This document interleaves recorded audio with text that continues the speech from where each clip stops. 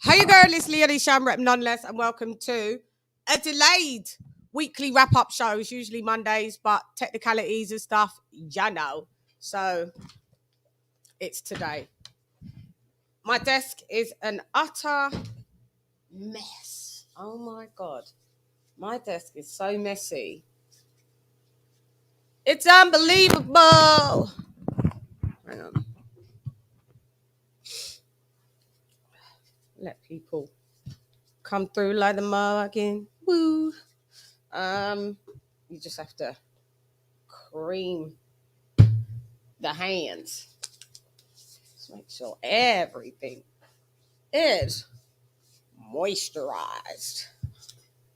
Whew. Sorry for I saw you guys in the chat on the day that I didn't do the show, so it was like, oh bless. Thank you guys for the ones that were already like. Shouts out to Eric Gomes, Bomb Squad, Eric Gomes, our guy.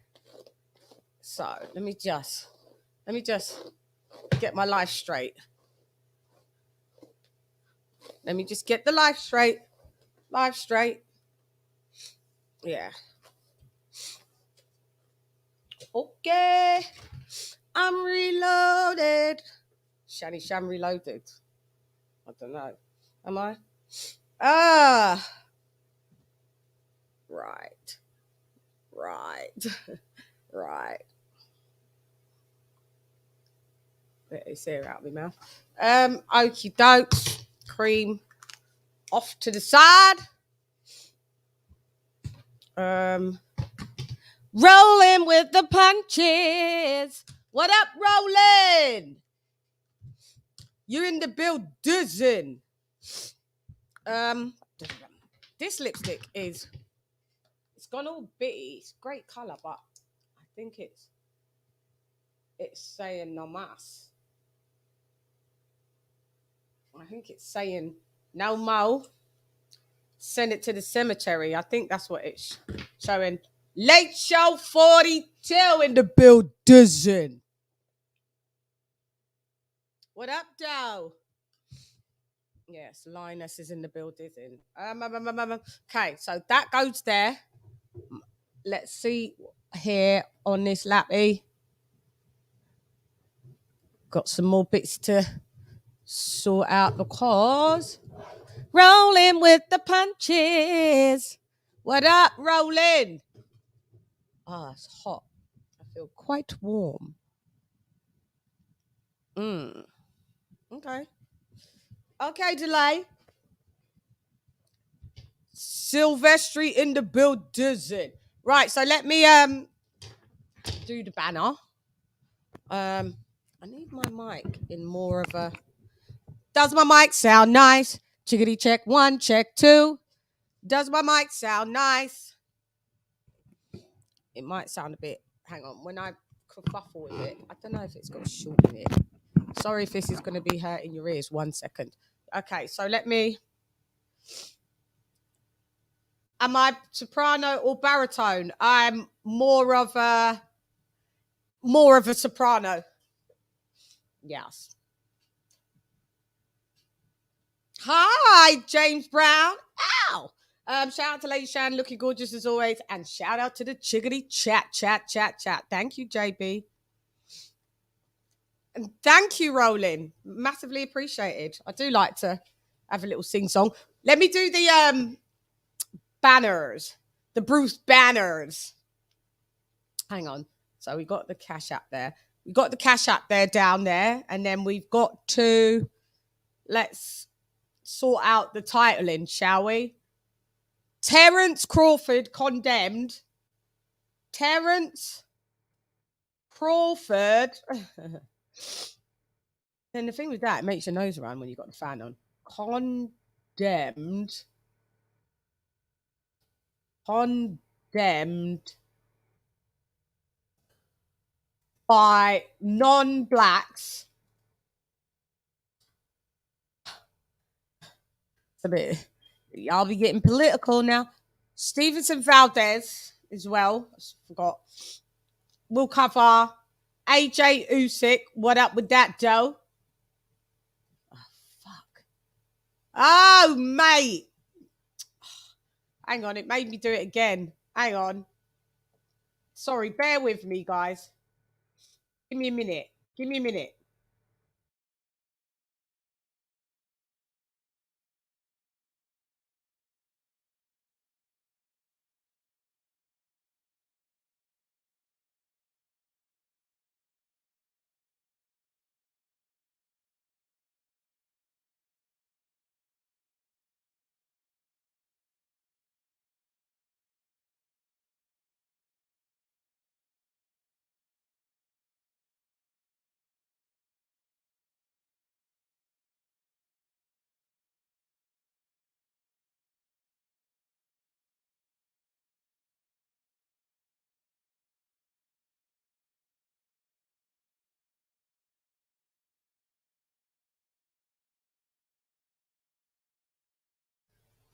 Right, because couldn't concentrate. Couldn't concentrate. Hang on. My desk is such a mess. Hang on. This lappy. Oh. Oh, bless.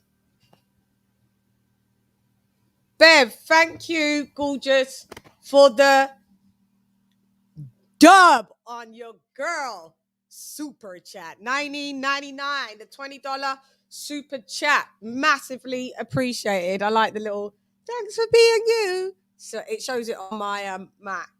Thank you for that, Bev. Massively appreciated, girl. I'm glad to see you. I know you have a busy schedule.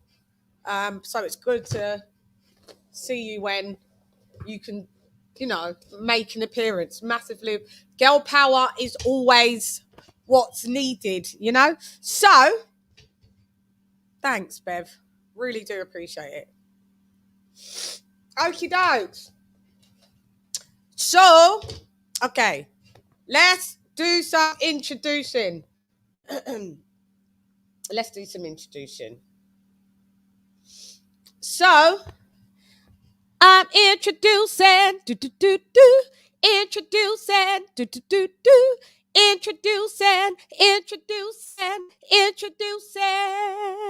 Kenny. Good evening. Good evening. How are you today? Oh gosh, I'm all right. I had an early start of the day, then crashed out, kind of like 4 or 5 o'clock. Then woke up. I had a massive power nap, which lasted like 4 hours. Then power naps are too much. I got to cut my naps down. I think. You know what? You got some nice little topics there, but you know what's happening as well. There's other things that happening in the boxing world. Yep, we'll introduce everyone, and we'll get onto that. But it's what I've been seeing, Ken, in these YouTube streets. A lot of yeah, we'll get on it. Let me just introduce. Great Axe, have I ever seen you before? Could you just quickly show your face on camera? Just quickly, so I can see who you are. Because I've never had you, so I can't just introduce you unless I've had you before. So if you can't just quickly show me your face on camera, I'm afraid, or it's not gonna work, bro. So you may have to drop off. I don't know. And I hate doing that to people because some people are just generally cool people to be on the panel, but the trolls spoil it for everyone, and I've got a lot of them. Anyway, let me introduce somebody else. I'm introducing, introducing, introducing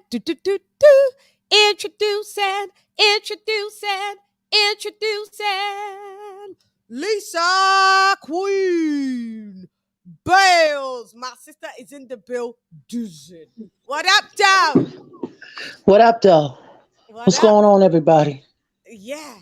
Hi, Lisa. Hey, Kenny Ken. How you doing? Hey, LadyChann. I'm all good. I'm sister, good. Go, sister. Better get that dough, So, sister. That's us. Yeah. Yeah. Yeah. That is us. Seriously, I've got someone backstage, but I don't. Let me just come on. Let me see who you are. I've got the thing where Hi. you want real quick. Oh, you're not a troll, are you? No, I don't believe so. Don't believe so. Where you from? Obviously the UK. Sound like me. UK, the south. Yay. Not London though. Not London. Which part of the UK? Near Southampton. Near Southampton.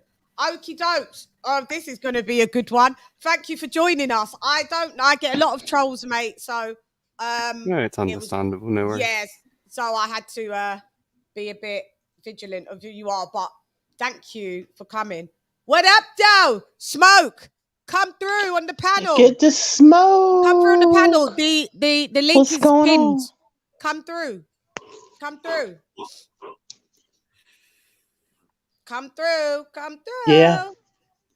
Yes, Bev, my girl. Thank you very much. So, Smoke, there's the link. But is it your phone still playing up? Because I know you had to get another microphone. And I think it was, the Queens. We are in the building. Smoke. And there is the link pinned on the panel to be on the panel. This is a panel where after we get our shit off, we can open it up to more. Mm-hmm. These were the lovely people that. Oh, you're still having technical issues. Oh, Smoke. Oh, yeah. We need you back on panel. These fans really make my nose. I wonder if it's maybe where he lives at. Maybe the wife. Oh, it's the microphone. It's his microphone and maybe his Wi-Fi as well. Where he up in Calabasas. You know where it's all bougie. You gotta have ghetto Wi-Fi, fam. Wi-Fi in the ghetto works. The bougie ghetto and the bougie places, they're like, we too far out. You know, you to go and see people in Calabasas, you got to drive to your next door neighbor like 10 minutes down. You might can't you increase your Wi-Fi? Like you can increase it to the highest speed. But it's what the service provider actually can provide in that area. Not all service providers have like I've got the top one, but even mine at sometimes the speeds can drop. It's just I've got fiber optic and I've got one that backs up in case the main hub fucks up. I've got the part 2, round 2 one, which I have to pay extra money for. My Wi-Fi a month is like 45 quid a month, which works out to be about $65. And I'm forced to have this one because it's what comes in my apartment complex. They own the contract. But really, if I had like Sky broadband or whatever, I'd pay like £5, which would be like $7.50, Lisa. $7.50. So forcing me. It's ridiculous. And I'm can't wait till they lose their contract. Yeah, because Verizon came out with that fiber optic thing a few years ago. I remember. Yeah. Verizon and what's the other one? What's the other major company there? Verizon and Xfinity. Xfinity, that's it. Yeah. I just see people bouncing between the two, depending where you live. Okay, enough about Wi-Fi talk. We geeking on Wi-Fi. We geeking out on Wi-Fi. Right. So I'm assuming. What do I call you? Is it Gred? Gredox. Yeah, it's fine. Anything. Gred is fine. Gred is fine. I'm just going to assume that you're white, brother, right? I am indeed. Sorry, I did read the title and see that it said why are you apologising, silly? I wasn't sure if this was. I don't know. Silly. There's no second grade. I'm glad that there's someone white on the panel because it's about Terence Crawford being condemned by non-black people, and I would like to talk about this. You know. Yeah. So about with all races, black, non-black, but I've got things to say about this. That's all. So don't apologise. I'm glad you're here. Thank you very much. Computer on the fritz. I got you, Smoke. Oh gosh. Smoke, you could use headphones because mine. I got a new phone too, and it's not right the audio with the StreamYard, but if I use my headphones, it's okay. Yeah. Yeah. So you need. Yeah.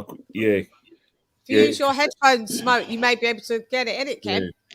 I'll hold it down Audio, from the chat. Coolio. yeah, for a phone and I think iPad, you have to use you know, like your headphones. But if you're on a laptop, then the audio is excellent. Hang on, Smoke. 1 sec. I've got to do something for you. Could you also? Oh yeah. Could you also moderate the chat? Just was checking that user mod. Can you also moderate the chat just in case you see some foul stuff? Just get it out of there. But anyway, right. Let's go. So we've got Calabasas is one. Yeah, I like Calabasas. I haven't been, but I've seen a lot about it. So yeah, it's nice up there. So what's everybody's opinion on Bud Crawford suing Bob Arum Top Rank? Let's start with Kenny. Well, I think the thing about it is that I'm not surprised because you only have to look at last year when he fought after he beat Kell Brook. It was like, you know, Bob Arum, an experienced man, was basically saying that I can no longer promote the guy.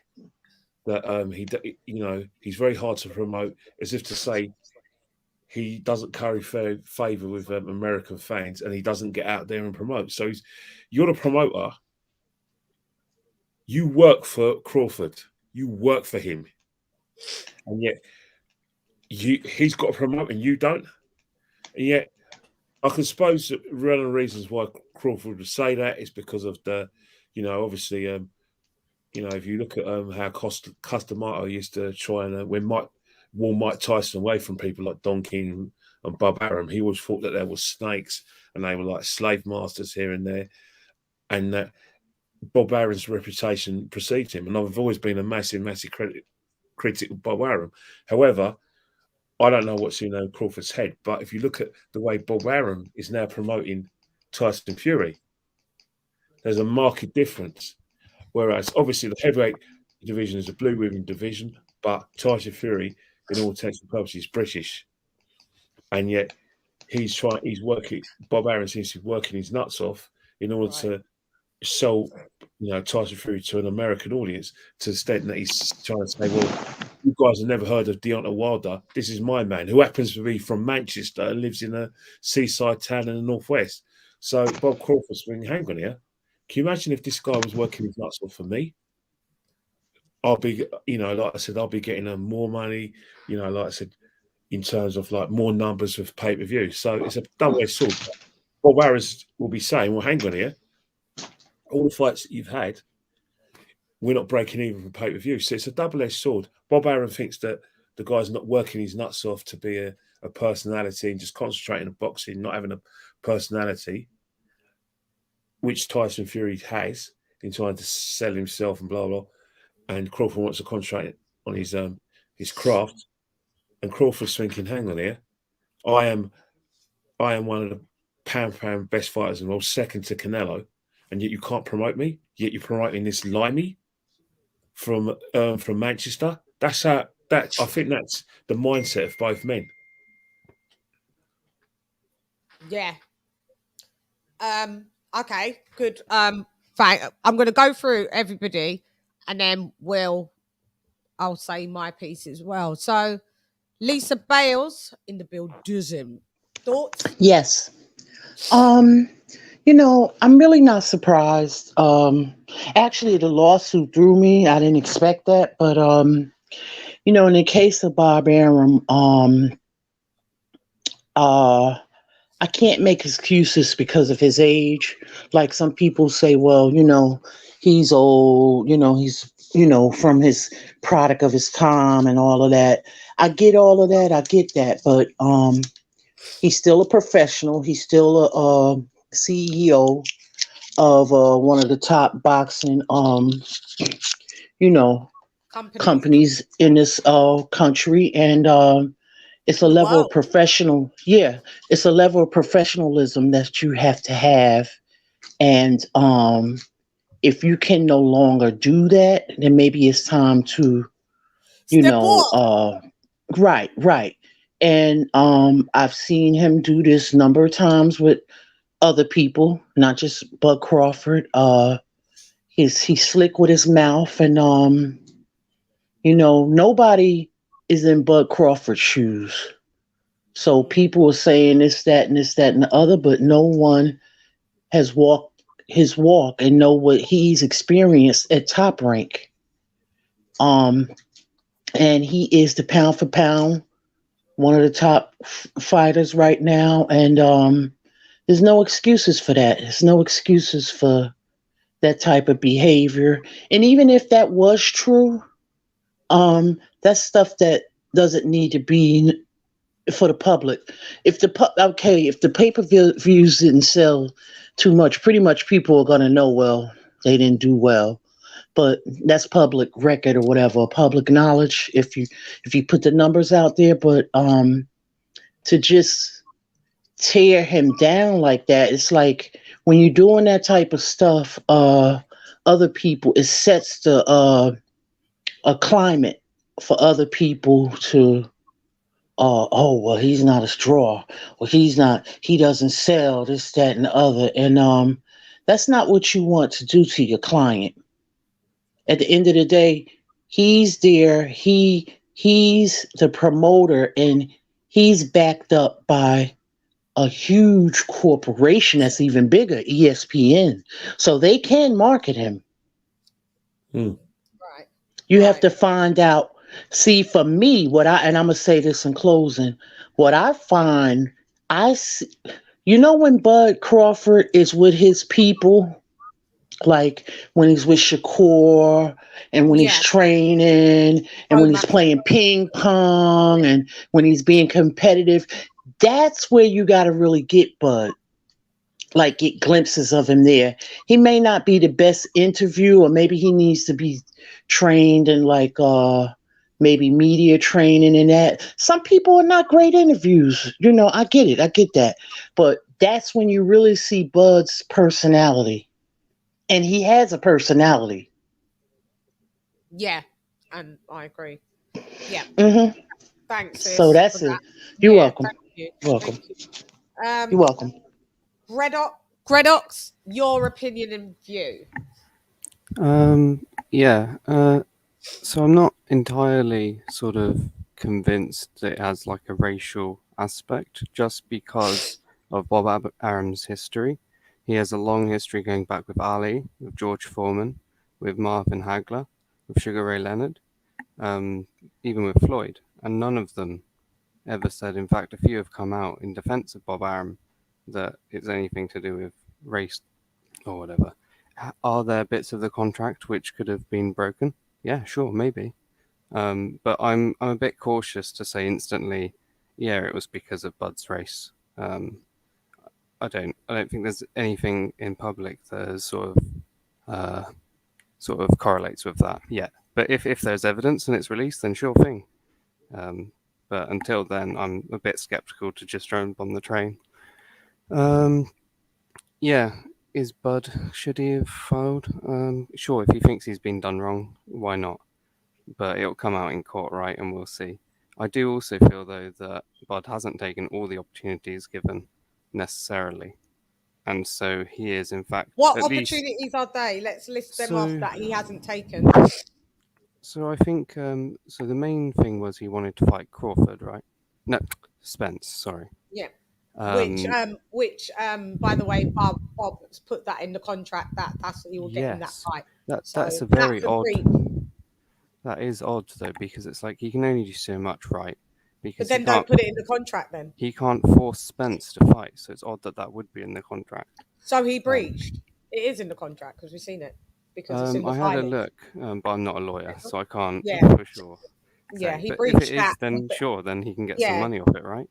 But because he's supposed to get that fight with a 900K bonus. Yeah. So that's breached. I do know that they did come to the table though, right? And there was like a split offered, a fight offered for 40-60 or something. But it wasn't. It was. I don't think they was at the table for it.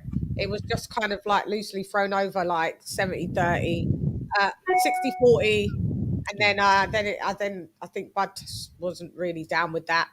And it went to like 70-30, but I'm not sure if they sat down though at the table and just, but I don't know. So you go ahead. What I'm thinking is, if they've come to this, if they've at least said, okay, we'll do it 60-40, Spence wants 60, why? And Bud says, no, that's not enough for me. Can Bob use that and say, look, I've tried. Bud doesn't want the splits available. What can I do? Do you see what I mean? So I'm a bit torn, but that's basically where I am with it. Yeah. Good point, actually. Good point. Yeah. Okay. So my take on it is, at the end of the day, there is a lot of evidence that Bob has been racially insensitive. Lisa, do you remember the comment that Bob made about using the analogy of Abraham Lincoln?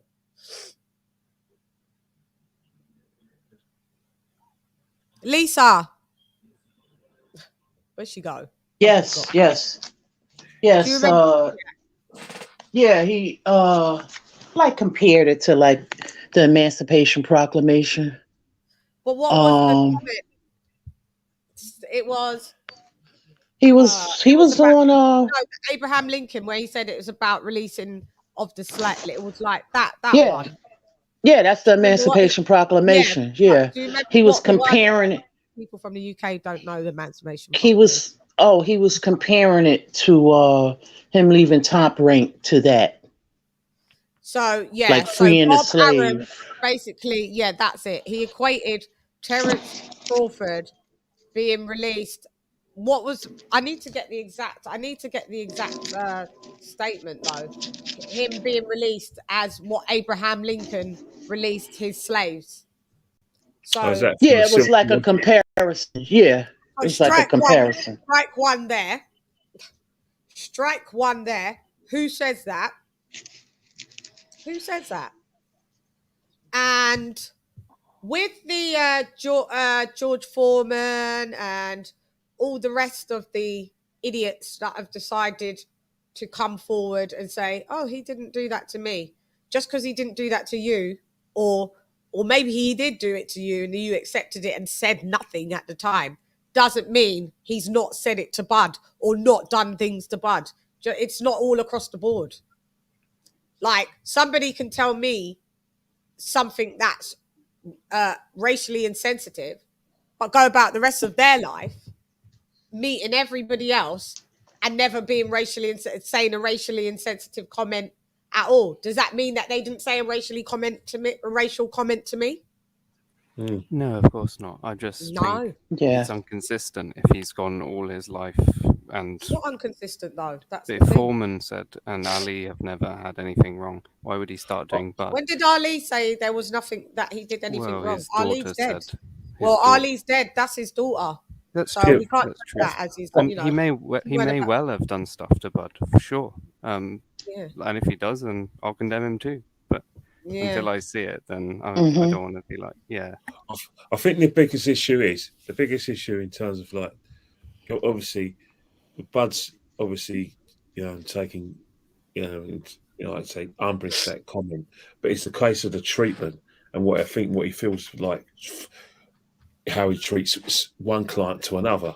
Obviously, George Foreman, of course, him and Bob Arum are going to be very close, because obviously when George made his comeback, in 1987, and when he consequently fought, Evander Holyfield the title, him and Bob Arum had a very, very good partnership. George was promotable. He became this kind of, instead of being, because there's two George Foremans. The George Foreman before he became God was a horrible, mean man who just wanted to self-destruct and take everyone apart. The George Foreman that came back, the God-fearing man from Houston, that was promotable. And George, everyone didn't want to hurt George. He was just, don't let hurt the old man, when this guy was still a mean, MF. Yeah. So that's kind of promotable. Obviously, Ali promotes himself. And I think that's why they're always going to be good with Bob Arum, because there's a partnership there. And Bob Arum, like I said, him and Don King love salesmen. But in terms of like Bob Crawford itself, you're talking about one of the best pound-for-pound fighters at present, where there are legacy fights out there for him. And sometimes, right, you don't need to promote that because at the end of the day, obviously, Bob Arum's going for an angle. Oh yeah, you still got to present boxing to the masses and blah blah, and you've got to get the casuals involved. But if you've got a legacy fight, in which Crawford is capable of having, you don't need to promote it that much. How can't you promote that? Surely, you have a situation where you have to say, this is a guy that challenges Canelo from the pound per pound.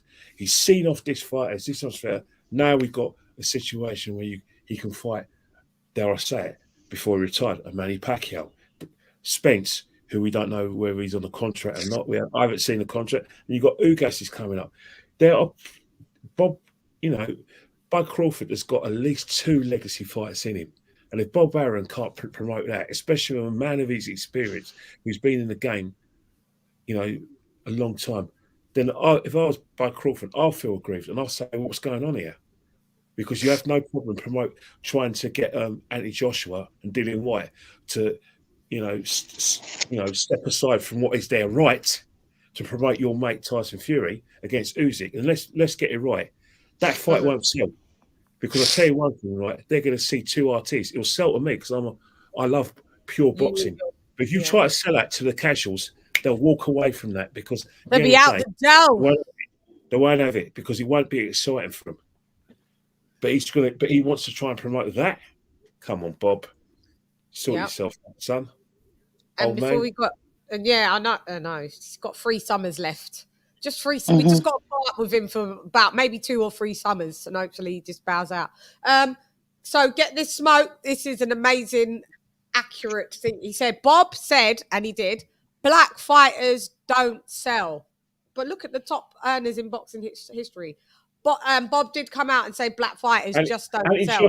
Joshua is a black Nigerian, British Nigerian, who basically fills stadiums all over Europe and this country and in the Middle East. I went to an Anthony Joshua fight with Usyk where you had the creme de la creme of not just British boxing, you had the creme de la creme of British sport, British film industry, world film industry, because there were Hollywood stars there that I saw at White Hart Lane.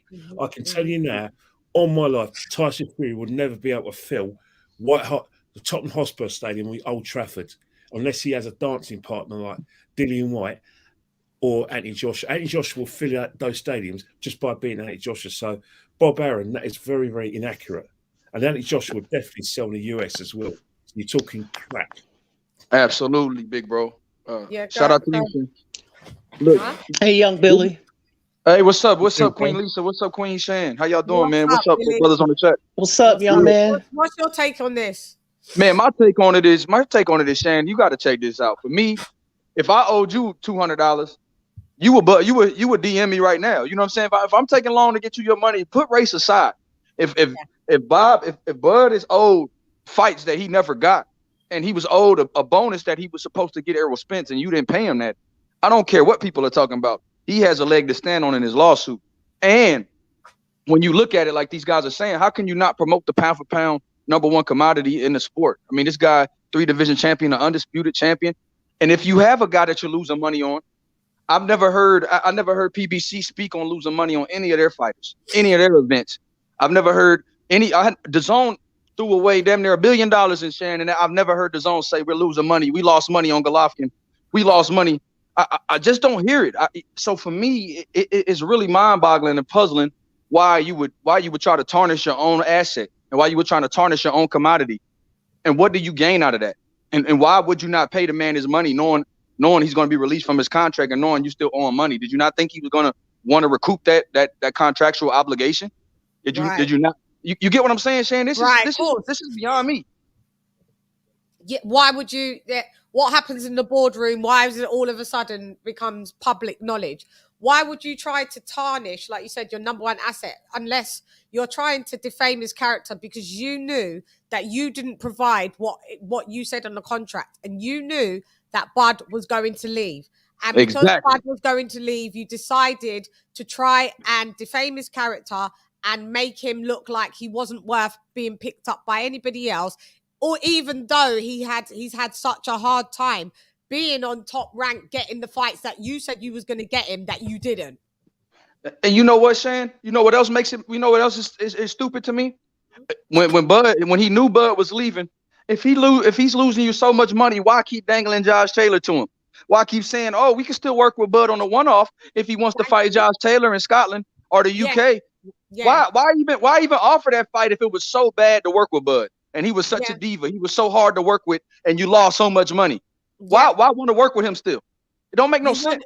It was fine to push the Golden Boy Lomachenko with 2 losses from the Ukraine. He's white, may I add, obviously, in case you didn't get the memo. But yet you've got arguably one of the either pound for pound number 1 or 2, 3 weight division champ, 2 times lineal, undisputed at 140 pounds, and undefeated. So hard to promote. So tell me, does Bud have a case? Does this not seem like racial bias to you?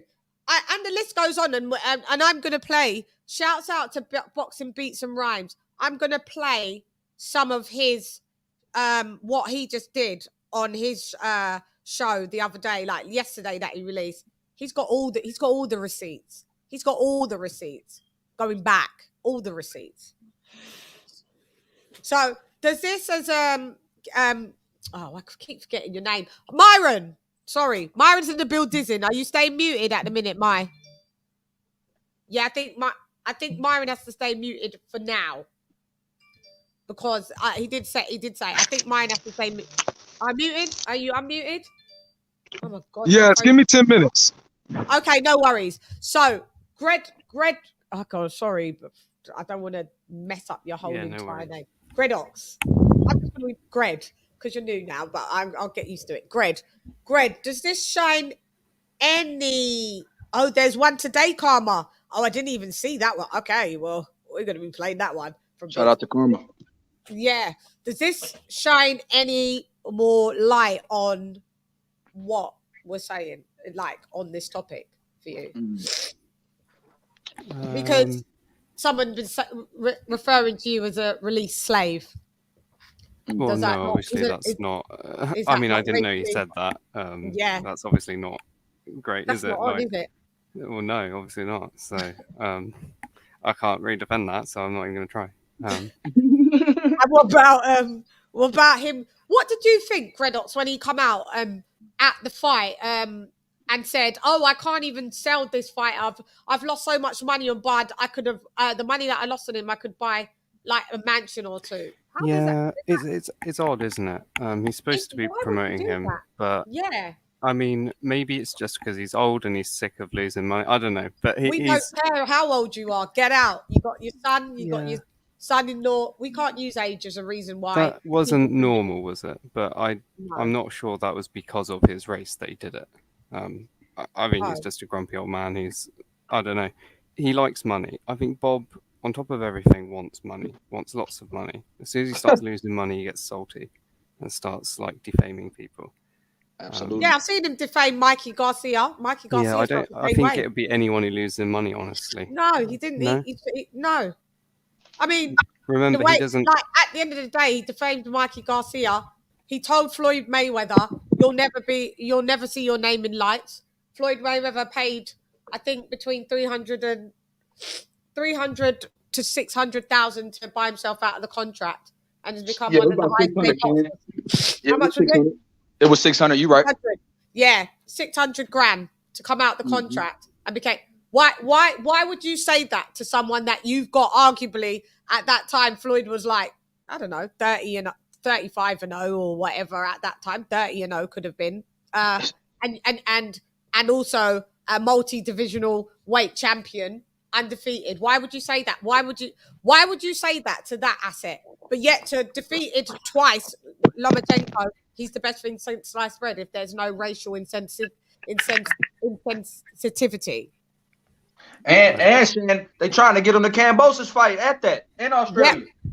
And now they're trying to. He said Devin Haney is a nobody. What colour is Devin Haney? Black. Devin Haney is a nobody, and Cambosos should fight Lomachenko. show me like what Yep. I'm just gonna have to say is I'm people that are not black. I've noticed they don't get it. They just don't get it because it doesn't affect them. So they try to dismiss it or they try to play it down. Like, no disrespect to yourself. Oh, you know, I've just told you that Bob related him. Like Bob just related him to a slave, but you know, he's just a grumpy old man. I don't give a fuck if you're a grumpy old man. I mean, I said the grumpy old man. You think you can tell me that I'm like a released slave, and I'm like a released slave, and blame that as you know, it's a grumpy old man. I didn't say he was a grumpy old man for saying that stuff. I said that was unacceptable. Yeah, so that's racially insensitive. Sure, it is. So so that's it then. But I said he's a grumpy old man in regards to saying Crawford losing money, not it's a part of being racially insensitive. This is the case that we're trying to present to everybody. That's a part of it. You didn't do that to Lomachenko, who's never been on pay-per-view, who's never made you multi-millions of dollars, and is a defeated champion who took a franchise, and you're building him up to be the best thing since sliced bread. Now is Loma a great boxer? Yes, he is, because I like Lomachenko. Absolutely. But what I'm not going to do is going to lie and try and say that what you're saying about and what you're doing to Crawford isn't racially insensitive. And if people of a non-black hue don't get it, I just advise everybody to mind their business and let black people discuss it. Because what I'm not going to do is going to keep having excuses by people that it doesn't affect. Just because it doesn't affect them, they dismiss it. We can debate it, and if facts are presented and people still want to say, oh, I don't think Bob's being racially insensitive, then I think that person is racially insensitive as well. Because it's right in front of your eyes.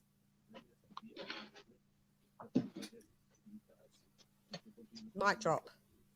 Mic drop, man. You did your thing.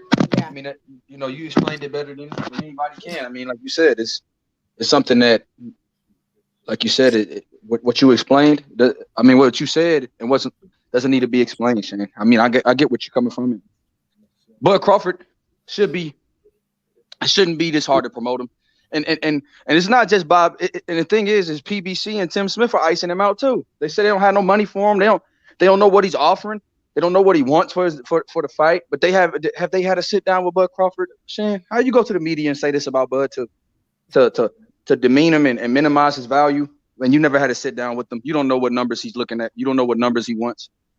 What's up with that, Shane? Why what is it? What is the attack on Bud Crawford for? What is it?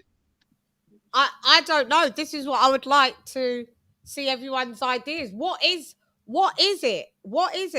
If it's like, I mean, there's breaches of contract and then there's racial insensitivity. People are just harping on saying like the whole court case is about the racial bias, which it isn't.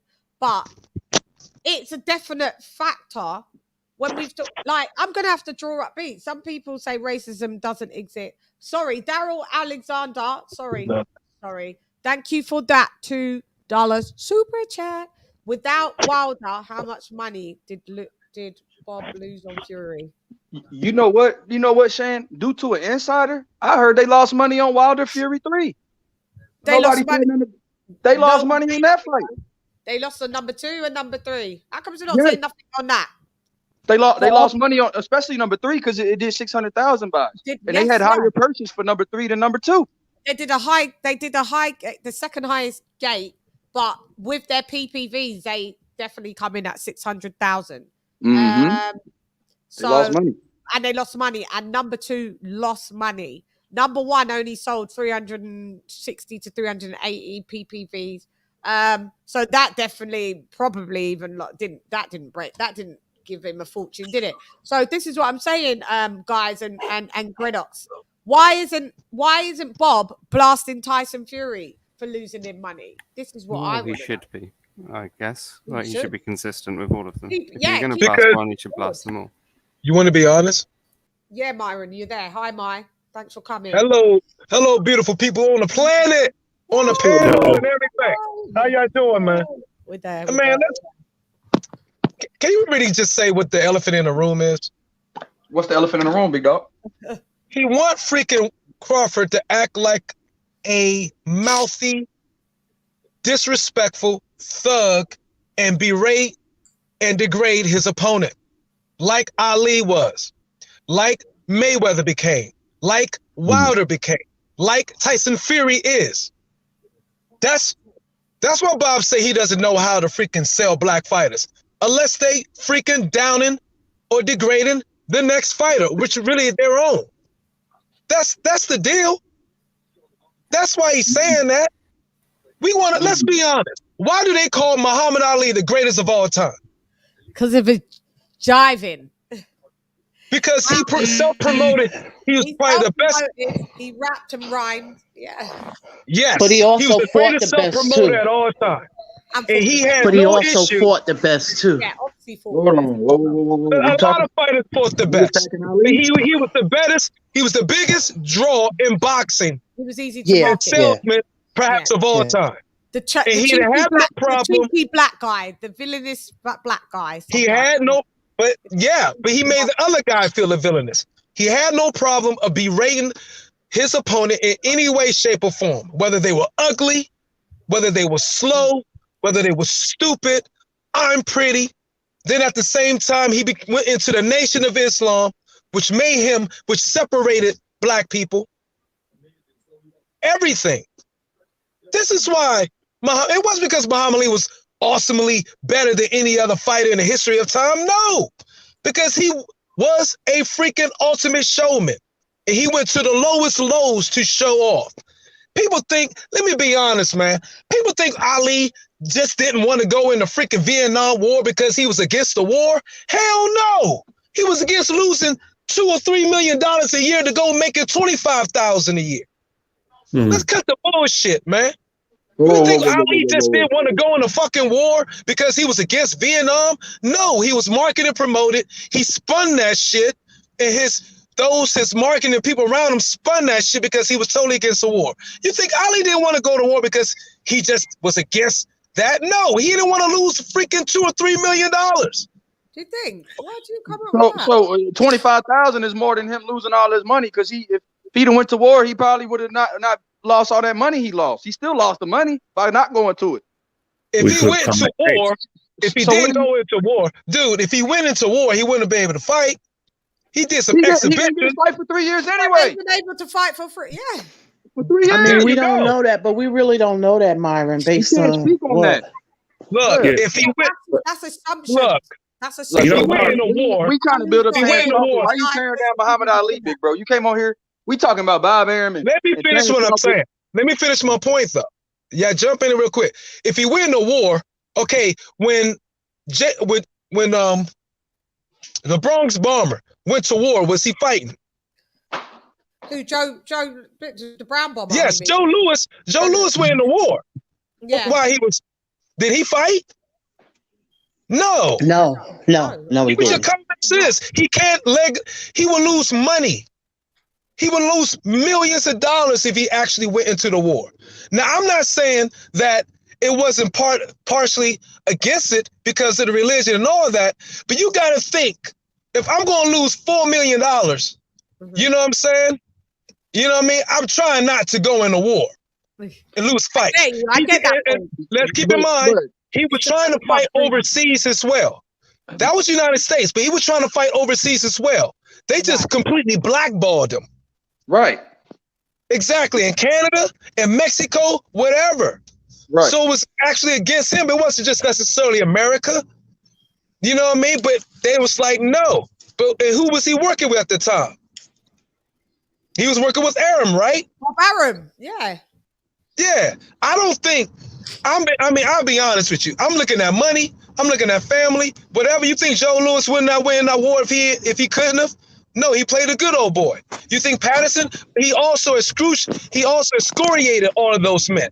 He called Patterson, Uncle Tom, Floyd Patterson. He called I remember. Joe. He called everybody Uncle Tom. Let's be real. He separated Black America. No, That's he didn't call That's Joe documented. Louis that.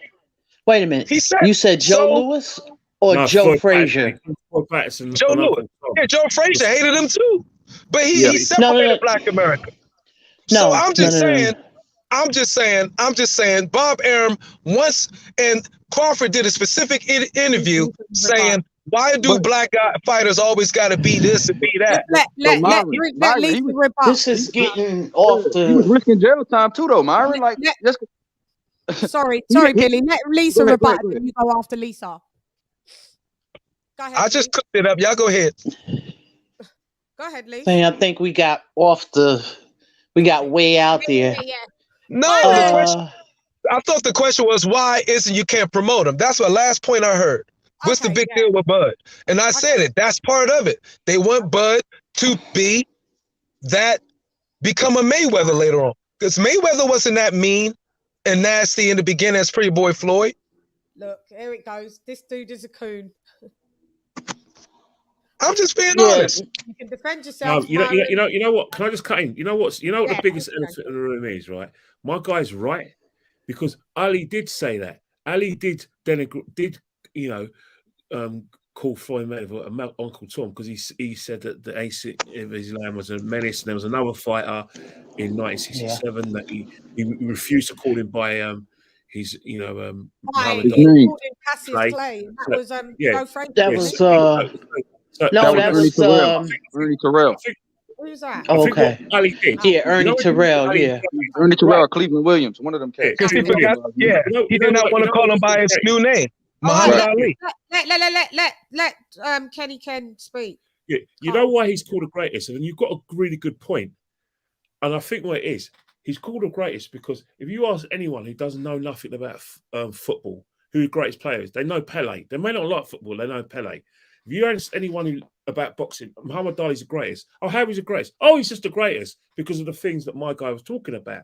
And I think what they're trying to say is that whether fighters like it or not, whether Brad Crawford likes it or not, whether Spence likes it or not, you have to sell boxing, because boxing still is a minority sport in most of the world. It's not a major sport in the world. Like in Australia, cricket is the major sport. In England, it's football. In America, it's all these sports I never heard of. America's the only place we have a World Series baseball when all the teams are from bloody America. That's not a bloody World Series, is it? But anyway, getting back to my point, right? You have to, but the thing with things, you have to set to the casuals, and what the casuals like is right versus wrong, heel versus the baby face, and I think that's where Bob's coming. But even so, does Anthony Joshua do that? Is he a heel? Is he a baby face? He don't get involved in trash talking, but he's been promoting in such a way that he is basically taken out of. You don't mind me saying that, he's taken out of blackness, and then he's now sitting at the top table because he is Anthony Joshua, the guy who makes everyone loads of money and makes himself loads of money. So he's a PLC. He's a corporate commodity now. Corporate one. So I think that's what Bob Arum wants to do, and he's trying to sell the notion that all black fighters, they were doing crime and boxing saved their life and they came from the ghetto and blah blah, and that still sells. But Crawford says, well, hang on there, I came from a good home. I came from a good background. What are you trying to sell me like that when I'm not? So, but I think that's... Well, my ain't come from a good background. I know. He came from a loving mum, but he had no dad. It was rough. Yeah, he's from the project. Crawford got shot in the head. He ain't come from no good background. No, he didn't. Crawford used to beat ass, bro, when he got shot in the head. Not a great background. He had a good mum. He had a good mum. What I'm trying to say is that people, there are, what they always say in this country back in the 80s, oh yeah, do boxing, you got to have boxing because it stops people from being thieves and going around mugging people and selling drugs. And obviously in this country, they tend to refer it to the black community. And I think that's what Crawford's fighting against. And Bob Arum is going boom, boom, boom. And that's why my guy was right, what he said about Ali, because all the things that Ali did, everyone lionizes Ali, but Ali did big, bad things. He was mean. What he did to Joe Frazier was unforgivable. What he said, the worst thing you say to a black guy is calling him an Uncle Tom. Even in, and you may have said it in jest, but that cuts deep. So my guy's right. What he said. Yeah, but that happened in the UK too with Lennox Lewis and what's his name? Frank Bruno. But Ali took it to a new level, and no one pulls him up on that. No, that really affected Frank Bruno. He really was damaged by that. He came out crying in the newspaper. Faisal still never forgave Ali, even when Ali was sick. He said I gave him Parkinson's disease and good. I'm glad. Or something. Okay, and may I interject something? I'm cool down now. Yeah. Okay, what I'm really getting at is that what they want. It's hard. Why is Adrian Broner one of the top sellers? Look at the antics that he does. You mind if you've got background noise, please? That's because of his shenanigans. Yes. And he's a showman. And see, there's in boxing. But he's not a big showman inside the ring no more. No, but in boxing, I'm just gonna say this: in boxing, you have showmans. Adrian Broner is one. You had what was the Puerto Rican boxer name with the tail? Camacho. He was a showman. Yeah.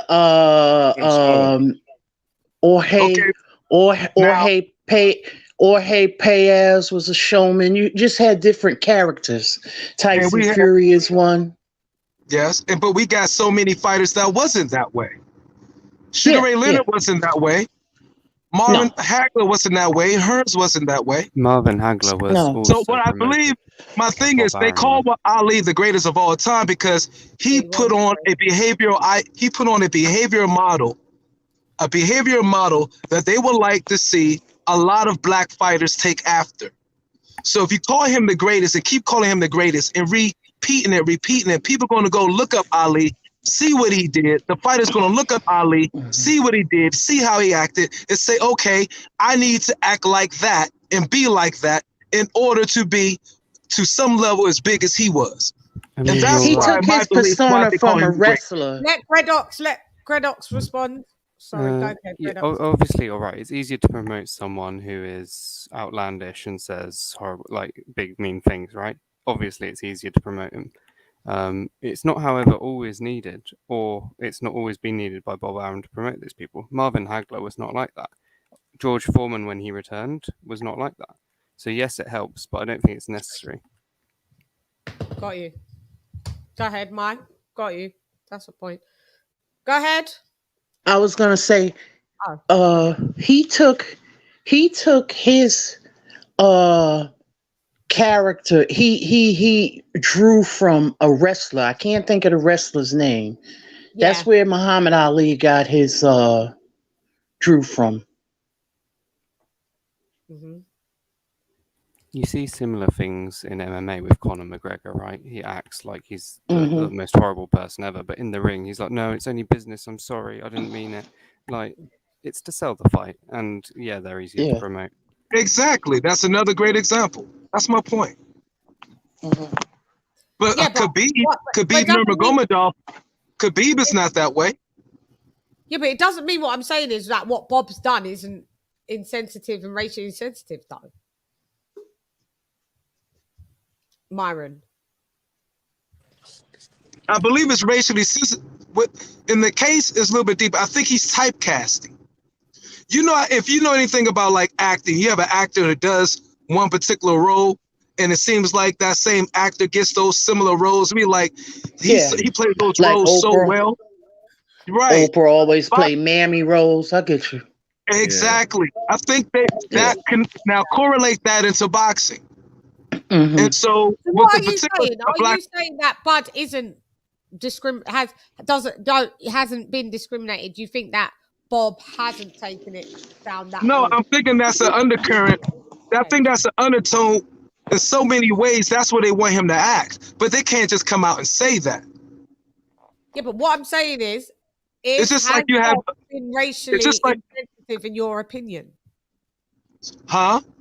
What I'm saying is, what I'm asking you is has Bob been racially insensitive in your opinion? Yes. But it's covert. It's not overt. Yeah, You know sometimes. what I mean? Well, saying about, you know, he's like the released slave from Abraham Lincoln. That's pretty overt. Saying black Okay. fighters don't sell. That's pretty overt. Definitely. No, I agree with you 100%. Well, Yeah. I didn't see where you say exactly black fighters don't. Well, I think I did see that. Yeah, You know what I'm saying? put it on the... And but so he's covertly saying that to say, okay, they don't sell, but I believe is to create the undertone and subliminally say, well, you need to be more like this guy to sell. You don't sell because you're not acting a particular way. He wants them to typecast, but he just can't come out and say that right. So why out in the is open Bud like that. Crawford He can't even say it to the condemned? fighter. Yeah, so why is Bud Crawford, when I look over YouTube and I look in YouTube channels, everybody's got this. They're making money off of Bud Crawford's situation, you know, with donations and stuff like that, but all mocking him. But none of these channels are actually black presenters on the channel. So for me, that makes it, in my opinion, I get offended by stuff like that. You're gonna desecrate the case, but you're gonna make money off of it by doing live after live after live and show after show for days on the trot about it. Yeah, but the thing is, LadyChann, I think the biggest elephant in the room is that United States is no different from Britain, because you only have to look at what happened here when we had Black Lives Matter.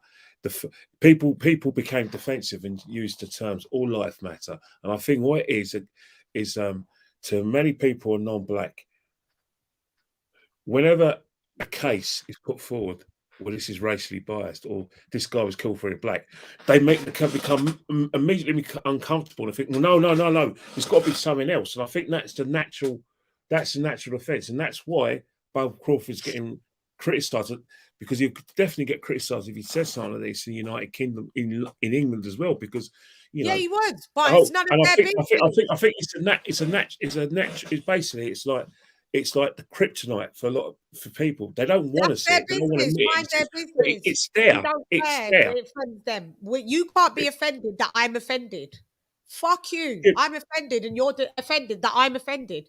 Yeah, and you're not even black. And you're not even the same race as me. Like when Tyson Fury talks about, you know, the injustices that travelers have, as a black person, ethnic minority, I can guess it. I can get it though. I can get what it's like to feel, you know, a bit put down because of either your race or whatever. And in that aspect, it's prejudice. I can get it. So I can show a certain amount of empathy. Yeah, this guy, you're not coming back. Don't come back on the panel. You're doing back and forth, fucking up the panel. You know what is? Hang on, let me just say this point. Yeah, I can get that, but it's not my business when it gets into the nooks and crannies of debates that happen in the gypsy and the traveling community.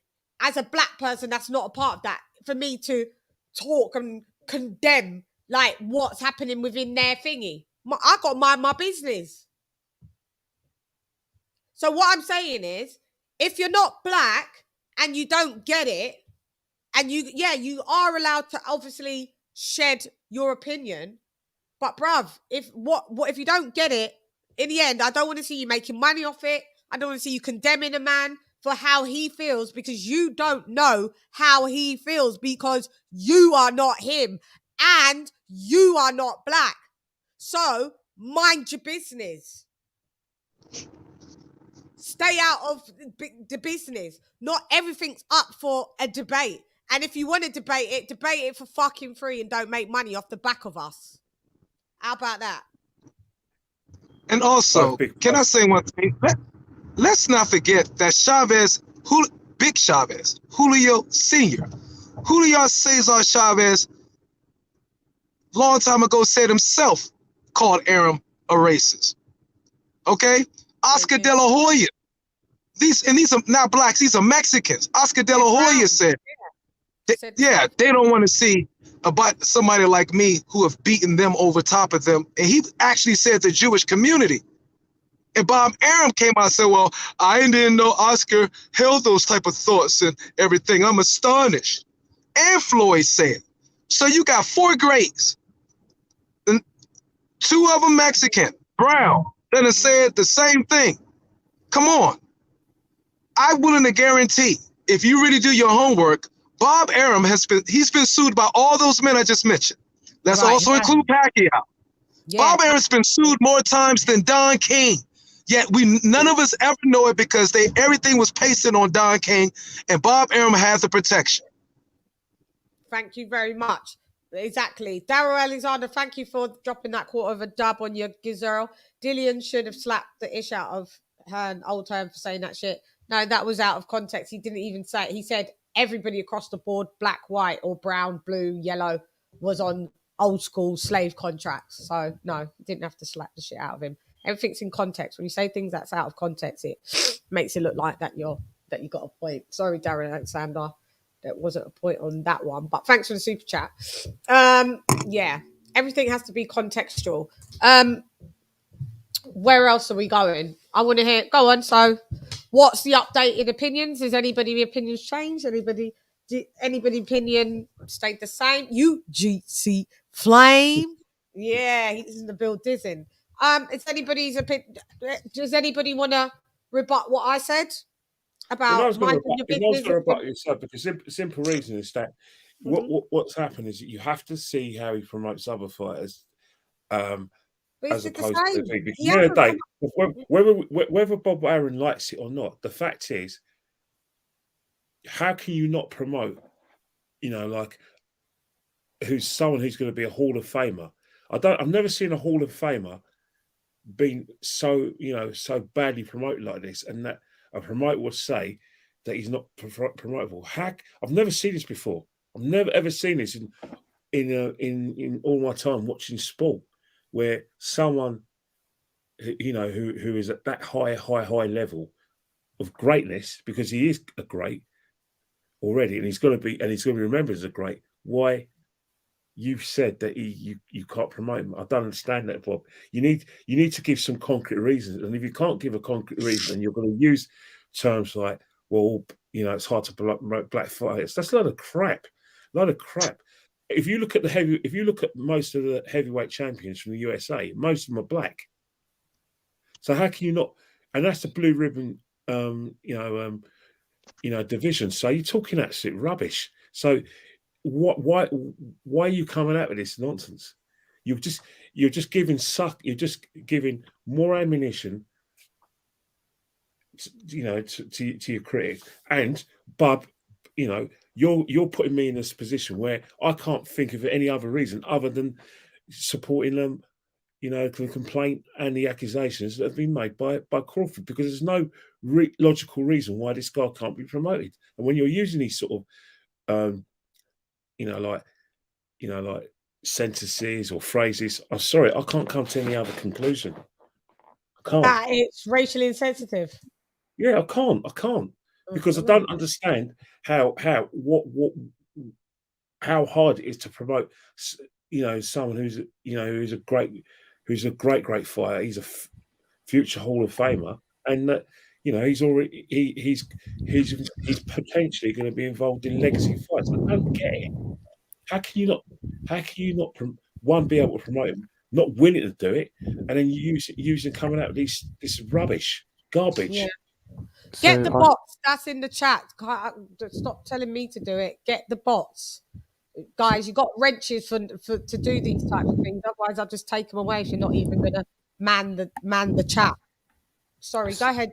So Fred. how I took that to mean was that he can't promote him because he's not garnering the sort of attention to lead to sort of the pay-per-views or whatever. He's not selling as well, and there's a high minimum payment he has to have, and therefore he's paying more than he wants to. He's worth it. As a fighter, he certainly is, but I think what he's saying is he's hard to promote because he's, as we've said, he's not a trash talker. He doesn't. So, he's a nice guy. He's a wonderful, nice guy, and those people don't sell as much as McGregor or Ali. So I think that's what he was trying to. Well, that's how I understood it anyway. He should be racially. Well, I don't think so. I like Crawford how he is. Yeah, I know. So that's what I'm saying. But I'm just trying to see, like, why don't anybody seem to see that this man is what this man is saying is what this man is saying, and everybody seems to be Team Arum all of a sudden, like he's the fucking second coming of Jesus Christ, when he's just a greasy promoter like all the others. Why is everybody fanboying for promoters all of a sudden? Do you watch promoters fight in the ring? Do the promoters fight in the ring, or do the boxers fight in the ring? Yeah, but LadyChann, I think Bob for some reason is for Bob's a piece of shit. Yeah, but apart from that, Bob Arum is probably the best promoter himself than his fighters. Let's face it, you know what I mean? Because at the moment he hasn't had a good couple of years because let's face it, he's step old. Aside. He needs to piss off. Yeah, it's a young man's game, and he's making a lot of errors, man. Big mistakes now. You called that girl some broad, Kate Abdo. You was rude to her. What color is she? She's biracial. You did that to her. Oh, I'm sorry. Like he's just got no filter. He's rude, and sometimes you need to slap a lawsuit, and hopefully he lives to see what the result of the lawsuit is. Because if you pass away, you're not ducking the lawsuit. It'd just be your son-in-law that will just have to come up with the readies. Like that's what it's gonna have to be. I need to find boxing beats and rhymes. Lisa, do you want to say anything on it? I'll be right with you. Can you hear me? Well said, girl. Yeah. Can you hear me? Yeah. Chan? Yeah. Yeah, I was just gonna say, my thing is with the people that came out and said stuff, my grandmother and them always told me, if you don't have nothing nice to say, don't say nothing. Right. So people coming in to aid for him, they don't know anything about it. So it's best not say nothing. Yeah. Because it looks like they character witnesses or something already in a court of opinion. Yeah. And what do you guys think about the fact that George Foreman, who else has come? George Foreman, Ali's daughter. What who else, has anybody else come through to say like Bob's the greatest? How do we not know that they haven't been paid a tidy pay packet? Has anybody ever thought of that? No, I think what's happened is that Bob was very good for like George Foreman in his comeback, and he was obviously very good for Ali. So they're not going to. As I said before, it's not just you. It's very easy for for people to say non-blacks don't understand, but there are going to be blacks who think what you're doing. No, don't do that. Do that. No, there is as well. You can't just kind of just say not really, that it's only non-blacks who are saying. Yeah, but that is it's our business to be able to talk about it. That's what I'm saying. Yeah, it's our business. It's our business. And so when you've got different ethnicities that don't walk a day in anybody's shoes, to just dismiss that this man has said it just because they don't identify with it, I'm not going to have it, I'm afraid. Yeah, but I hear what you're saying, but black people will just feel it just as much if they feel that there's evidence of like the accusation that it's been leveled with Bob, and they've got black people who think, well, it don't affect me, so he's good, he's a good guy, and that's just seen as just as annoying as I've seen more black people just say, you know what, let's see it play out, and if it proves, it proves. Do you know what I mean? But we've seen throughout, no matter how long you've been watching boxing or whatever, Bob's always been cutthroat anyway. But I mean, there's specific statements, specific maneuvers that he's doing that just backs up Bud's case. You can't deem the man as a freed slave once because he's coming off your contract of saying that it's like when Abraham Lincoln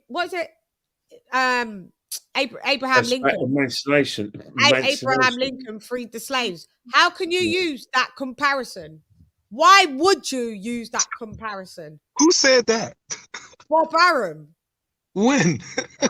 He said it on a statement, and I need to get it because it's so. When I heard it, it was just like It was an interview. and when we It was had an it, we was interview like not that. too long In my ago. boxing group, we was like, He said he was "What?" like he freed the slaves. What? This is before Crawford. Crawford had just left. It was around the time of Crawford. Crawford It was Porter. around the time of Crawford and Porter. He just said like I guess with him leaving or saying that he was leaving, and this was before he told him on stage he was leaving. He compared it to like Lincoln freeing the slaves, the Emancipation Proclamation. Yeah. Wonder if I can find it. Yeah, you tell me, is that fucking cool? He's an asshole. And you know what? You asked about the people coming out. I'm gonna give y'all a little prelude to my next video. This is for Rashida Walsh. Okay? Let's be honest. Her coming out and saying nothing is not gonna make any ripple whatsoever. Because the mainstream freaking world only know Ali of having one daughter. Yeah. And that's Layla Ali.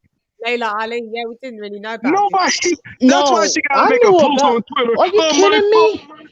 Hold up, Myron. I knew about Rashida, the twins, and then they came way before I'm Layla. talking about mainstream world. I'm talking about mainstream world. Nobody knows or give a damn about a Rashida Walsh. No, and that's fine. I'm with Myron on that one. I didn't know who she was. I couldn't care less. I disagree with that because Ali had plenty of children. Well, as the mainstream, people didn't know. Like, I said mainstream public. Mainstream public aren't getting.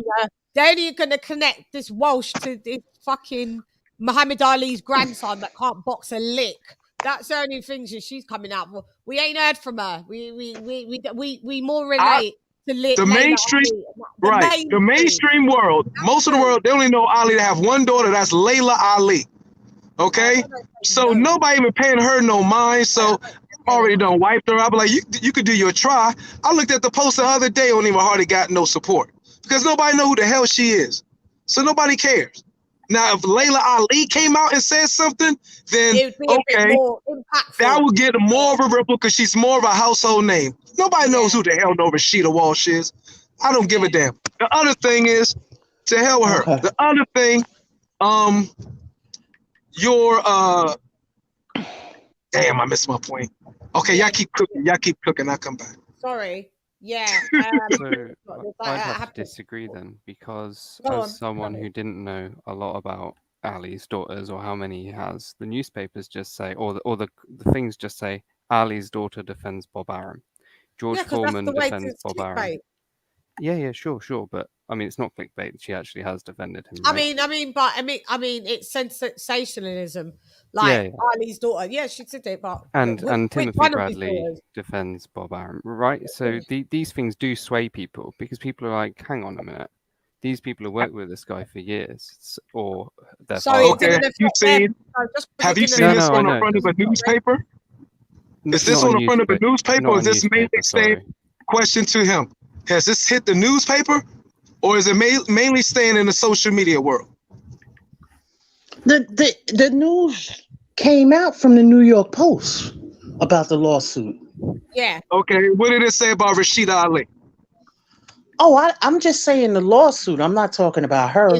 I think she made a statement from Twitter or something. Yeah, exactly. Right. That's my point. That's all I'm saying is I'm discrediting her. Now, I was so very, very happy and proud of the GWOT. She came out and spoke her piece on the issue, if y'all seen her interview with it. And they started attacking her in the comments, trying to say the greatest weeb of all time and all this other crap. But her interview was on Fight Hype, and she kept it real. Peace to her. She's a fighter, and she ain't afraid to speak her mind. One love to that sweetheart. Who, Clarissa Shields? Yes, Clarissa Shields is on Fight Hype. Oh, they start to disrespect her just because she's saying that she can see the. I didn't click on her interview, but I did see that she got one. Yeah, you should pull it up here if you don't mind. Could do, actually. She says some real stuff. Some real shiznit. Hang on. Fight hype. Clarissa Shields. Oh, what am I doing? Oh yeah, no. I think its title is hurting him.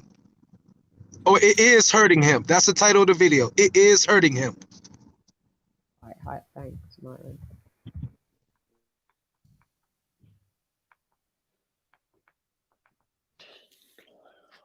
Let's have a look. Okie dokes, here we go. Let me just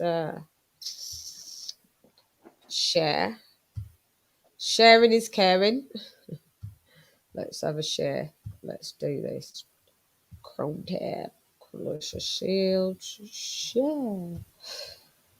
Okay, so let's click on this. Let me know if These you can hear $60 Japanese smart patches are taking the world by storm. Just apply them before bed and wake up feeling difficulties with promotions and business and things like that. I know you're really good friends with Terrence Crawford and his situation with Bob. I know there's not really much to speak on and say, but I just wanted to ask if you had any thoughts on how how the boxing business is kind of. Well, I would just say that when people stature say certain things, they have to be mindful, just like us as fighters. I think that Bob Arum saying that Terrence Crawford isn't a pay-per-view fighter and he's lost money on Terrence Crawford and all that stuff, that it is hurting him moving forward with his career. Because I think that Terrence Crawford is pound for pound number one. I got Canelo as number two. I think that Terrence Crawford will fight against anybody and has a chance to beat anybody. But when you have the person who you're signed to saying things like, "Oh, you're not a pay-per-view star, you lost me money," it makes the other promotions or the other networks look at, "Oh, like we're gonna lose money off that fighter. Oh, so that fighter isn't worth it." And it's like, Terrence Crawford is a great fighter. He do great numbers. He bring in great crowds. I've been there, sold out crowds. And if Bob is losing money, I don't know how, but I will tell you that people want to see Terrence Crawford fight, and everybody want to see Terrence Crawford versus Errol Spence at 147 for the undisputed title. Everybody wants to see it. But while I'm saying that, same thing goes for Showtime. Showtime could have hurt my career with them moving forward and saying things like, I had a great working relationship with Showtime. We never had any beef. Anytime I had media or anything, I was there, and I was cool with everybody that worked. I never gave anybody any problems. It just was that after the pandemic, and I had to keep waiting, and my fight day kept getting pushed back and back and back, and promises were not kept. But for them to come out and say that I don't get viewership, I was one of the fighters that have the highest viewership on Showtime. It's you can look it up. It's other numbers that they can't show us, but if the big numbers show that I had 5.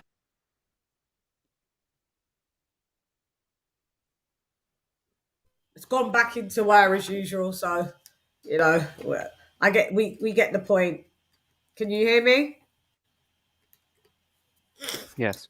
Can y'all hear me? Okay, yeah. Yeah, we can hear you. Yeah, I get the point. Yeah, always has to revolt right back to her in the end, but yeah, I get it. And yeah, I shan't say much, but that's her point. That's her point. That's her opinion, and it was a good point. But and there was another one that I was trying to find. Okay, let's watch a bit of Boxing Beats and Rhymes of he comes with the receipts. Comes with them. He comes with it now. So I haven't seen this, so shouts out to Karmas Reed. He did a couple parts. So he did part 2 was yesterday, and part 1 was a few days just before that. So. You are super fit, Steph, but your hosting is not fit for your business. Relax, darlings. I own this. I own this. I own this. No sweat, Steph. I own us.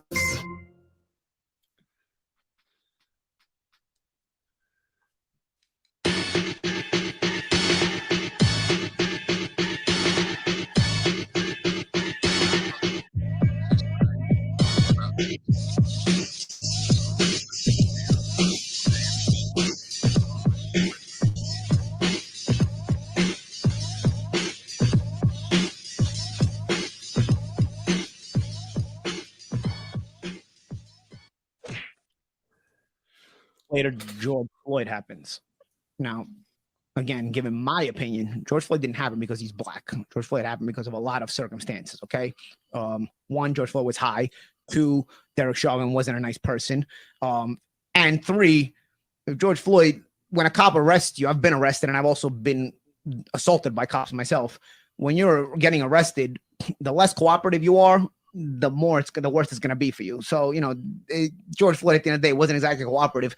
A cop doesn't have 6 hours on the job, be like, all right, whenever you're ready, we're going to get in the car and I'm going to take you to the station. And then I'm going to fill out because then he's got to still fill out paperwork when he arrests you. There's a lot to do. So the cop doesn't want to spend 6 hours on the street with you and then bring you in and then have to do another 2-3 hours of paperwork on top of it too. So, he's trying to get this thing done. So you don't have George, whenever you're ready, we can head to the police station, and we'll go, you're good, So, not to say Derek Chauvin reacted in the way he should have, but emotions abound. People get annoyed. Sometimes people abuse their authority when they get temperamental. And let's face it, Derek Chauvin had a very shady past too when it came out, So he probably had been the kind of guy that had done these kind of things before, even when he wasn't triggered. But in this case, George Floyd did trigger him. Let's face it, And other cops were around, right? It wasn't like it was race-based. I think one of the cops was even a black cop. Another one was an Asian cop, right? So it wasn't like it was race-based. You can sell it and frame it all you want. But remember, if you repeat a lie enough times, people start to believe it. That's a saying, okay? And it's true, okay? So what is Paulie's issue? I don't know whose podcast is that. This ain't they supposed to cover boxing? Why are they even talking about the George Floyd murder if they're going to be so toxic? Steve King was having a good laugh at Paulie's sarcastic take on it. Yeah, really funny, Steve. Really funny. Really funny. Paulie, I don't know where Paulie is going with all this. He claims that Wilder contributed to him losing his Showtime gig. Now it's just open season on black people. If you're mad at Wilder, stay mad at Wilder. But maybe he has other issues. Is it personal or is it some African-American, Italian-American conflict? I'm all ears. I'll listen. But the whole thing that George Floyd was high, so that triggered Derek Chauvin to shoot him. Well, America, just like everywhere else in the so-called free world, has huge recreational drug usage and problems. So if everybody who's high and is a little discombobulated because they're high has to get executed, we could be on a slippery road to somewhere wrong. Just like if your uncle comes out the bar, Paulie, after drinking a couple of beers and he's high, well, he's open game to get shot as well. Fair is fair. Could you imagine how mad Paulie would be if I proposed that to him, responding to what he just said? Let's wrap it up. By the way, I wonder if Ben Shalom has seen some of the rhetoric that Paulie is using recently. Not that I would like him to lose his job. Where's Steve Kim? ESPN? Used to be. Let them keep their jobs. If the public want to support them, let them support them. People seem to think taking people's jobs is an effective strategy against this type of rhetoric, but it's not. You need to let the people have their corner and let them expose themselves. Yeah? You need to let guys like Paulie let it out, get it out their system, what they really think. Paulie believes that George Floyd deserved to get murdered. Let's keep it real, right? All the passive-aggressive shit. Derek didn't handle himself correctly, and he was probably a piece of dirt. But George Floyd was high, and he was this, and he was that. Passive-aggressive filibustering to say he deserved to get murdered.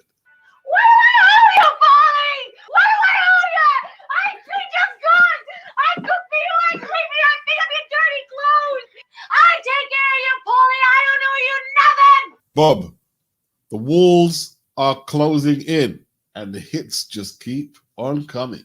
This is Ray Mercer, former WBO heavyweight champion of the world.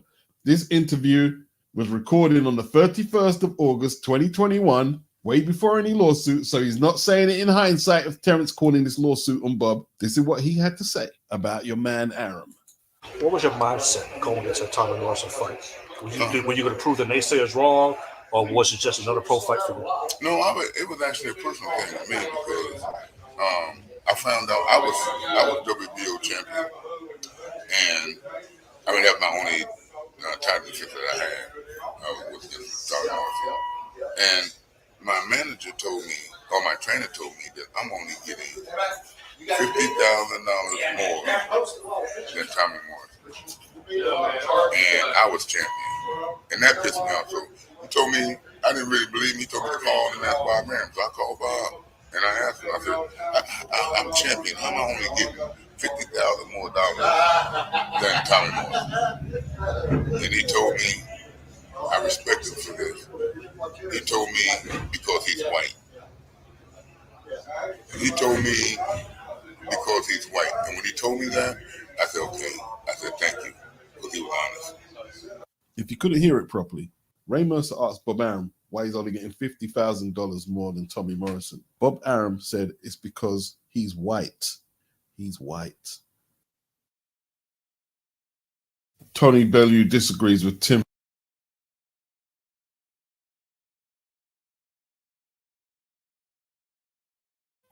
What up, though?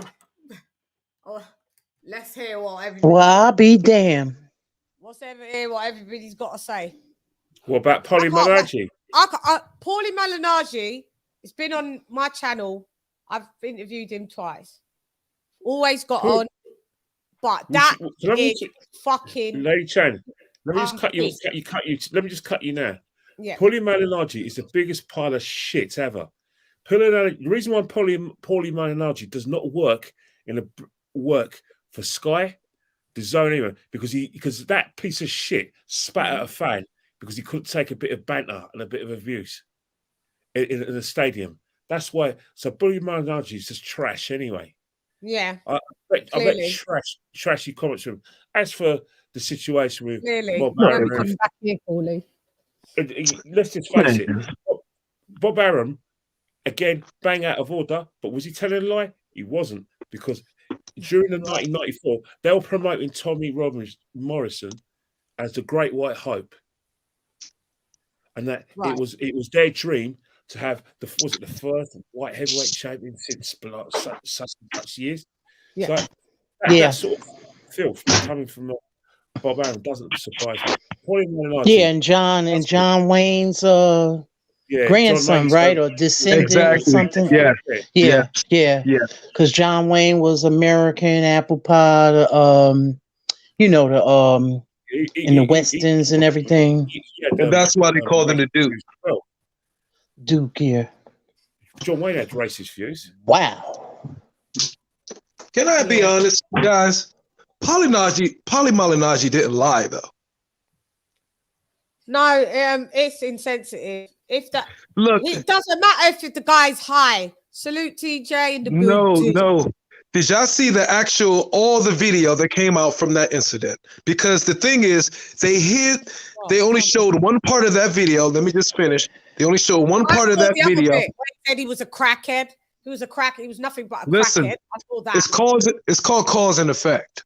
I'm not defending Paulie Malignaggi. I'm not defending Paulie Malignaggi at all.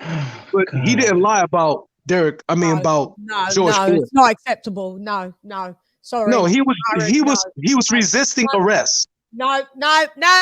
So he decided. So to have the whole entire time for 9 minutes. No, not the whole entire time. And he was high, and there's protocols that you would make, and you don't lean on someone's fucking neck for 9.5 fucking minutes. If you watch, all I'm saying is, if you watch the entire video, they was trying to. I saw it from when he was have George Floyd go with them, get in the car for about 5 minutes. Then you can tase him. Then you can tase him. Then you could. There's all different other strategies than cutting off someone's air supply for 9.5 minutes. I hear you. Don't fucking do it. I agree. Really, you don't. I know. You know what? You know what I do know? I know I've been pulled over, busted drunk, shit face. I didn't get a DUI. You know why? Because I respected the officers and politely did what the hell they wanted me to do. And they didn't even give me a DUI to let me go off. It's just not flying here with me. That anybody that's going to defend George Floyd. I'm not defending. I'm saying George. What I'm saying is George Floyd actions put him in the predicament he was in. I'm just being real. Paulie needs to shut the fuck up. That's what Paulie needs to do. Yet again, another non-black person that doesn't seem to have any form of empathy has to have the biggest gob in the building. And anytime there's a black issue, Paulie Malignaggi is always at the forefront. So what? Just because you're asked about something, you can swiftly say, you know what? I have a different view, but I don't want to get into it. You don't have these fucking three cackling witches around the fucking cauldron. One's Korean, one's fucking brown Mexican, and one's a white Italian. All of you lot are fucking pricks. I think he was sharing why he got fired from Showtime. I guess because of some. I'm just thinking that was the story. Yeah, but I don't care what he said after. I saw bit. I got it. I've got the footage where he said, "Yeah, George Floyd was nothing but a crackhead." So that means he deserved to die, and they're all laughing. No, of course not. It's rude. It's fucking disgraceful. It's disgusting. He don't deserve a statue. Bro, we're not even going into the George Floyd thing because because he don't deserve no statue. I know that. I'd just be switching. Like, I just think, that because people are, taking drugs, which is 98% of the fucking world. Let's have it right. 98% of the world is taking fucking drugs, right? Nobody tell me nothing. All these holier than thou. 98%, 100%, 99% of people have had put a drink to their lips. 99% of people have been unruly at some point, but doesn't mean so everybody that has been caught in that, which police are trained, that people that resist arrest, you don't lean on their neck. They're not to be their neck leaned on. They're not. Your neck is a vertebrae that if you lean on it, you can paralyze someone because it will just fuck up and compress on the spinal cord. So what are you really trying to do? Kill him or paralyze him? Because they're both fucked. No one on this panel, I don't give two shits who you are. No one fucking defend that. Because I'm not having it. I'm not trying to fit anything. I'm not having it, and I'm not. If you don't resist arrest, you might not get a knee on your neck. I'm not having it, and we're moving on, Myron. We're moving on before me and you fall out. I'm not having it. I'm not having it. Sorry, not today. Any other day, not today on the George Floyd thing. Not having it. Hi, Bruce. So, I knew this would be this type of. I knew this would be this type of show. I knew it. And I tried to give everybody benefits of doubts. I tried to provide proof. I tried to think, but I'm just not going to just have this shit of just people just say that are definitely not from the same community. It's even bad when you got Myron here fucking talking about George Floyd resisted arrest, so it shouldn't have mattered that it basically. Oh, I'm not trying to. It's bad, man. That's why black people don't get nowhere, man. Black people don't get nowhere. No unity, fam. None. Shan, don't you think we all should take accountability? Anyway, and I'd rather just everybody just like divide them, because a lot in the UK, we don't really think, blacks in the UK don't really think like how you guys think. And it's to a point where it disgusts me so much that I'd just rather separate, and I'd rather but this doesn't have nothing to do with that. You lot over there are crazy and motherfucking wild. It's just we're talking about accountability and responsibility. It's lost. There's no unity. That like the whole slavery thing has fucked you lot up so much that you hate each other so badly. I don't hate George Floyd. I don't know him. Like everybody just hates every black person. Just black America, they just hate each other. There's no, one bit of unity. That's media and propaganda. I've seen it. That's media and propaganda. No, it's not media and propaganda. I've been in this boxing world. I've done well seen it. It's embarrassing. What about Lennox Lewis and Frank Bruno? Just let us be black British and you lot be black Americans, and you lot just do your thing and let us do ours, because We ain't joining in your circus because right now it's clown. This shit. is not a circuit. It's clown shit, Myron. It's clown shit. I'm not in it. Okay. It's clown shit. It's bad. It's bad of what I've seen Black Americans be deeming and doing what they're doing to each other. It's bad. It's bad. There's no empathy. There's no sympathy. There's no nothing. There's no unity. There's nothing.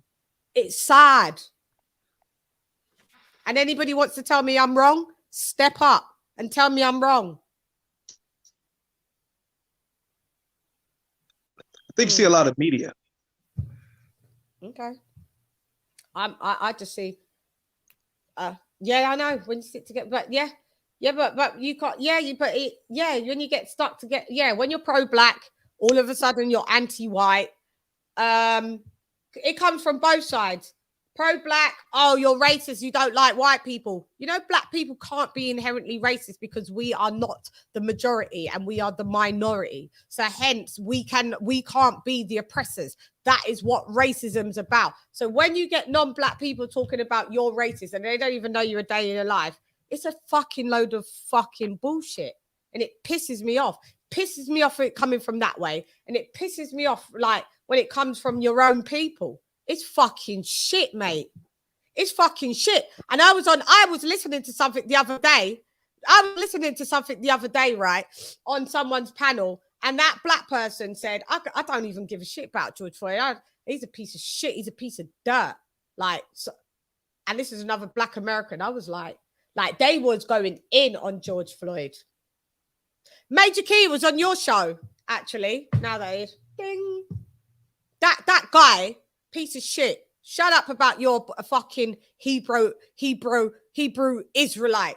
And you ain't got one fucking piece of God in your heart. Nothing in your heart. That made you say that. And let you unleash and spew all that fucking demonic rhetoric. I ain't with it. You lot are fucking, you're the epitome of a fucking coon. Moving along. Shan, you want to get back to the... I ain't with it. Now I'll get back to what I want to get back to when I want to get back to it. Oh, okay. Yeah, I am not in the mood right now with what was happening in this sphere at the minute. I'm not. Anybody wants to do tra la la la la la and hold hands and fucking think everything's all right. That's not me. I don't reside in an ignorant state of bliss. I don't. I call shit when I see it. You don't like it? No one needs to fuck with me or rock me. I couldn't give two fucking fucks. Okay? Okay. Right. So we're going around the panel, Kenny Ken, on this, and then so we can close out this topic. Kenny Ken, any thoughts of what you've heard? I know you've talked about. I think what's happened, right, is that in terms of like the George Floyd opinion, I think in every like the main sentence that we watch our news is United Kingdom and United America, and there are it is the fact is, right, is that don't look at the fact that George Floyd had criminal past. He had a criminal past. The fact is, you don't. I know. I know, Tony, Myron. Sorry. Just quickly cut you. Sorry, Kenny. I know that Tony and Myron wasn't saying George Floyd deserved to die by saying that basically he resisted arrest. So what does that mean? I think. Yeah, but you know what? The thing with the George Floyd thing was, right, that was another situation where a black person has died unlawfully. It was proven that Chauvin and his cronies killed the guy. He was unlawfully killed. It's the same thing like you had Trayvon Martin. You had another situation, with another police officer. 7 years, 6 years before that, you had a police officer skewering, again using his weapon to kill another. So basically, it's not a case of George Floyd being a hero. It's the fact it became the final straw of black people dying unlawfully at the hands of the USPD. That was why George Floyd has become, like I said, a symbol and centerpiece because it was the final straw for a lot of, black people in America, and a lot of people around the world, especially black people, thinking, hang on here, no, we can't. This can't happen no more. And it's happened since, isn't it? Yeah. With the woman police officer, where she says that she was trying to get a baton, but she accidentally got a weapon out and she killed a teenager. So, and then what they're trying to do is that, the teenager was unlawfully killed. Yeah, they're saying it, but he's a piece of shit. Yeah, but he's unlawfully killed. And I think that's what people need to remember, regardless of whether, people say George Floyd was resisting arrest. In fact, it was basically, people were saying enough is enough. This is happening too much, and it's happening in the public stratosphere, and we've had enough. And because George Floyd was the most recent black person to be killed unlawfully by a US PD, he's become a symbol figure. Yeah, no one's saying he's bloody Jesus. We're not making him a hero. We're just saying, we said it's enough's enough. It's enough, and it's not even our country, and we're saying over here it's enough, and we've got people over there going, well, he was this and was that. Myron, would you like to address Tony's reviews point, Mike? It was enough with just the little kid in Cleveland. I don't have maybe the long fuse when it comes to that. It was enough with Trayvon Rice with me. I was locked and loaded. I've been locked and loaded. It's been enough for me. But when I'm saying we didn't have a worldwide movement across it shouldn't even take that many to be a worldwide movement. It shouldn't take the system who got shot to be a worldwide movement. I hear what you're saying, bro. For me, it became a movement. After George Floyd was killed, it became a movement. When the little kid was shot, the 7-year-old kid was shot up there in Cleveland, it was enough for me. What I'm saying is, I'm not. It's been enough for me. The media moves in particular ways, and there's a lot of things behind things that happen that goes on. And when you study it, I was just like, why they use this man of all people? Of all people. I mean, when Tamir Rice got shot, it should have jumped off then. Why didn't take nobody jump off when Tamir Rice, the little kid, got shot with playing with a toy gun? Because it wasn't on video. It wasn't on camera. It was kind of like what's so his it has name? to be on camera? No, let me say something. Sorry, go ahead. It's like what was the guy's name from LA? Oh, what was his name? Rodney King. Rodney King, yeah. It's just like when what's the Emmett Till? That kind of spearheaded the civil rights movement because it was visual. See, it's this thing of visual. When people saw that, we understand. We understand all. His mum had an open casket in '55, and that's but what I'm trying to say is that all of those cases are horrible. The thing is, unfortunately, this has happened so much in the United States of America that we have become desensitized to it. And that's unfortunate. And that's why we're getting these types of reactions where people are like, and they think it's funny to sit in a podcast and laugh. Yeah, basically. Yeah. I hate to say it. Myron, so basically, because he resisted arrest, what should have been the thing then? Other than death? My thing is, all I said is, look, when you watch the whole entire video and see it, unfortunately, that brother was really, really, really jacked up. And he was really, really resisting arrest, unfortunately. So what should have been the solution other than death? How do you know? Okay, when you have a man that is very, very strong, because it took 4 guys at one point, if you watch the video, to even try to get him on the ground. So what? I've been arrested. It's taken 3 fat butch fucking massive policemen to get me on the ground, and I'm only 135 pounds. What's the point? Did I? Yeah, but you're a woman as well. Was I supposed to die then? because it No, took me. you're a woman. I went through that You're a multiple woman. times. Y'all just don't know about me, but go ahead. You're a woman. Every situation is not going to be exactly the same. Yeah, exactly. So why did that result? Why should have that resulted in death? Why? Because it led the way it led, and that's the way it ended. My question is, if he did not resist, what was the alternate? Perhaps would it probably led? Is there a probability that that would not have happened, and him not being high? Well, he had cuffs on his Is there a hands. probability that probably would not have Go happened? on, Lisa, go ahead. He had cuffs on his hands at some point. He really couldn't do but so much. He could have been tased, or he could have even been shot in the ass. Hey, with the knee on the neck, nobody's defending the whole joint. My point is, I'm not about constructing a statue over a dude. Okay, well then you say that. But you were saying that he resisted arrest, so Right. I said also he don't deserve no statue. yeah. I wasn't. I didn't. Even get into that. I didn't even say he deserved a statue. I didn't say he didn't deserve a statue.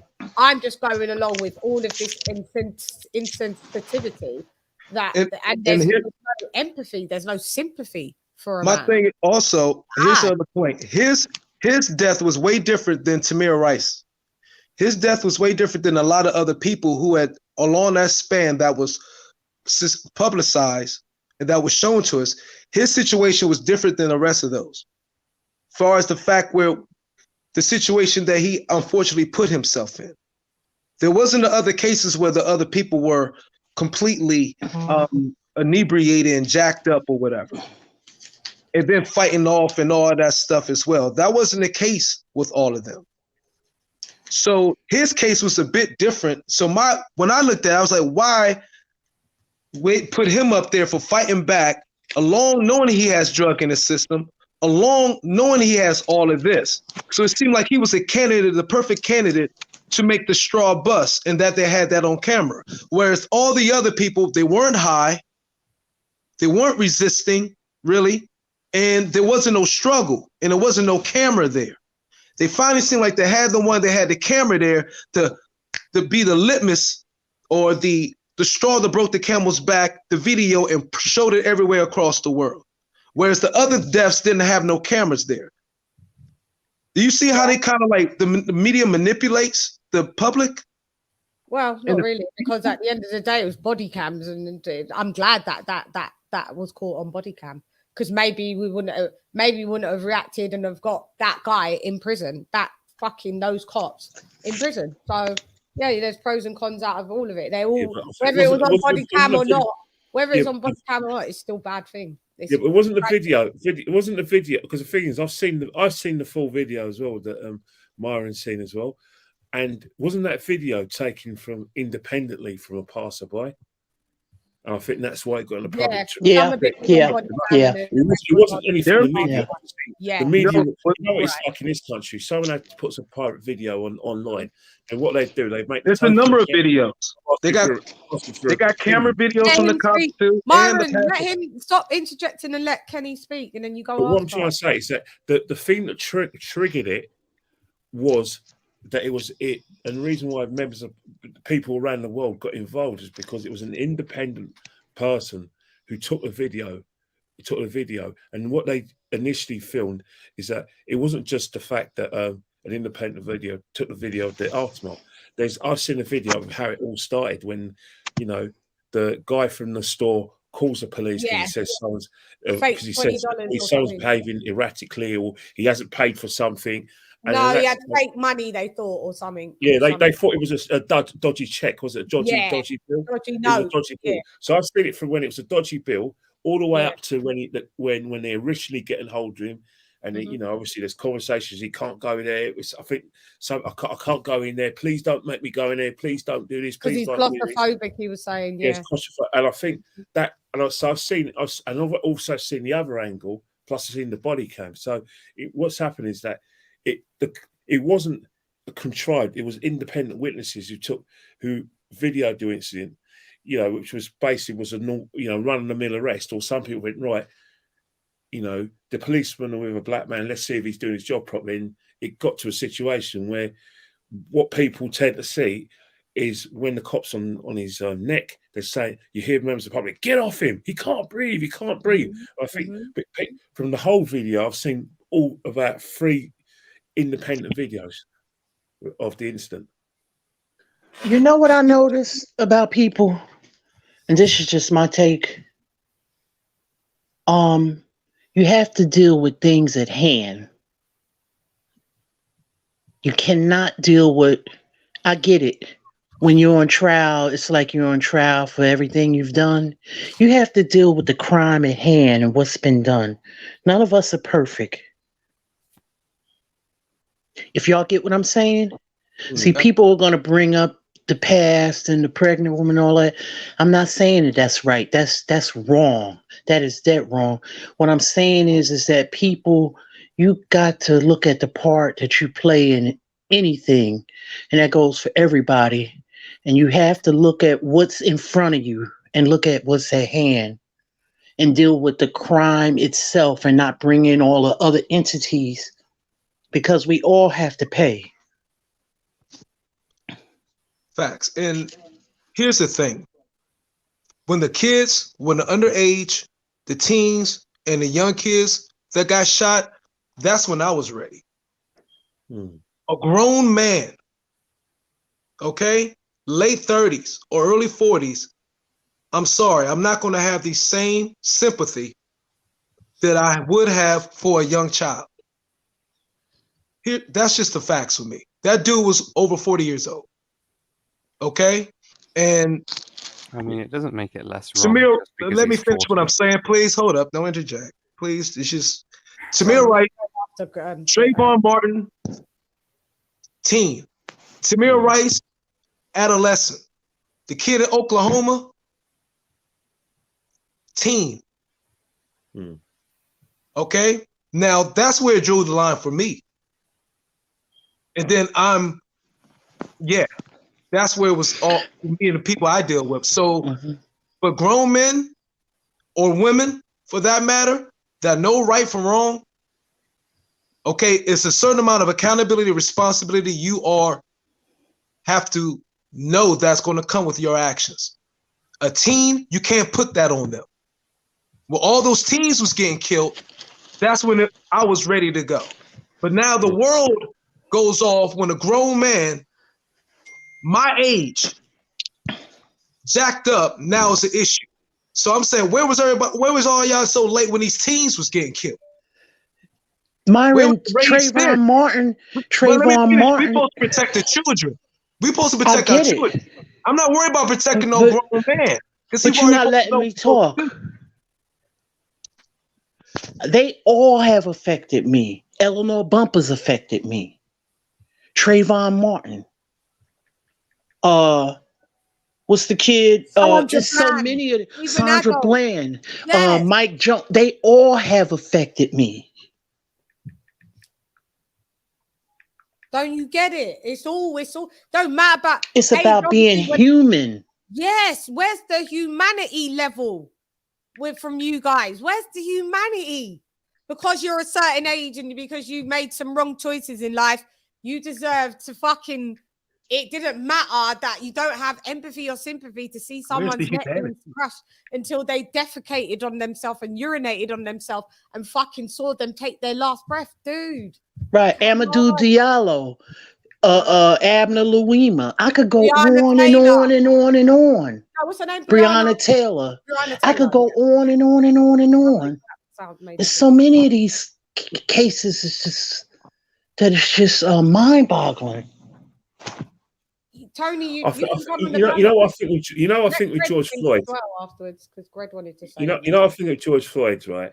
I think reason why he's got the statue is because I think what's happened, right, is that global revolution. It was. It's because it was live on TV, and I think because people who aren't black saw that went, hey, hang on here, this no, mate.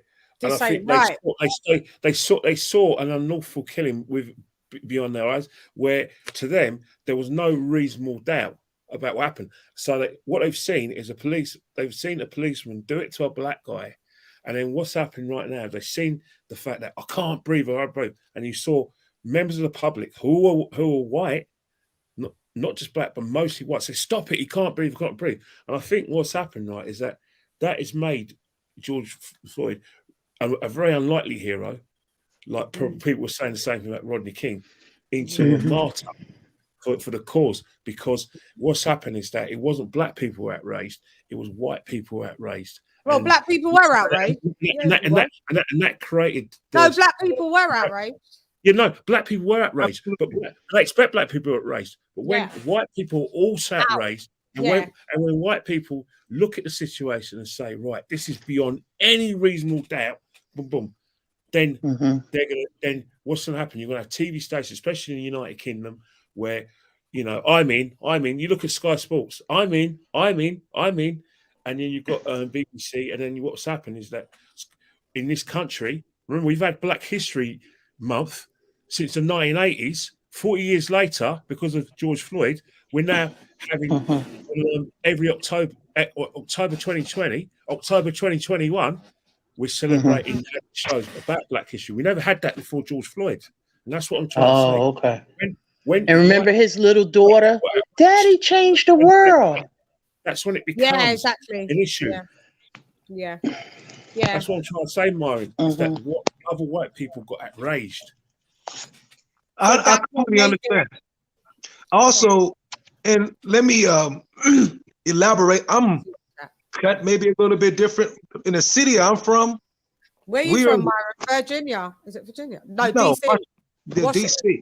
Yeah. We are a little bit different. Okay. I don't know, some in the blood. Maybe it's Frederick Douglass around. We came up with a lot of different things, but we have a lot of cop killers here in DC. It's historic, it's documented. Yeah. So our cops, maybe you guys deal with something, maybe in different parts of the country, people a little bit more docile, and that shit goes down. Docile. That shit, they probably let that stuff go. But I know what docile means. Huh? I know what docile means. I live in New Jersey, Myron. I'm around police cop killers all the time. New York, New Jersey, tri-state area. Maybe, and also I'm from a city that's Chocolate City though. So we don't have a lot of stuff happening.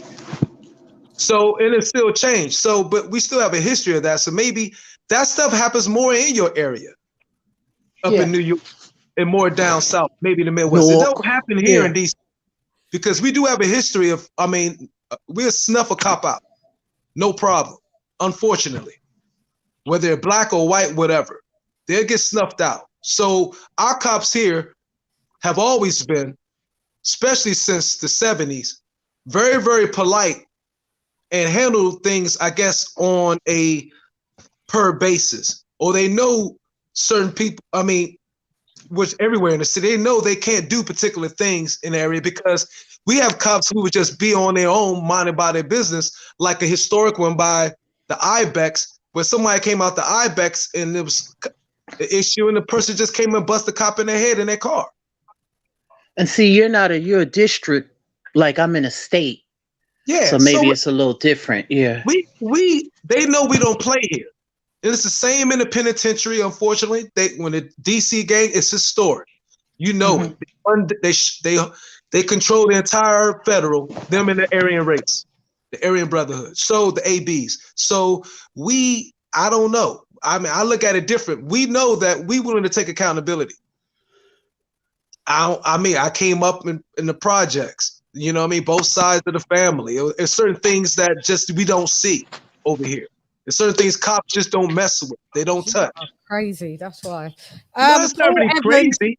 It's just that I guess we're not far from, you got Nunner blood around here, Nat Turner. We don't care if you're a cop and disrespectful, it will be repercussions. It's not even at this point progressive. It's just the most unprogressive, regressive set of people that I've seen for a long time.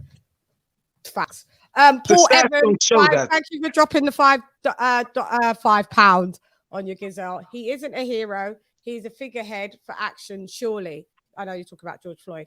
If it's enough for real, I think, then togetherness is the only way. The UK police have a record for the same, not as bad. UK police don't go around snuffing, but we do have them doing some. We've had deaths in custody where people don't talk about it. We've had deaths in custody in the United Kingdom. Yeah.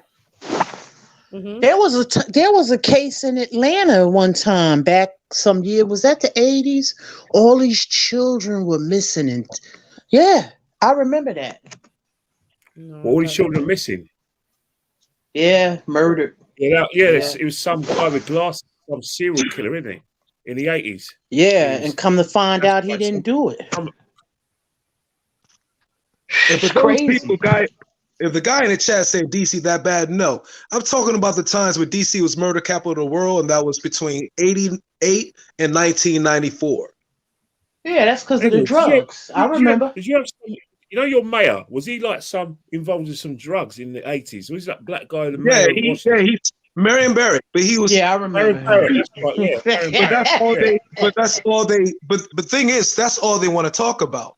The fact is, what they don't tell you is, Marion Barry created the richest black county in the entire United States, Prince George's County, because he helped the black people in Washington D.C. more than any mayor in the history of this entire country in any city.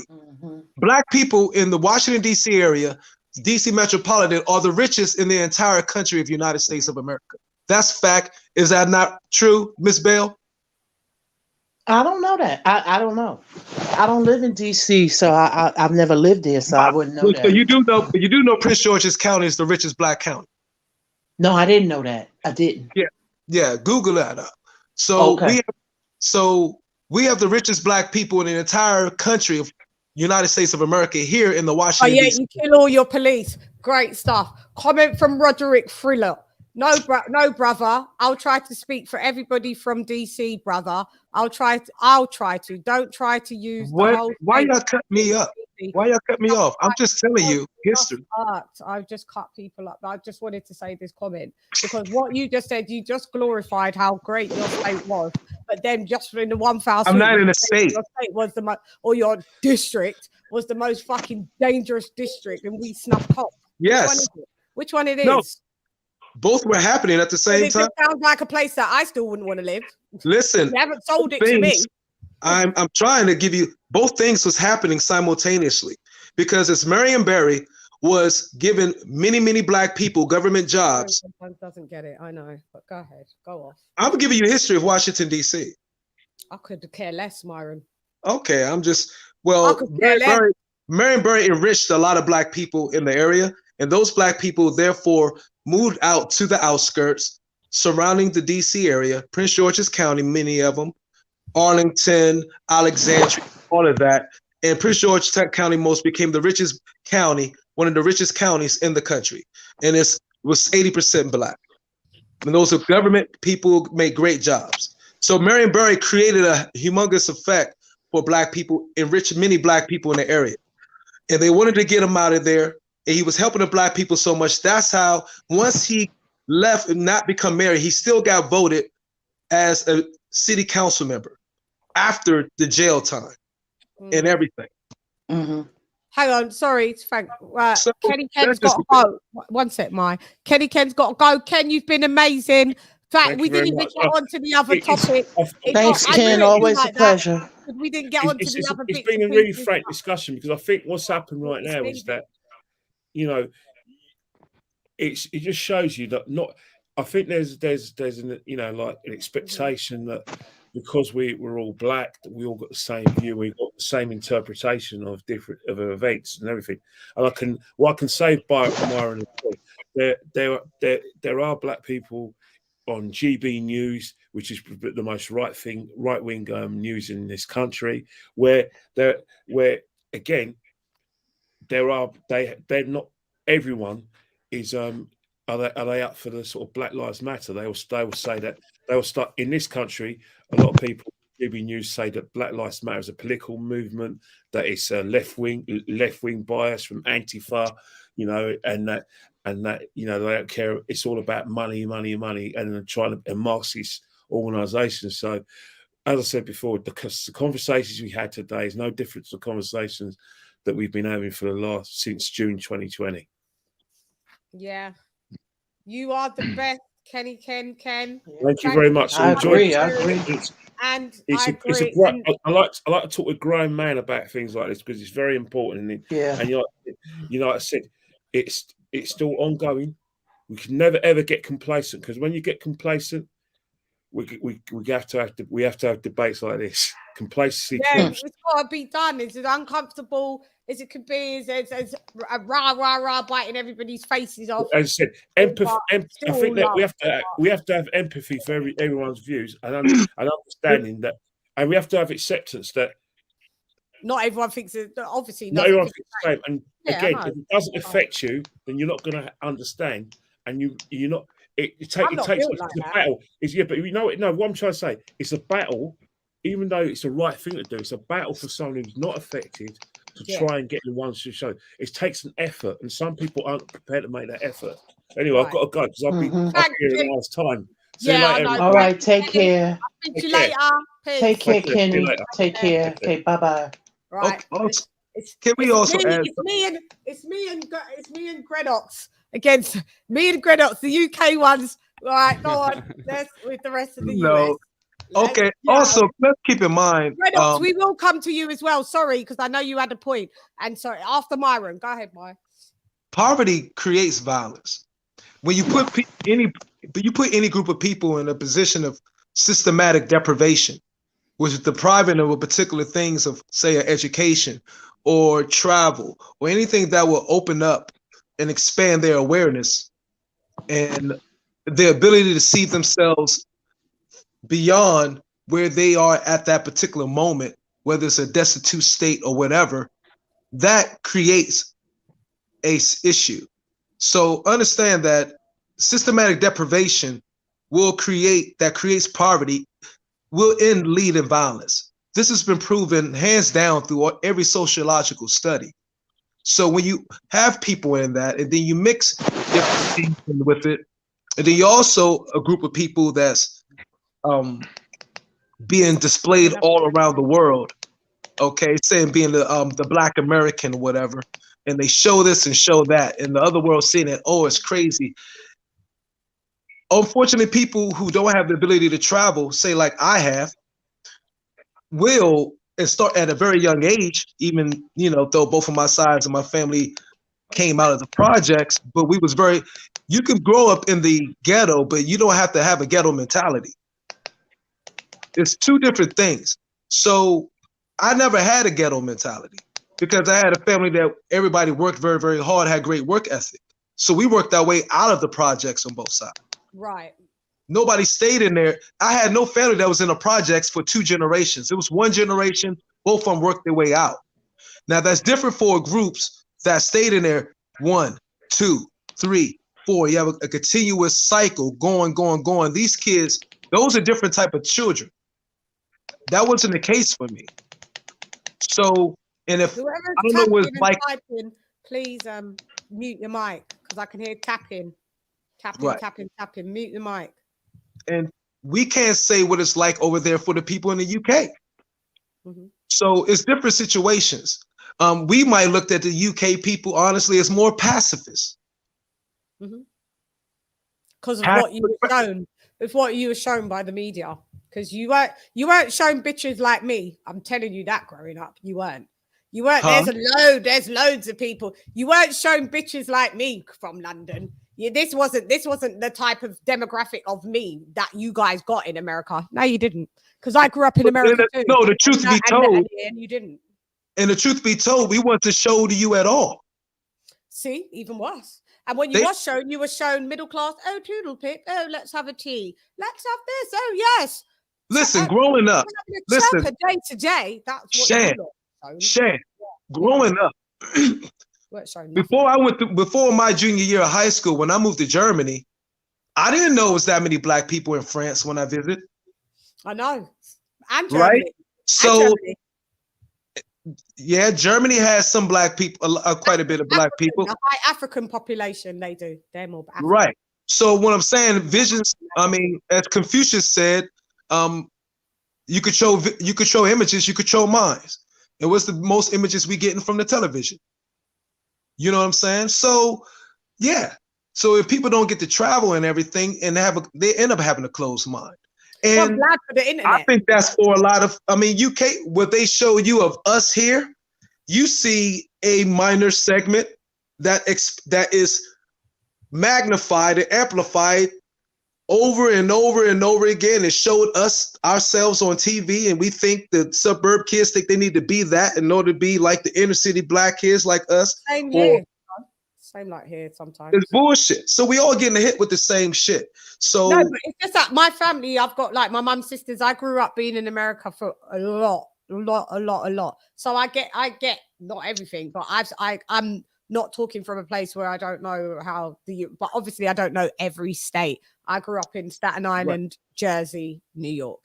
And you're Jamaican? Are you Jamaican descent? My dad's Jamaican. Yeah, what's the stereotype about Jamaicans? And they get the same stigma and stereotype as well. That there we go. They're all gun-toting thingy in there. And that's the Caribbean, but right? Then it took like, people to meet each other, or the internet that allow people to be able to see cultures now. And it's not, I think that stigma is still there, but I think we've got kind of like the smallest island but we've got the most influence over the world. Everybody wants to talk like us. Everybody wants to rock out to our music. Everybody wants to dance like us. That's a fact. And we're the one little dot island in the whole of the world, and we've got such a big influence. Correct. And you're British ruled. Huh? That's a UK territory. Mm-hmm. Right. Yeah, and Myron, just speaking to like doing this job and speaking to a lot of Black Americans. This is why I've come to this kind of like, because I'm going across the border. My family in America are none of them are ghetto. None of them are ghetto. Well-to-do, served in the military, put self through school, business degrees, computer analysts. They've all got big jobs. They've all got great houses. They all drive 2 cars. They live in great areas.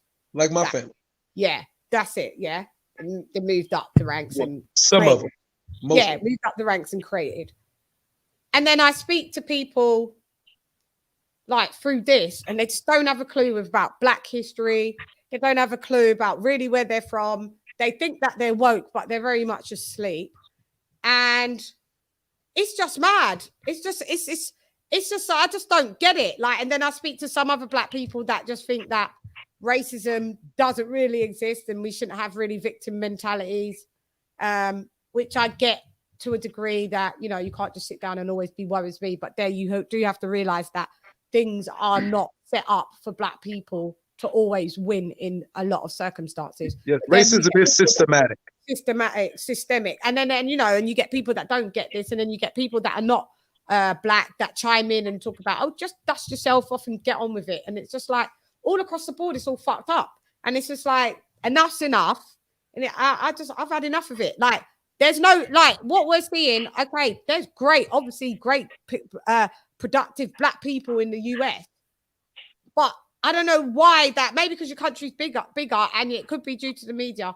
But it's just, but also I'm in contact with certain of the people that I'm speaking to, and they just don't have a clue. They don't have a clue, Myron. They don't have a clue. And it's just like, what up? And then the maddest thing is, as a Black British woman, I get looked at from the Black US as that, she don't have a clue. But I have to remind people that my parents ain't born in the UK, where I'm the closest to culture than what you guys have got. Your parents are born in the US. I can almost guess that, or majority. Your grandparents are probably born in the US. Your great-grandparents are probably born in the US. And probably your great-great-grandparents were born in the US. You guys' culture is America. My culture is the Caribbean. My culture is South America. That's my culture. First generation Brit. That's all. So I still cook the same food or eat the same food as what my mum does or what my dad does. I speak the same way when I want to speak to patois and talk like this. That's because that's how I am. Because that is not so removed. There's no culture that I see in the US, and it seems quite sad to me. And it's the way it divides. Yeah. Hold on. Can I jump in? Because I've been waiting for a while. Can I if I have a bad connection. Patois, but we do know Patois is originally a slave language that was created during slavery in the Caribbean. It's course. It's African mixed with a bit of English. Of course, we know this. It's just like the pig Latin here. But guys, you don't got no culture. You don't across the board speak no pig Latin. You don't have no accent. What? You guys speak English like us, which isn't your language. You guys have surnames which isn't yours. You guys, but we are in the UK, like and you're black. Yeah. You are either your mum and dad is either African or West Indian. That's it. Like, it's only when the younger generations get to it that you are black and your mum or dad is a black Brit. We don't call ourselves, I'm born in England, but I'm not English because that's not where my DNA resides. So we say we're black Brits. See, you're right about that, but you see that's but go ahead. You're right about that, but because I came in to discuss something else, but since you were discussing that, I just want to say that. But that's why you also have over here Latino American, you know what I'm saying? West Indian, you have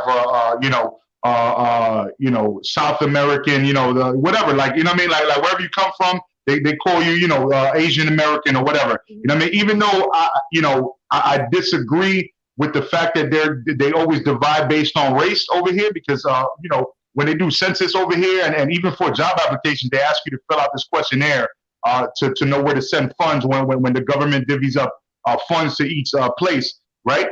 And they're always going to ask you your race and this and this and that. But the culture is not what they consider. But there's a lot of culture depending on where you're at over here. You know what I mean? But for the vast majority of the country, you might be right. I mean, for the most part of the country, you might be right though. You know what I mean? It's pretty much segregated. But there are a lot of the cities, like, for example, I grew up in the Bronx, New York, and I went to Miami. And Miami's full of, like, South American, Central American, people from Asia, you know what I'm saying? Yeah, the islands. And don't forget, my aunt was a senator of St. Croix and the Virgin Islands, right?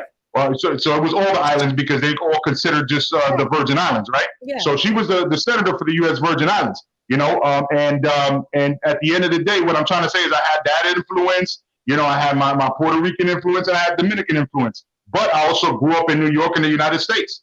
You know what I mean? And so there was that component as well.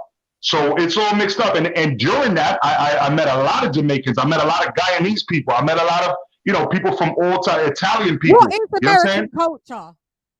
Yeah.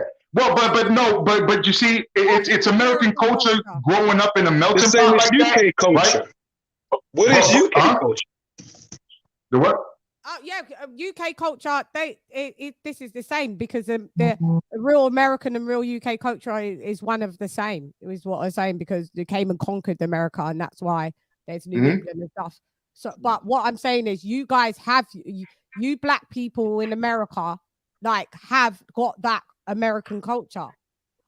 What I'm saying is, in the UK, we are new. That you're not going to meet anyone over the age of 70 that was born in the UK. You're not. But see, you got cultures and subcultures too. UK culture. We have West Indian, African culture or whatever. Okay, but Miss Shan, let's be honest. We can say, yeah, you have all those cultures, but anywhere that there's been colonization, you have the culture of those who colonized you. Let's just be honest. Well, maybe there's some places, some cultures where it's more diluted, and there's some places where it's more condensed. Maybe, but I'm definitely. I know. No. You're not going to try and deculturize me, love, and make me. No, I'm not. What I'm saying is an accent. What I'm saying is an accent and patois don't deculturalize us. You know, no, but how we live here, we very much. No, I'm just saying this in the world over. If you wherever you was colonized by, you have that culture. Oh, you say, if your name was taken, and your language is taken, then you've had to appropriate to the culture that you was colonized by. We also still cling to our culture as well, though. I notice you guys don't, because it's like your names are taken, your language is taken, and you're American. That's it. What's the culture you're talking about? American culture. Our names are taken, our language was taken, but we're still either African or West Indian because our mum and our nanny. Okay, so what's the culture? Tell me, But give you me some have examples. but you have culture. What You she's have trying to say, American Myron, culture. is Wait like a minute. what she's trying to say is like the tailgating, you know, the Super Bowl Sundays, the main shit, you know. I want to know. I want to know. No, you have American culture. Oh God. Go ahead, Lisa. I'm saying you got American culture, but there's also subcultures here. Yeah, subculture. That's only to, like I said, if their parents are from the islands or their parents are from, if they're Latino, or if their parents are from Africa. What other subcultures do you have then? Like I can speak to 10 Americans. 9 out of the 10 of them, you lot's parents was all born in America, and your grandparents. Was your parents born in America, Lisa? Yeah. See? Yeah. My parents was born in America. Yeah. Yeah. But I have a grandparent that was from the Bahamas. Mm-hmm. And then you got the other one that was from America. Yeah. Mm-hmm. Yeah. I can go back. I can just go back last week, Lisa. and none of them was born. My mum wasn't born here. So what she cooks is because of where she's from.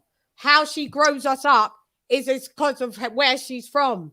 My dad was from. He speaks like where he was from, but he eats the food of what my nan gave him from Jamaica, of how we're from. We do the same thing. We maybe do a little bit of a Brit fix on it, because you know, we get a bit of the Brit culture. But what I'm saying is, in general, when people from the United States look at Black Brits, they think that they have more culture than us.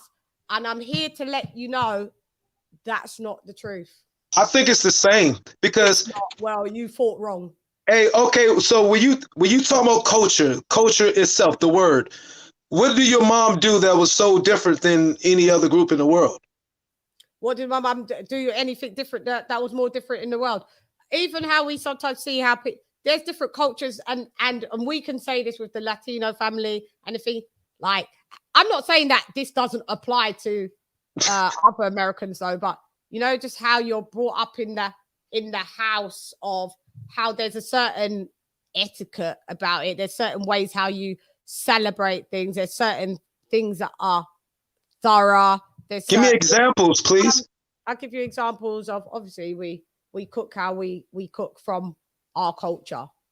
And when I go over to my American family, they cook like baked ziti and things like that. And we're like, dude, okay. Okay, so you season how you season your food?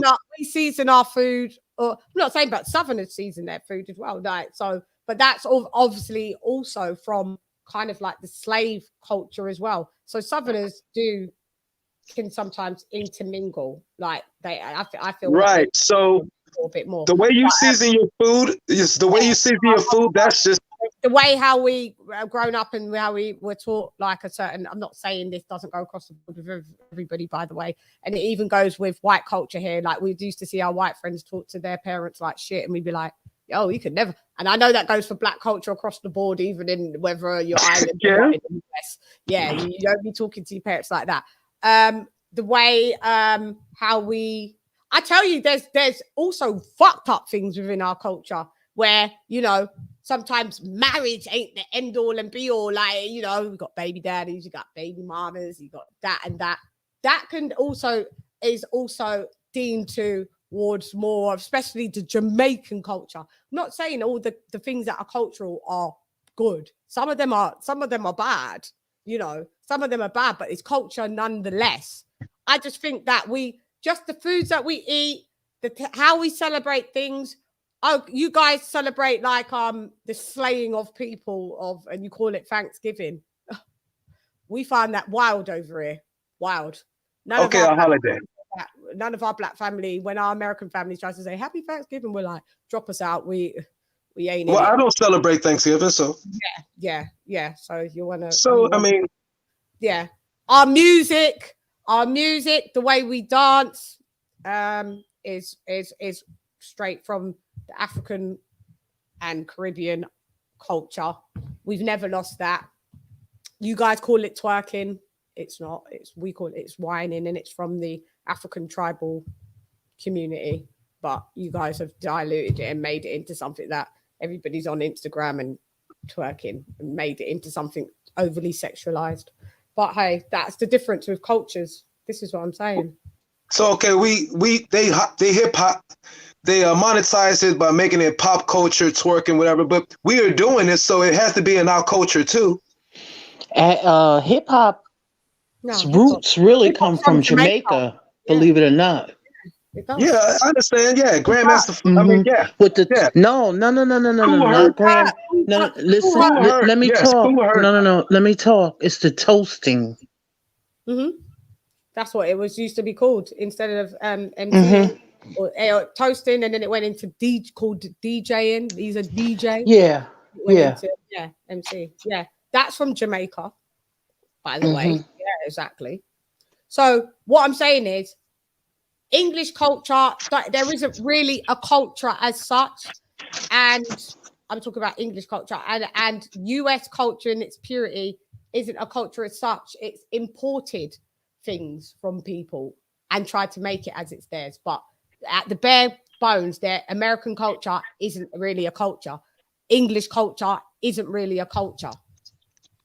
Okay, so only thing we've said is, okay, culture, what separates cultures, pretty much fine line is accent, the way we season foods, and which are all important to speak your culture, to speak your mother tongue. Don't you think that's important? No. What's your mother tongue? I mean, from the islands. From the islands, there's Creole. Okay, it's mixed with French.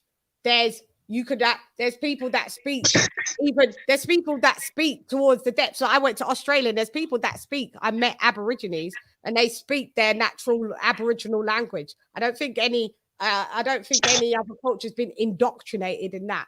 It's one of the purest forms. So yeah, there's spaces where we do have our culture, and whether or not you think because patois has still got some French in it, it's more culture than you guys just sitting there speaking English with an American accent, which isn't yours. I'm gonna bounce off because I'm having a bad connection. So I'm gonna bounce off real quick. But we do have tribes out here, like Navajo and stuff like that, that do hold down their Navajo, exactly. But so the point that I came on was because we're talking about what brought y'all what raised what was the straw that broke the camel's back with shit.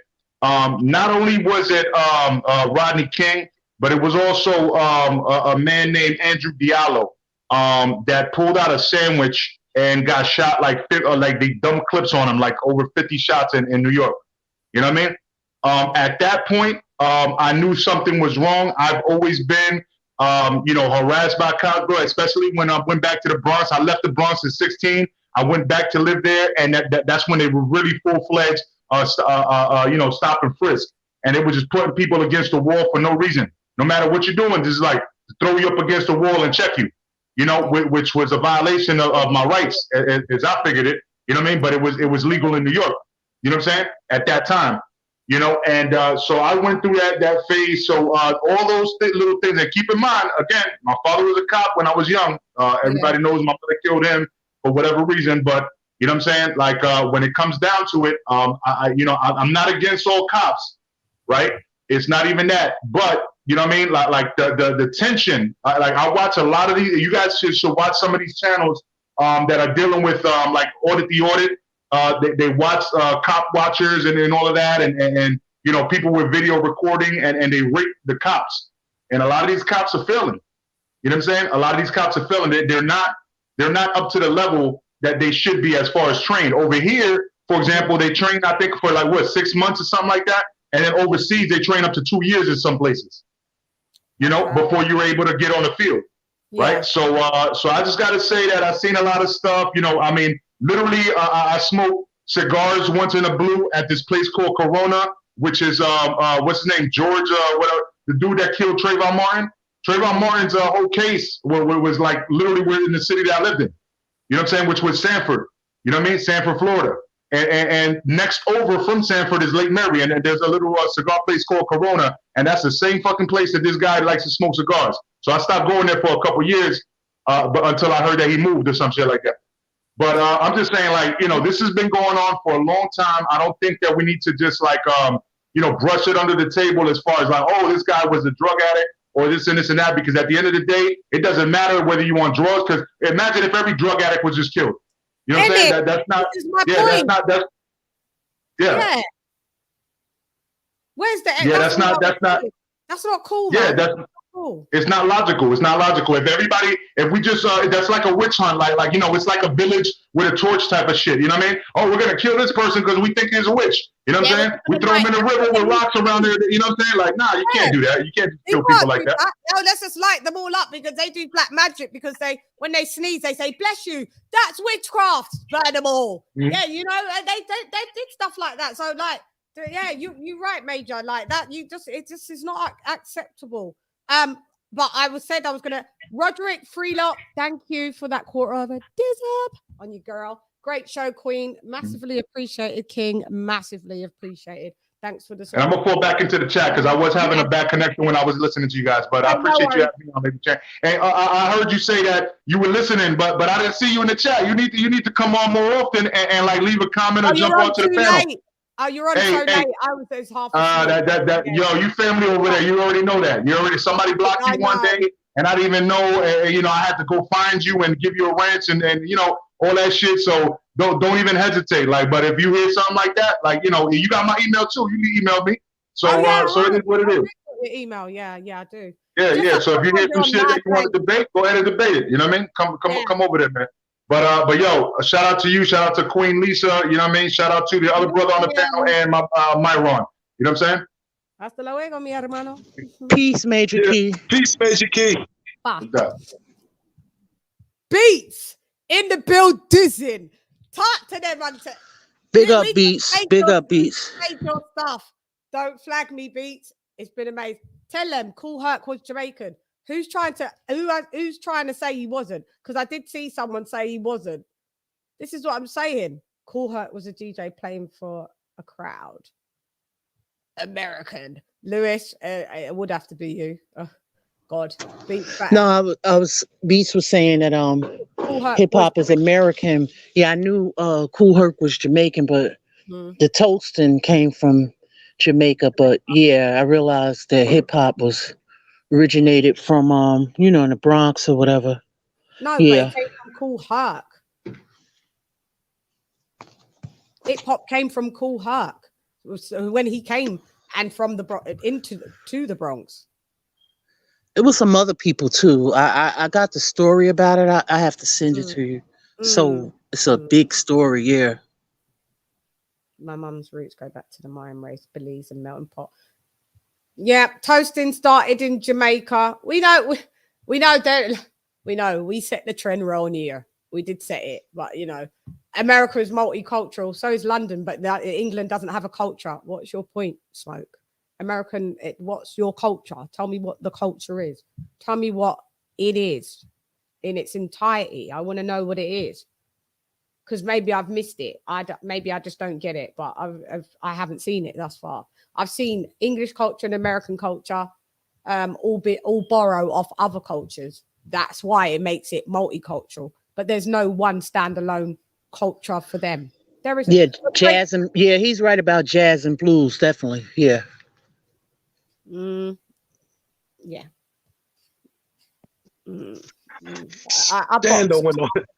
I got stuff that we're going to let Grader speak because he hasn't spoke for like 20 years.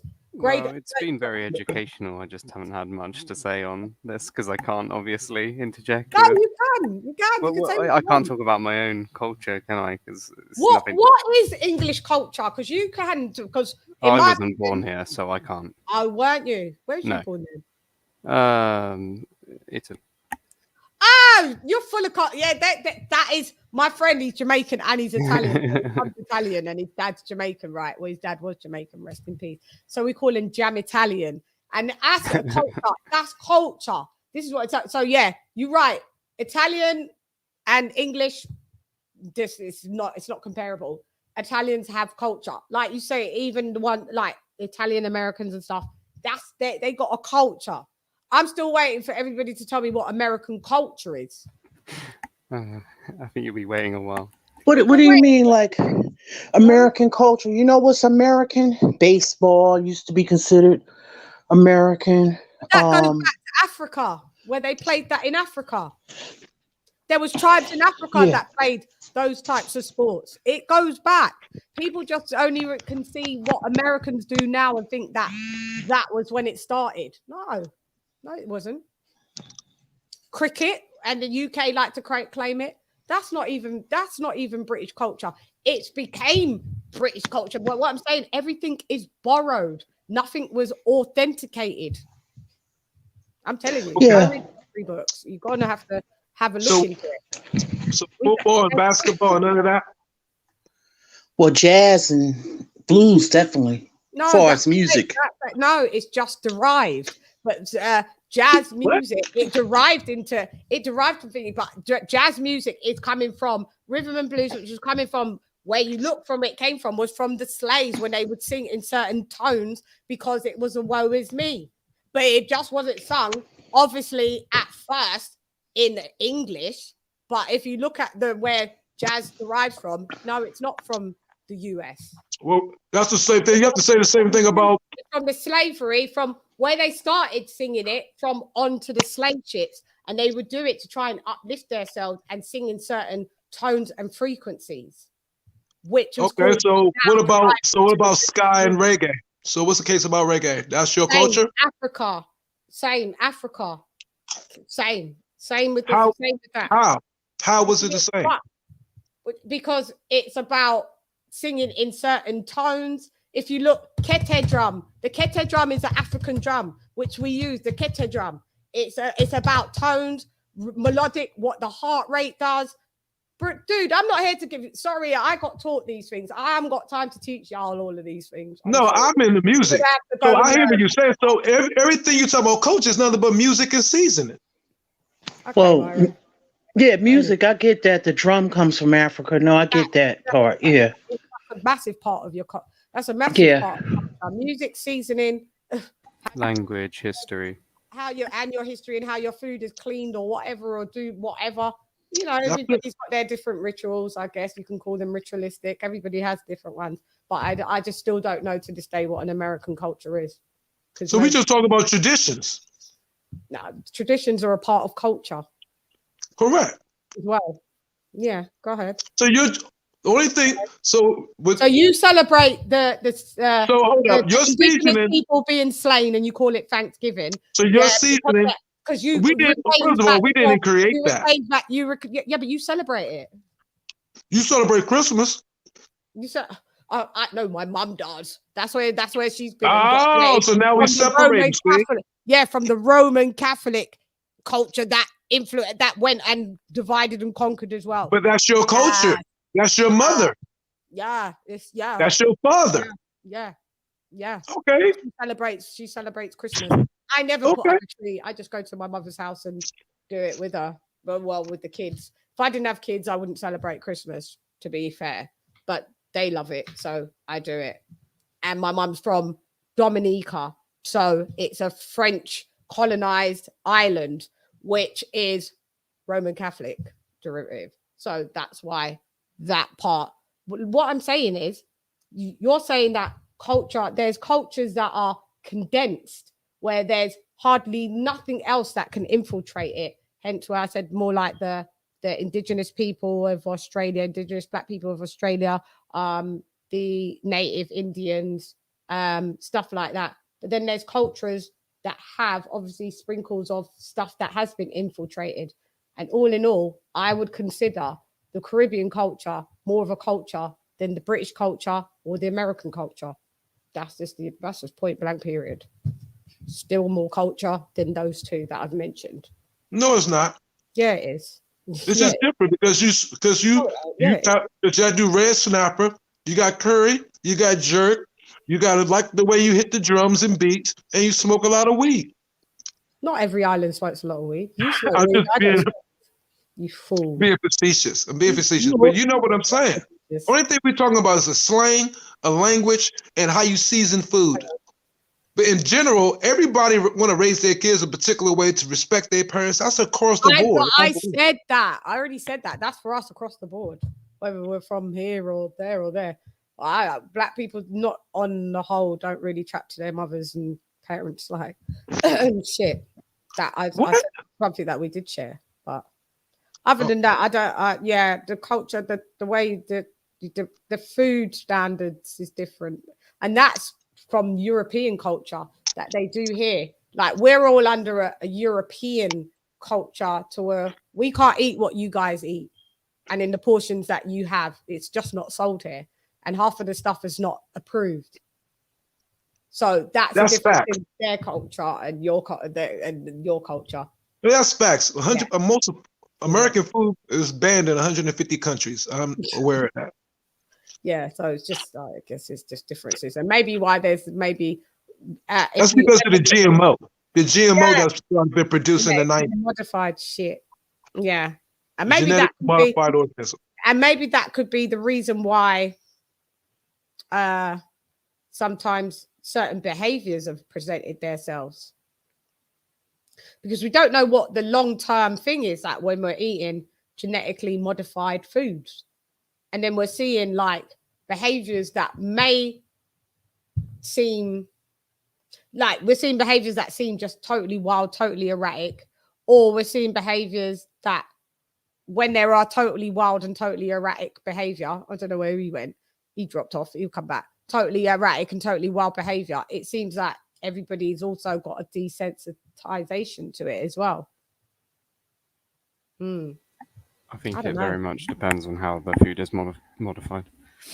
Yeah, because their food is more modified than ours. I think they just have a lot less sort of standards and the regulations food over there.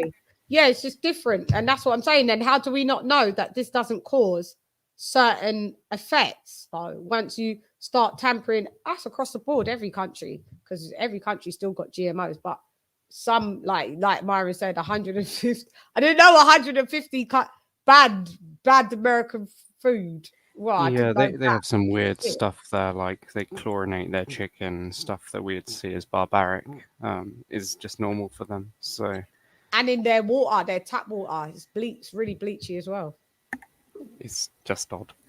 Yeah, it's bleachy. It's very bleachy. You can actually smell the bleach in there, but it's soft water, and we've got hard water. Soft water is better for you because it's less lime scale, and I think maybe what they put in it is what makes it more soft. So there's pros and cons to it, because we got hard water and it makes a lot of lime scale, but we have less chemicals put into the water, and But anyway, go ahead, Myron. You dropped off.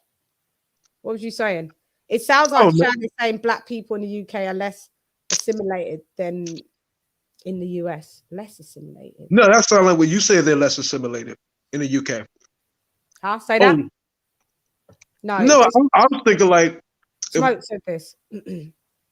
Culture, sounds like Chan's saying black people in the UK are less assimilated than in the USA. So assimilation. So it's better to be assimilated, is it? No, I think you are just as much assimilated, but you holding on to spices and patois, and because it has a different, it sounds. So what's your patois? What's your talk? I told you ours was called piglet. What's your? It was called. What was it called now? Then speak it. No, that's what it is. Speak your language. Pig Latin is the American version of patois. Speak your language. You can't. That's not my language. Okay, so what are you talking about then? It was a language that was created for the same exact reasons. So Let me you finish. don't have a language. So you don't have a language. There was a Hold language up. No. that you can't speak. So that's not a Latin, part of your culture. It's been disconnected from you, has it? Yeah. You know what? Pig Latin was created the same reason that patois was created. So they could talk in front of the slave masters, so the slave masters wouldn't know what they was talking about. I'm very much in the know of that. And what I'm saying is, we still speak. What do you speak? Well, I'm not a slave no more. Okay, so that's your. So you have no culture. So I don't carry. I don't carry that. that. Of your culture. I don't carry it. That part of your culture, you don't carry anymore. It wasn't mine. Myron, listen. I am Cherokee. You're not no Cherokee. You black people in America love to claim that you're all indigenous. How the hell are you going to tell me that? I'm legalized pre-American native. Because I'm just want to. Because you lot always say that you are. I'm Cherokee and Blackfoot. Nisasapi Indian. I had this conversation yesterday, and that's another thing. Black people love in America. You might because you don't know the history. You think you know, but you know. My bad. You know, but you don't know. My bad. You might be, but I'm sick of hearing. It's not so bad. I am. I know who my great grandfather was. Yeah, okay, all right. My great grandfather was full blood Cherokee. Okay, all right. But I'm sick of black people just never wanting just to be black in America. Oh, we part Indian. I hear it. Hey, you know what you need to wait. Hey, you know what you need to understand, Chan. I've heard it so much. Just be black. It's all right just to be black. Shan. First of all, to even take a socio-political title, which black is ridiculous.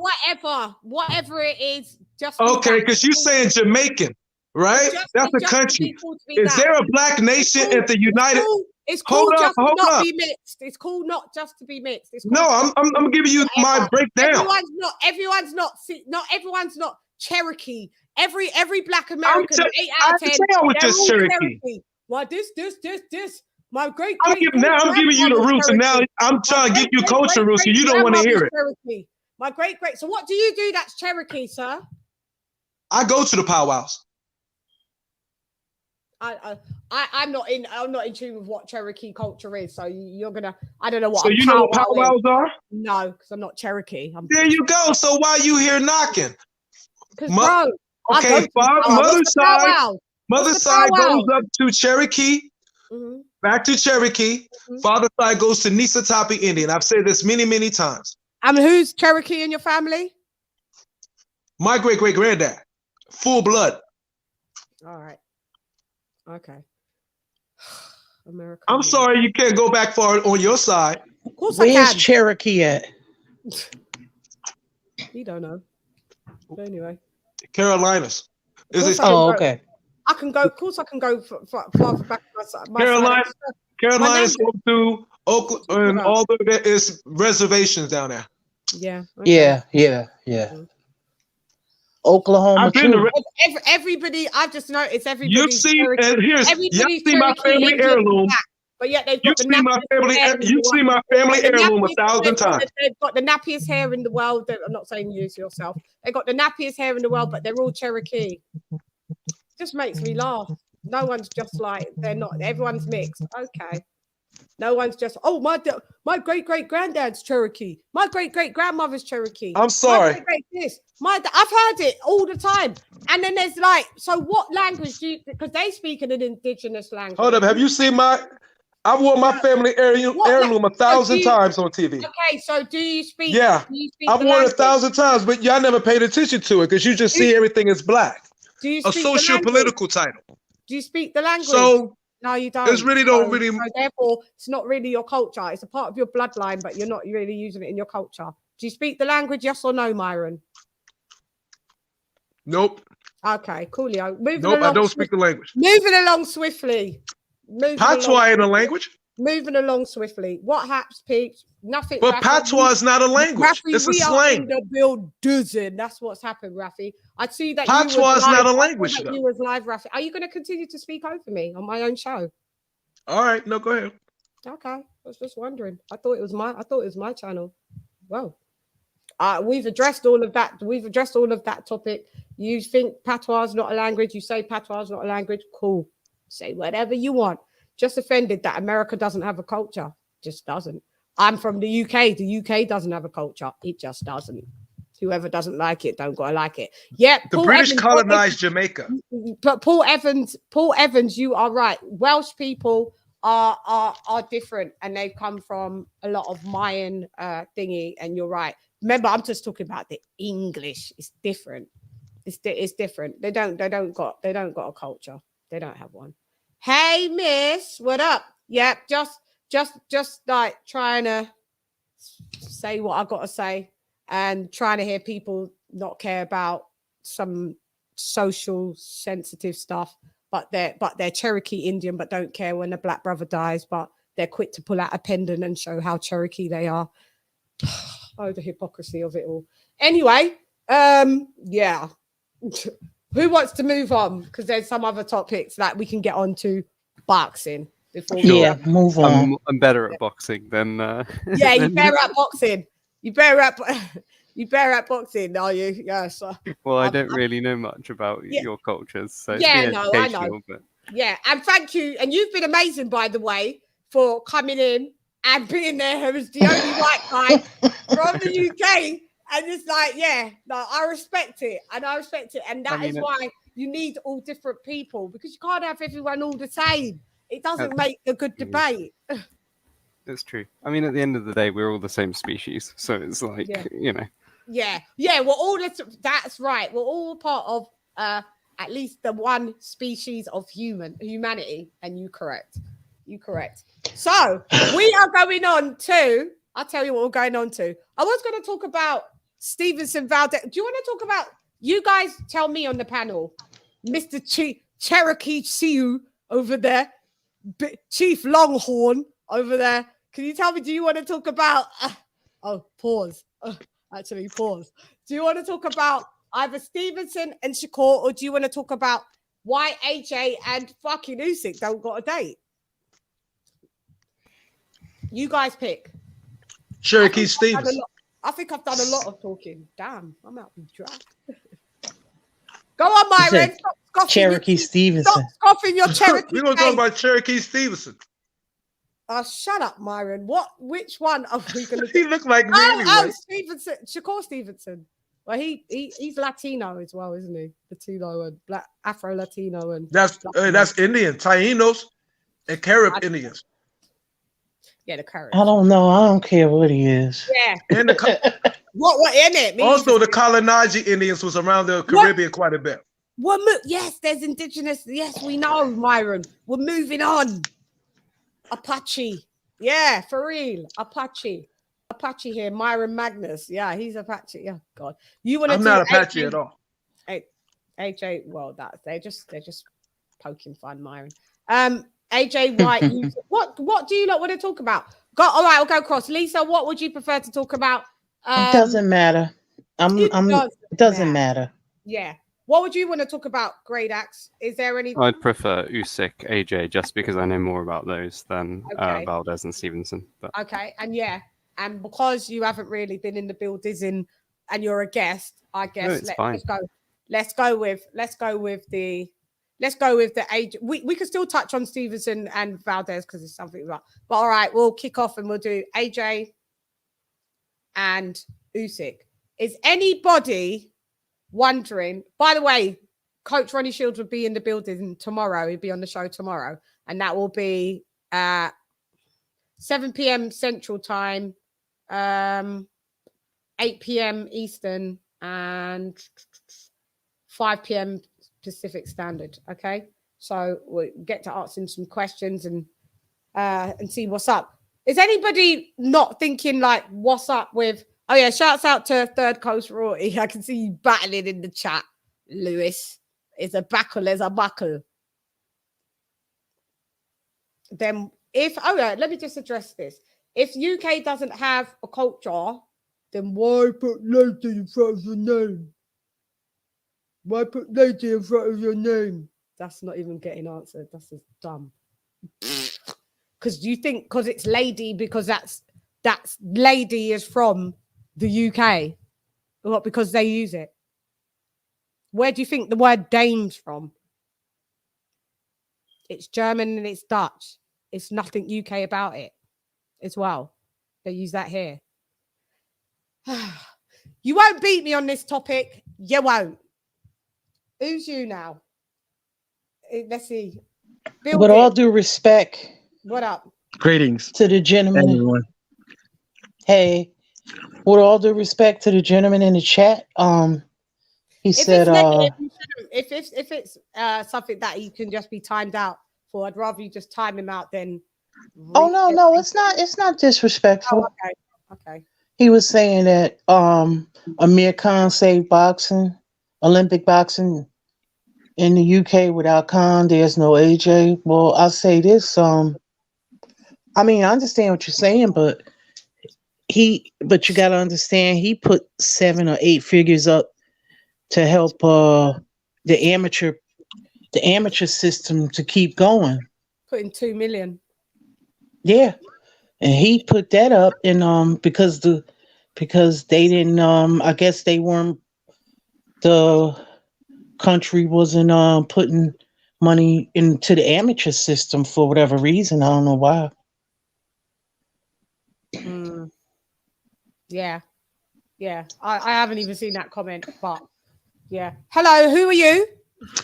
I am Zacamo. Zacamo, what up, long-time Joe? fan. Yeah, man. I just came in. I wanted to jump in the cultural battle, and I guess I'm a little late. God, you completely brush into it if you want to never go into AJ. Myron Magnus had some great points, and I just wanted to say that I'm in Apache land myself. You're animal turf, so hey, come on, Myron.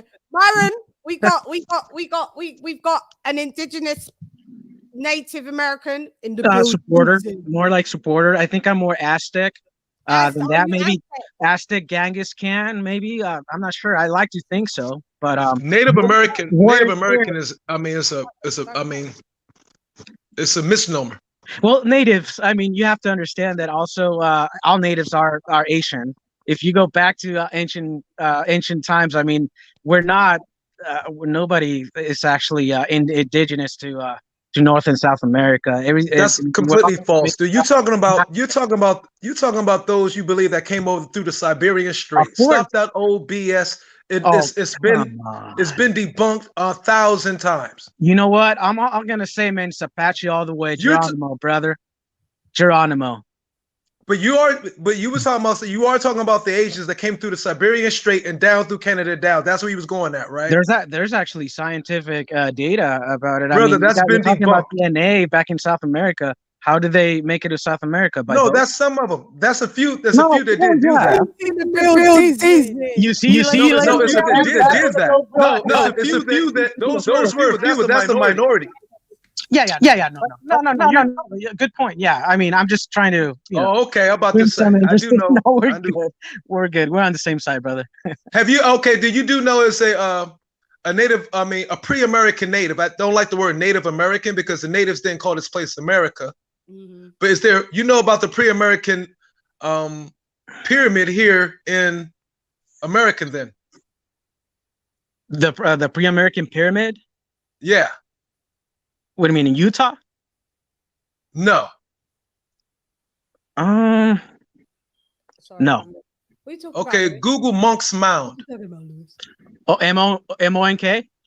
Yes. I heard of that. Okay. I'm gonna get into I've been there. Smoke's got technicality. You can't jump on it. Where is it? Where is it? I don't know. I this is nothing. Near Missouri. Oh, wow, up there. Oh, that's interesting. Well, thank you for that. Appreciate that.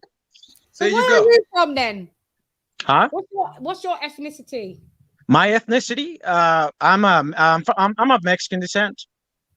Oh, okay. That's why you said Azteca. Oh, yes. And well, if you look at my mom, she looks like a little. She's a small little Russian gal. She's so white.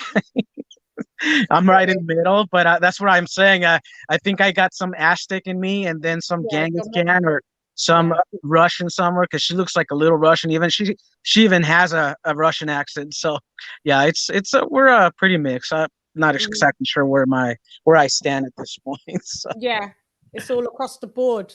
Mm-hmm. Aren't we all? We will be talking about AJ Miss Ringside VIP. Don't worry, we are going there now. It's just that a guest came in. My man, AJ. He wanted to say, okay, let's chop it up. Okay, he was banned after time. Okay. So these guys are doing their own stuff in the chat. So I get it, because I was like, what's going on? But yeah, you guys are chopping it up here. No. Big up Beats. Oh man, you got live. Beats. I just realized Beats. Yeah, but Beats. It's got an echo. Can you hear me, Beats? Hang on. What's Maybe. good? Beats in the building. Walk on, popcorn. What's going on? There, but just there upon the back of feeling, huh? Yeah. Oh, a bitch been born on the battlefield. But thank you. I used a bit of your thing today. So if you get a thing saying LadyChann used your material, sign it off, please. What did you? I don't care if you use it. It's cool. What did you? The Bob Arum thing that you did today. Someone mentioned Oh it. yeah. Ray Mercer, yeah. See Ray Mercer. Yeah, the Ray Mercer and Tommy Morrison. Yeah. So could we get your take on that? Because now that you're in the building, it would be silly to use Beats' material, and then now he's here. He's not even think about it. Because it will tell everybody what they The Beats. Is Bob Arum, in your opinion, racially insensitive, racially biased, and have some kind of racist rhetoric with his vibes? Please big up Myron, big up. Everybody mute their mics while Beats speaks, because it's just gonna. Yeah, let's just mute. Bob Arum is speaking a language which is prevalent. Like if you're talking like that fight there, Morrison and Mercer was around 91, right? Up until the 80s, right? We're speaking about Tommy Morrison. Tommy Morrison, the Duke, John Wayne's long relative, right? He rejected being called a white hope because he said it's racist and it's dated. He was probably the first white fighter to do that. He said, don't call me no white hope, right? But up until that point there, in the 80s, it was quite common. Like Cooney was the white hope and he accepted it, right? Mercer only got 50 grand more than Morrison, who was the champion. Well, Larry was the champion and he had to take the same purse as Jerry Cooney, right? They got the same purse and Larry Holmes had to walk out first, even though he was the champion, right? So it was quite common for them to say, oh, well, you got a prospect there and he's white as well, so that's good because they're going to make money, right? It was quite common and it started fading out. But what's happened to Bob Arum? He's stuck around longer and he's outlasted Don King. So a lot of stuff that he was saying, he was doing, right? The chickens, the one said, come back for rules right now, right? It's all coming back on him now, yeah? All of that shit he did is coming back. A lot of people don't like when you put it. It's all coming back now. And he did see, when he was saying all that, he wasn't banking on there being a social media. Nobody was, right? He wasn't banking that, oh, people are going to pull up videos. People are going to, like see, I ran Barkley, right? Right. He was out of contract with Bob Arum in around 98, 99, right? And Arum was still using him, and apparently he owes Barkley money. He was out. See what Mikey Garcia was saying? Yeah. Bob was saying he was still in contract. He was doing the same thing back then, right? But what did Barkley say? Oh, I'm not going to take you to court, because a lot of them boxers, they come from the street. They can't be bothered for take man for car. They ain't got no money. Banana money. Yeah. Right. There wasn't a culture of bucking back against the system, but that's changing now, and a lot of people don't like that. And people like Bob Arum are getting caught out. They're getting caught out. Right. That's what's happening, right? So yes, like I wouldn't say the worst rapist, but yeah, he just told he told Ray Mercer straight, yeah, because you're black. That's why you're only getting that much more. Right. Ray Mercer weren't lying. Listen, Ray Mercer beat Tommy Morrison as an amateur. He beat him as an amateur. He was the champion. Wow. Wow. And he beat his ass as a pro. Yeah. That was cold blooded. What Bob said. So, okay. So what? Because guys, you guys have to go and check out Beats. He's done a part 1, part 2 with the Bob Arum part, and a part 3 is what we watched today. I got to watch it all in its entirety though, Beats, because I just watched the bit. Paulie Malignaggi, is this all a part of the same insensitivity, would you say, Beats, that it's been allowed to slowly creep through the US? Right. Like, Yeah. it was Look at it like this, Chan, right? Look at it like this, right? You've got Paulie and Steve Kim. Who was Steve Kim work for? He's worked for ESPN. What other ESPN. outlets work for? ESPN, and I think he's got his own little, and that was their own podcast, but I Right. thought it was just ESPN. And that. That's quite a big gig, yeah? That's quite a big gig to have. ESPN is a big gig. Paulie's worked on Showtime. He's worked on Sky. He's working on Sky now. Yeah. And look at the language he's using, and he's still getting them prominent big gigs like that. Right? And no one's done nothing about it. He jumped on Showtime, got rid of him because what did he say? About Wilder. Yeah, he said Paulie said it's the end of the African American reign, and it's European. Yeah, and he said that, yeah. And Sky had no hesitation in signing him up, and that's fair enough, right? Because I don't agree with sacking people. I agree letting them stay there, and if people want to follow it, let them follow it. But if they think it's wrong, they should walk away from it. But yeah, you know, like what he said about George. I made a mistake. I said George Floyd got shot. Obviously, yeah. But I thought you were just meaning like Black Americans getting shot by the police in general. But that's what I'm used to hearing over. That's what I'm yeah. used to hearing. I'm used to hearing him get shot over there. You know what I'm saying? Yeah. He's the one that got the neck nailed on. Yeah. Paulie can say all of that and still get massive, massive gigs. Which, you know, fair play to him. Fair play to him. It's just goes towards a certain privilege that's been afforded to them, because the minute you say anything that could be slightly, you're either an anti-Semite, you're racist, you're that, everything's taken away from you. All your social media platforms are taken away, shut down. Yeah, the dude is polarizing. Malignaggi is just a weird kind of dude. Is he? I thought he got blacklisted. I thought he was blacklisted from the networks, from media networks. Is he now with Matchroom?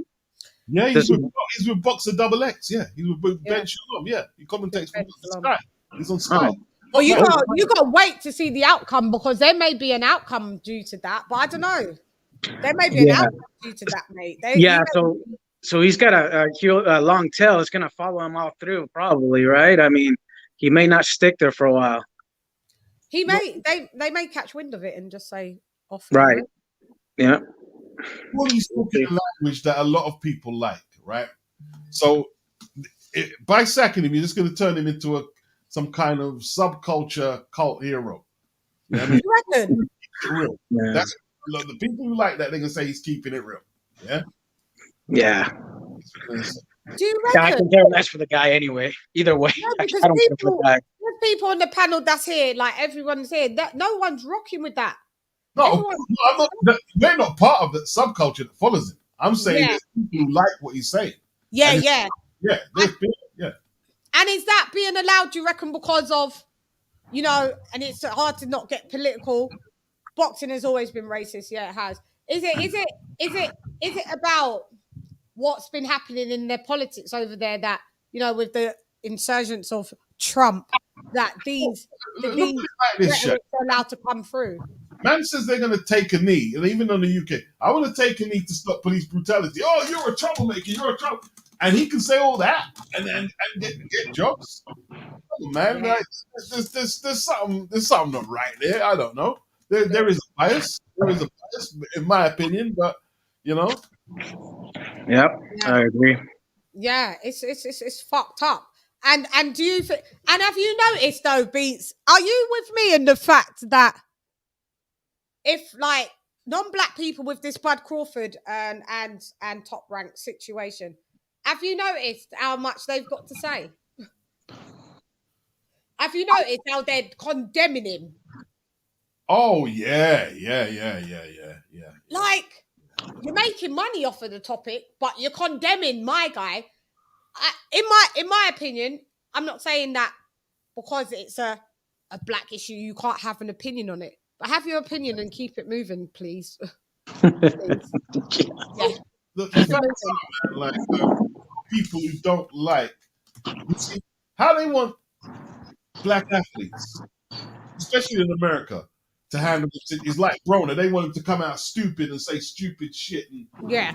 Rather than be professional. Oh, he just said what I said. What Myron said. Yeah. There you go. Minds in a lot of things, man. You know what I mean? Go ahead. They might not like minds in a lot of things. That's what they wanted. They don't want Bud to see Bud to never come out. Oh, man, you're cutting my allowance check. Nah, Bud went to Daniel Kinahan and to Friedman, and he's going in his business, and they don't like it. They don't like it. The worst thing you can do, like for them as a black man, is to go through the proper procedures. When you act up like an idiot, they love it. They love it because they know it's going nowhere, right? Right. They know it's all gonna come back on you in the end.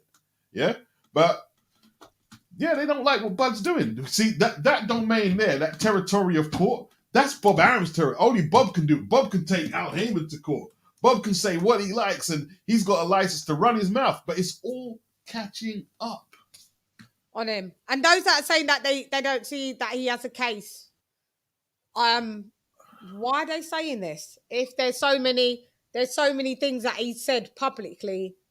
Did you hear when he said that? When like on the verge of Terence leaving, that he said like it's just like when you release a slave, like what? Just like when Abraham Lincoln released the slaves. He said that on an interview, you know, and we were. Can you believe that? For a start, the race thing is only one component of the case anyway. Yeah, it's only one bit of a component. The most of it is breach of contract. I've noticed there's a lot of law experts on these YouTube channels who are saying, "Oh, you don't draft up a contract." Like I said, why are you doing YouTube videos if you know so much about If you're a lawyer, if you know all this law, you're in the wrong job. Yeah, you're in the wrong job. Definitely in the wrong job. I've seen it time in and time. See you later, boo. Yeah, see you later. I've seen it time in and time out, and this is what I'm saying. I'm just off the mind frame of like, just like if you ain't got, like what Lisa said, if you ain't got nothing good to say, and you're condemning, like how do you know what Terence Crawford's experienced from what he hasn't? Oh, because George Foreman's come out.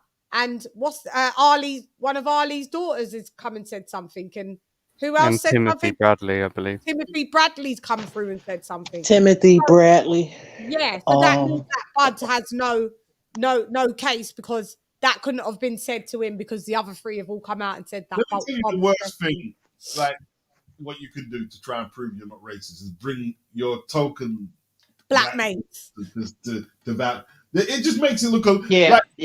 In the UK, like some people who try to say, "Yeah, I've got Bob Marley." I've got a black best friend. My best friend's black. Album, I'm not racist. As stupid as Bob Marley, yeah. Bob calling in them favors. Yeah. Or either he calling in favors or they just feel emotionally. It's called emotional blackmail, where you just instantly feel guilty about something, even though you didn't do anything. So you just want to, here come big old George Foreman to the rescue. Yeah. Captain and Saver Bob. Yeah. You know. I don't think he called anyone. I think they just came out.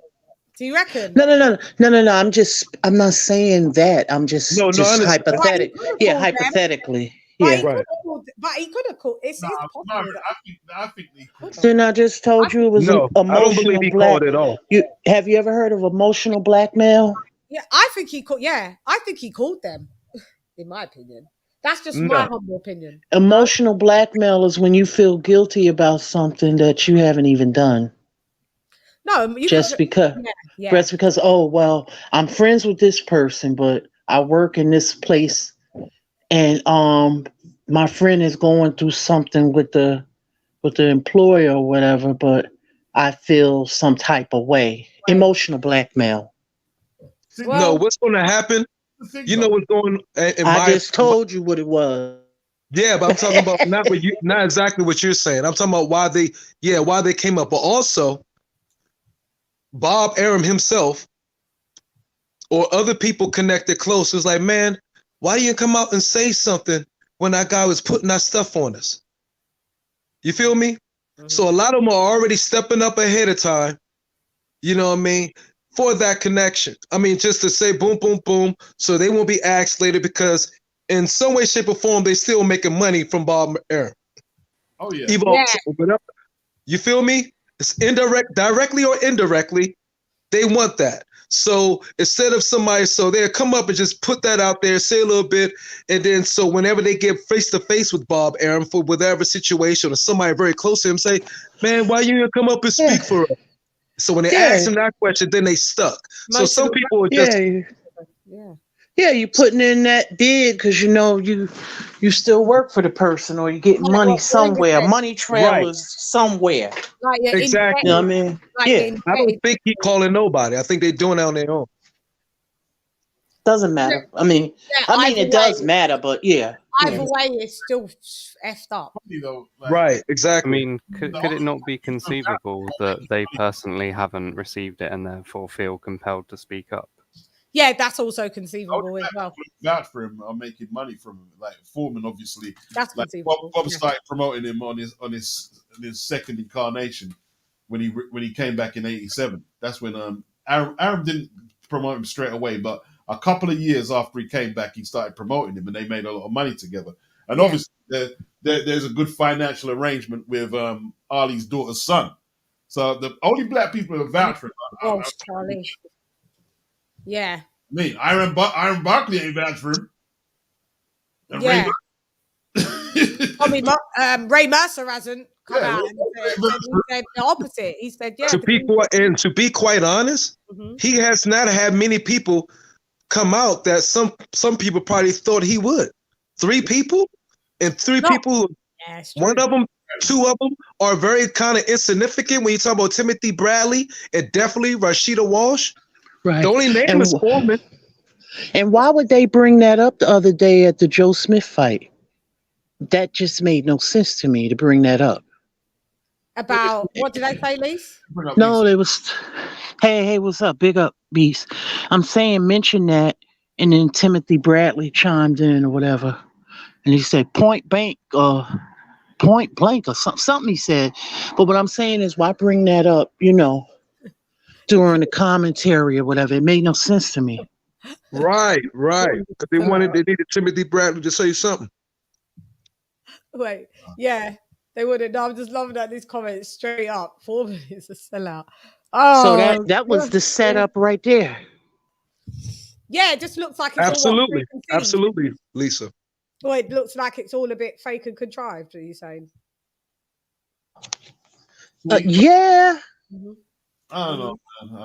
I don't know, man. Like he's got a case. It's strange. Like when Manny was fighting Pacquiao, they said that Ali wanted Pacquiao to win. And a lot of people said, "Oh, Ali's rooting for the Filipino over the African American after, you know, how he's built his name." But they came out and said, "No, Ali's neutral." After they tried to clean, because Ali's family said he was rooting for Pacquiao, but they cleaned it up and said, "No, he's neutral."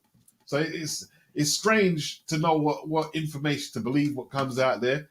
Well, I'm not sure if they volunteered. Not all of them, I don't think Ali's Rashida. I think Bob said, "Yo, can you come and do this?" I think so. Me too. Yeah. That one there. It came forward, but I think Rashida was coerced. Yeah. I think that of the to be fair. Coerced and coached. Yeah. Because it's not like we said, it's not impossible that's how all of them or some of the out of the 3, it's not like it's loads, truly actually do feel. It's not like it's impossible that Bob didn't ask all of them or a couple of them or 1 or 2 of them to come through and say this for him. They're all conceivable notions, so we can't throw them out the thingy. But when you're going with it just doesn't look good on. But I just feel that on the breach. Where do you stand with the breach of contract? Was Bud naive thinking that top rank could get him Spence. Yeah, he was. Yeah, 100%. Because he knows about the other side of the street, in the street, in the street. Well, Bob, but see, the thing is, a lot of people disagree with me. Bob, in my opinion, created the other side of the street. As soon as Al Heyman got into business, he's taking him to court. And like, you know who was backing up Bob's case? It's Paco Baccarel from the president of the WBO. That's why Al wasn't dealing with their belts for so long. Yeah. Good point. Yeah. Bob created the other side of the street. You're absolutely right. What, for his own financial gain? Well, he was like, you see what because Al was a black man, right? This is my opinion. Like, when Al came, you know what they were saying? Yo, we need to dig up in his bank account to see where the money's coming from, and what this and that. And I said, hold on, what's that? This don't sound right. Why? Yeah, I remember that lawsuit. Yeah, he was being sued by Oscar De La Hoya, but that was for a different thing. Then he was being sued by Bob Arum. Oh, by Bob Arum. Did Al Heyman sue Arum back on the counter suit? I understand Oscar's lawsuit. I don't know. Basically, all of Oscar's fighters left from Golden Boy and went over to Al. Went to PBC, didn't they? Right, and that's why Richard Schaefer was banned from boxing for a while. So who won the lawsuits that remember, Oscar caught the DUI, and he it was shamefaced, and a couple of days after, he literally dropped his lawsuit. Oh, so he dropped the lawsuit. Yeah. Did Bob Arum win his lawsuit against Heyman? Dropped. There was also a similar lawsuit, I believe, raised But, by Garcia. Hang on, let Graydon speak. Hang on, sis. Okay. Yeah, go ahead. I Sorry. think there was also a similar lawsuit raised by Garcia with the same lawyer. Yeah, Mikey Garcia with the same lawyer. I don't remember what happened to it. I think it might have been thrown out, but I don't know. Mikey won his case. No. He won his case. He was released of his contract. Yeah. Yeah, he won. Oh, nice. Mikey got out. So that ding, ding, ding, ding, But he was on the shelf for 3 years. Yeah, and that's what Bud didn't want to do. That's why he kept his mouth quiet. I did a whole video on him. Until, did you? Go over Yeah, with a lawyer and everything. I saw it, Myron. I saw your video. Did I watch it? Did I see it? I know. Last time I was on it, it was on your when we was all over it. That was, we were talking about Leon Muhammad. Yeah, that's. And Leo, see, not be funny. Elder pissed me off, man. I love his material. He pissed me off when I hear him talking with Fred. You know what I mean? Yeah, just didn't know what he was chatting about. You know what? I've changed my mind on that. Did you? Yeah. Did you? Yeah. What? You totally 180'd on that? No, because I listened to it again and I realized what the man was really trying to do. Okay. He was trying to just put cats on game. He presumed that didn't know anything about the connections Bob Arum have. The connections he was dry snitching like hell, to be honest. Yeah. He mentioned Lou DiBella and how he got the boys downtown. And you can't, so I think he just put something out there because the man, of course, you can't, he called Bob Arum a snake so many times, you'll think that Bob Arum was an actual snake. You know what I mean? He called him, so I think he was just putting something out there to say that snake and blah, blah, blah, and just saying some stuff to just make it seem like he's helping Arum, but he put a lot of freaking gems out there and jewels out there talking about, he said Jewish and all the connections and, they go on this and all. I think he was putting youngsters on game who didn't already know in the know. And I think he was doing that. You have to really read between the lines what he was trying to do. But the and bad thing about it was old the people audio talk was like so that bad. sometimes when they try to, He the audio was so bad I couldn't hear a lot, and he was eating as well. So. You need to go, yeah. But he was trying to put cats up on game, and he was just trying to still, because he probably still want to keep himself some connections for himself, because I don't think he's doing that well. So he got to hustle. He got to try to make his money any way he can. And I joined, so I'm mad at him. But he called Bob Arum a snake enough times to realize that he know Bob Arum was a snake. But he just started calling Bob that recently, because if you go back a few months back, he always spoke highly of Bob. But he used to call Bob Arum a snake on old boy on the light skinned dude that used to do the videos with him. Yeah, yeah. And on Shoot the Five, he was called Arum a snake. Yeah, yeah. He said he's said, Bob, you can't trust him. He'll backstab him many times on different videos. If you watch Shoot the Five, what was that dude? Does he even do boxing? I mean, who the guy who put Laugh at First Sight? I don't know what happened to him. Yeah, yeah.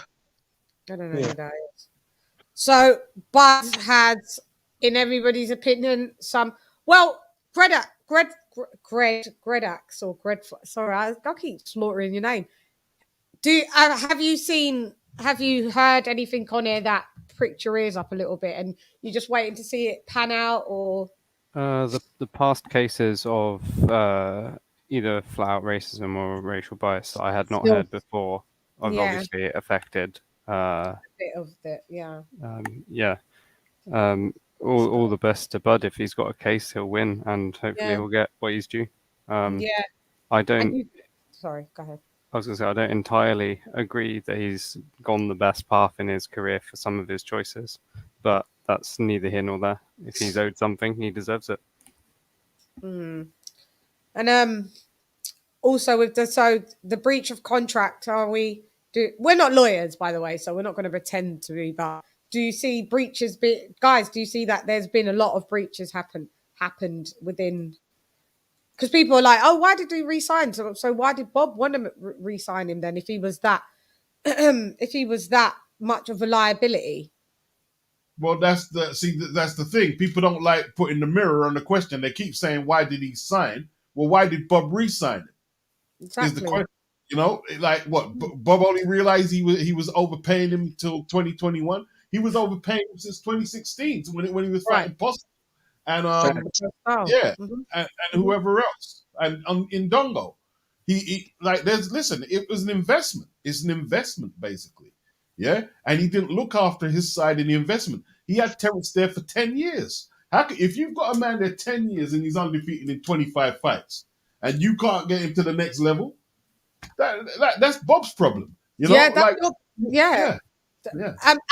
And Bob's, everyone's like, oh, because he's 90 and all of that, but at the end of the day, if he couldn't, all he had to do was hire people that were social media handlers, professional social media handlers for Bud. You know, like we said, call Bud in, because I've seen Bud's personality in lots of different things, and he's funny.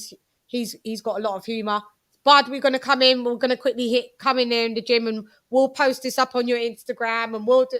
If Bob really wanted to do that, he could have did that. Bud is a boxer. But look, Bob Foster didn't have no big. He was quite actually funny, right? But you didn't really get to see it. Bob Foster knocked people out, right? He flatlined people and beat them up, right? If you get Bud to fight, Bud doesn't need to be putting on tap shoes and doing a lot of extracurricular stuff. Get him his fights, right? Get him his fights. Mayweather was there for 10 years as well, right? Yeah. And nothing with Mayweather. Nothing. Yeah, he was a dream killer. Told Mayweather, like, you're never going to see your name up in no list. 5 years, right? 10 years, a generational talent, right? And you couldn't make him into another. How comes he couldn't make that Oscar De La Hoya? He didn't want to pay Floyd. He couldn't get in the De La Hoya fight because he didn't want to pay out. Yeah. He's always had the gems. He's always had the. He would have made that fight. Yeah, because that's where it was down in the. Yeah. I think Bob has a track record for being very cheap and tight, and therefore he struggles. He takes prospects from a low level to a reasonably mid-level, and then will struggle, and that seems to be the case over the board.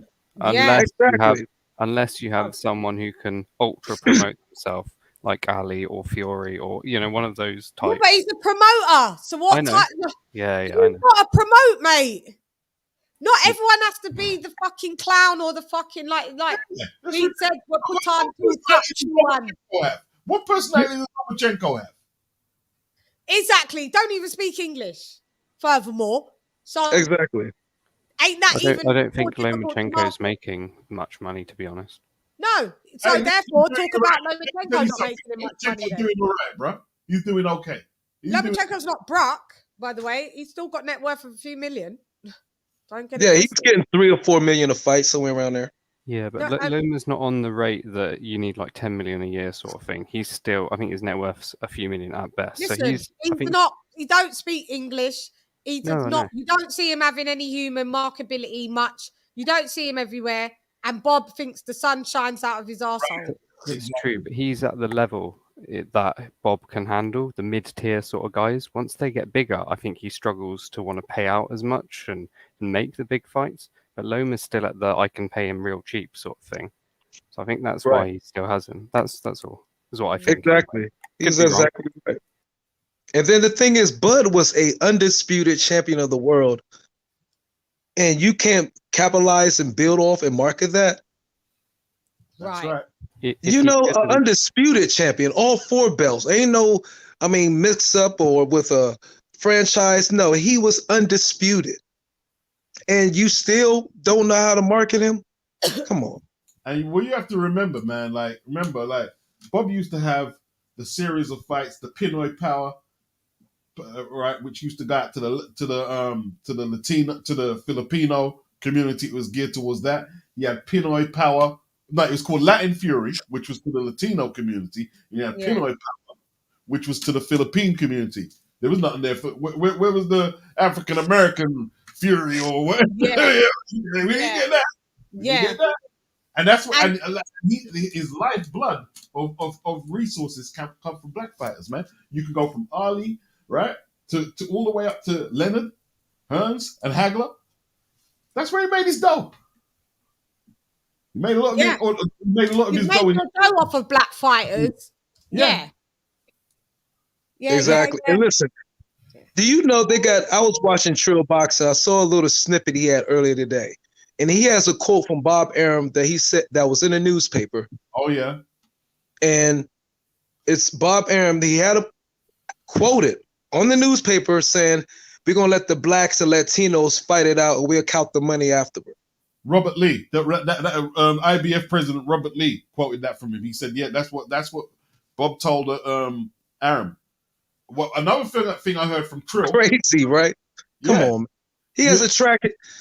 Hey, Beats.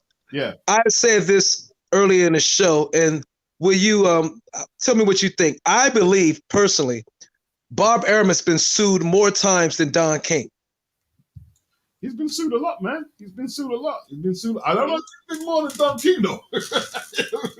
I'm gonna do the research on that. Let's see how many times, because I would say no. I'm not sure how many times each of them. I don't remember one serious time where they had him at the Superior Court or everything, Don King and all that, and it was not guilty and everything. I think with mob, something, whatever. I remember that with, from fighters. Yeah. Bob Arum has been, he's been kicking up the dust with lawsuits from fighters over the last 20 years. Oh, yeah. It's ridiculous. Everybody big too. That's the thing. Apparently Trill said that they used to have this matchmaking system. So when they used to get the Mexican fighters there and they had a certain maybe flat-footed style, they'd have a notification next to the opponents. NBF. No black fighters. Don't put him in. Yeah, that's what he was saying. And really? Blood Boxing, he dropped the video today where I need to watch that. he was doing the same Shouts thing. out to Blood. Yeah, he was doing the same thing against Tony Tucker.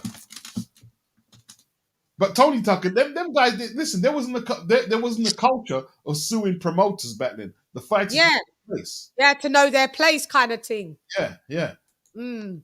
And they didn't have the funds either to draw it out as Bob Arum did. And Bob Arum being a lawyer himself, he didn't have to worry about that crap. Exactly. The most evil is Frank Warren, though. Frank Warren evil in all of them people. Why you gotta say that? Old fish eyes, for real. Why everybody be saying that, man? Let me tell you this, Myron, right? When he had Ricky Burns on the ropes, Ricky Burns was a 2-weight world champion. I'll dare any of you to guess how much money Ricky had in his bank account when Bob kept him inactive and court costs. Ricky had 200 pounds in his bank account, bro. Ricky Burns, wow. He had 200 pounds in his bank account. Bob was starving him out. He was doing the same thing to Tony Bellew. Bellew hates Frank Warren, right? Because they had a contractual dispute, and Frank was using his long bank to starve him out because the man ain't got the bank. You know what I mean? So Bellew was about to lose everything, and then somebody helped him out and gave him some money to continue fighting Frank. And when Frank saw that, he dropped the lawsuit because he was gonna drain my boy. He's gonna wait to drain out all his money. Yeah. But how do we know that Bob might not do that to Bud? Well, Bud's out his contract. Well, he might. I mean, do it indirectly through the through his connections in the boxing world. We have to wait and see. Or just can he not drag this out in the court system as well, though? Because Bob will know all of the little niggles and bits where you can hold up things because he was a lawyer once upon a time. Do you reckon that he could pull those? Realize, Chan, right? People like Bob, right? I know he used to be an attorney and whatnot, but he's arrogant. See, arrogant people, they always leave themselves open because they don't expect shit to come back at them. That's true. So, you know, I said the same way. I said he thought he was too old to get freaking. He thought he'd be dead before he gets sued again. I said that in the video.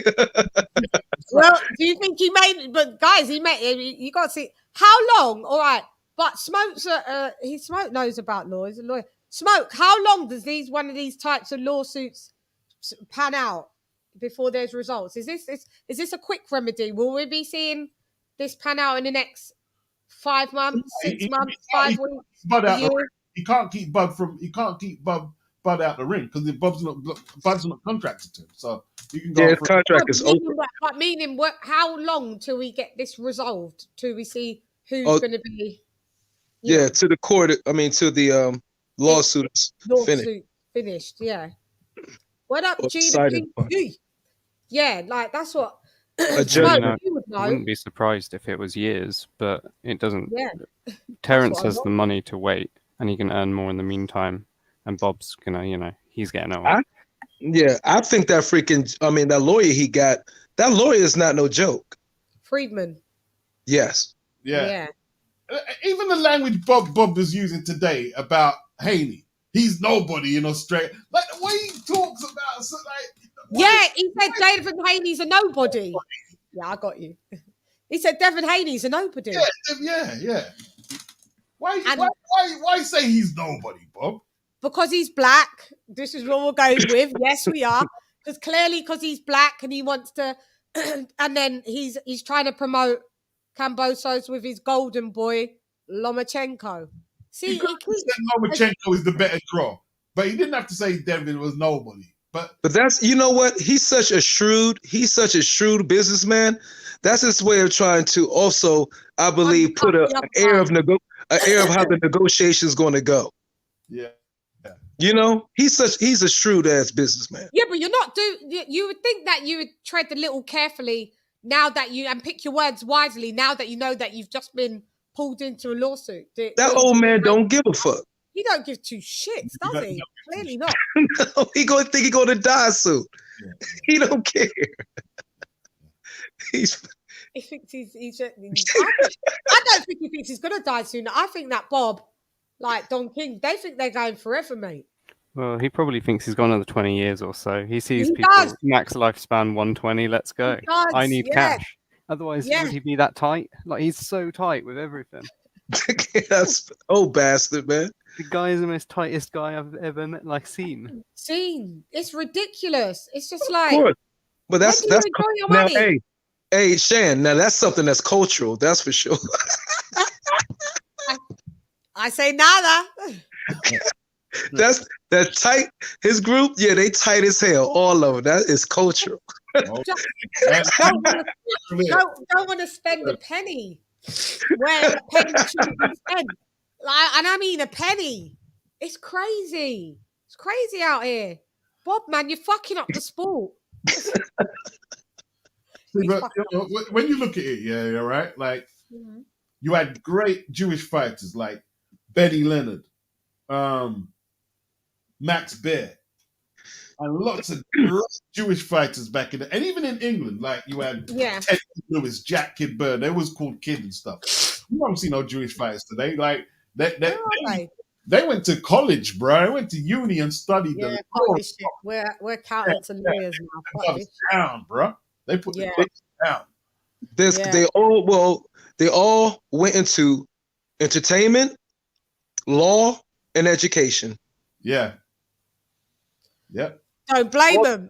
All three areas where you could control the intake of people visually, through reading, mental, and the rules around it. See, when you think about it, man, like look at it that way.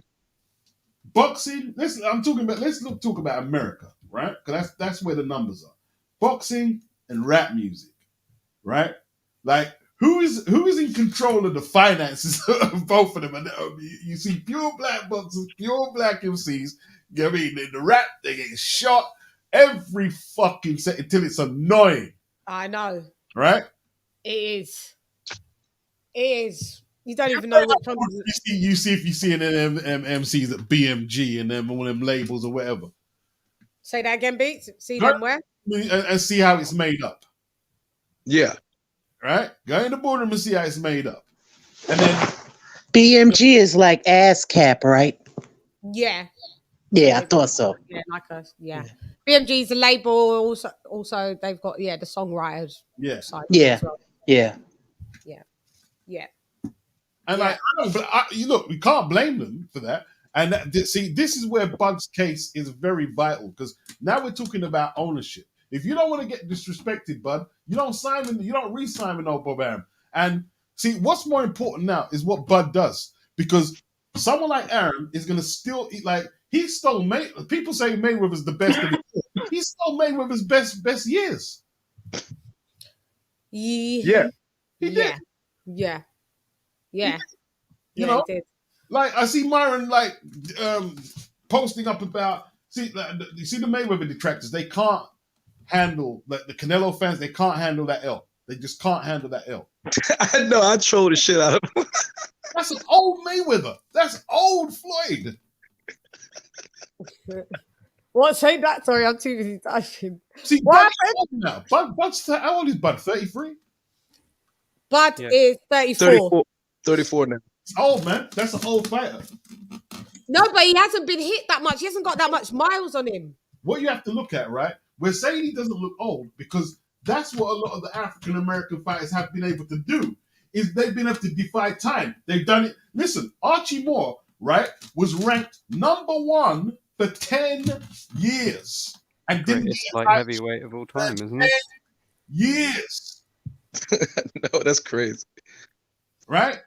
And he didn't. Yeah. He was fighting world title fights until his 40s. Look at Hopkins, right? Because the African American fighters do that, it doesn't mean that it's no less of an achievement, right? They're old fighters, man. They're old. What at 34? You because they're the smaller division as well. They tend to burn out quicker. Well, they throw a lot more punches. Yeah. Heavyweight. Archie fought a light, heavy, and heavy. And also, Sonny Liston was really old, probably older than his actual age. Really? Right? Yeah, it's rumored that he was a few years older, like from 3 like to 6 Louis or something. Ortiz. Oh yeah, like Dinosaur Ortiz. Yeah. Even Ortiz is a bad man. Ortiz is a bad man, bro. He's good for the age that he is. Dude, he really is. He hit that dude, and he hit dude into a statue, bro. Dude just complete. That's your boy King Charles. Yeah, dude, I've never seen nobody do that in my life where he got hit and just completely, just like my dude. He was like, "Where am I?" I didn't get it. I was like, "Oh, he's out on his feet." Man. Yeah, that was wild. That's what I find that more worrying to see a fighter like that than one that's out like a light on the canvas. That looks more natural than being standing up and out. That's I don't know. Was he out on his feet? I don't know what happened. I thought he was out. He was out. That it looked so freaking crazy though. That referee had no business letting that fight still go on after Yo, that. how could he be out and just standing like that, like a freaking, like the Statue of Liberty or Mother?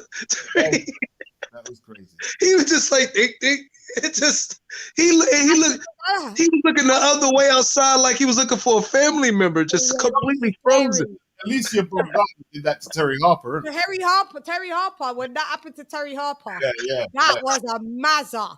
But I think it looks even madder when it was Charles Martin, though, because that was crazy, bro. Man, I was like, but that fight shouldn't have gone on any longer. See, but like, look, see the thing, you know, the Wilder fans, they kind of spoiled Ortiz's reputation by overhyping him. But Ortiz is a bad man. Ortiz is a bad man. Yeah, but his day's done, though, Beats. His day's done. His day's done. But you still got to be very careful. Yeah, be very careful. He went down off of a jab, man. Yeah, be very careful. And it wasn't even a hard jab. He went down off of a jab. Zero punch resistance. He could crack you with one. Right, right. Take a tap back. You facts. No, yeah. It's facts. Time for none. Time for Sido, no Ortiz. Sido. That backhand is still dangerous, but like you say, he got dropped from a jab because he's old. He's an old boy. It wasn't even a hard jab. It wasn't even a hard jab, like Myron said. It wasn't even a hard jab to Ross. He said, Sharukin on freaking King Charles. That dude just said, dude. That joint was so, I'm like, oh my God, yo. And then he knocked him back out of it. He was stuck, Joe. And then he hit him again. That one popped him back out of it. I ain't never seen that like that in my life. Complete just standing in midair like you in a stuck seizure. Do you think you got a little overconfident? I don't know. I think he got he got something knocked. I don't know what he got. I ain't seen it like that either. That was a mazza. He got knocked into being a statue and then he got knocked out of being a statue. It was you paused him and then you hit play again. It's wild. The thing is, he's looking the other way. He hit him. He like, I'm like, yo, what happened? Wow, man. Then he hit him again. He snapped him back out of it. I'm like, pick up your, keep protect yourself all times. He couldn't block nothing either. Nothing. And his hand was mashed up in the ropes. Everything that just looked like a madness happened. His hand was scrambled up in the ropes. The referee was starting the count, and he's like, "But yo, my hand!" Like that referee was very inexperienced. I heard anyway, so that was wild. That was fucking wild. He was tied up in the ropes like the referee did. He like blaming the boxer, like, man, why you hit me so hard? You got me tied up in the ropes, man. What you doing? Like, dude, it was crazy. I might watch that back for a laugh later on tonight. That was funny and hilarious. I need to watch that back again. Up until that point, that was the best performance of his career, though. Charles Martin. Who? Charles Martin? Yeah. Are you serious? Yeah. I mean, it's true. He got 2 knockdowns. I think he got overconfident. Scorecards against Ortiz, he was doing well, man. I'm just saying, just to say that performance was his best performance is telling me he need to quit boxing. That's what that's telling me. He need to quit boxing, Jack. If that was his best performance ever, this is not the sport for him. He don't even look like he trained when he came in there looking at his body. No, he was cut. He was cut. That was cut for you? Well, for him. He came in, that was his lightest that he'd ever come in. Oh, really? Believe it or not, that was, yeah. That was. So for him, that was decent. But, Bold in the buildism. Walk on, Bold. Hey, how everybody doing? What up, Dell? What's up, champ? What's going on? What's going on? Oh, man, we just chopping it up about chopping it up about the Bob Arum and the Bud Crawford and the Charles Martin and Luis Ortiz and just laughing. But yeah, we were talking about the Bud.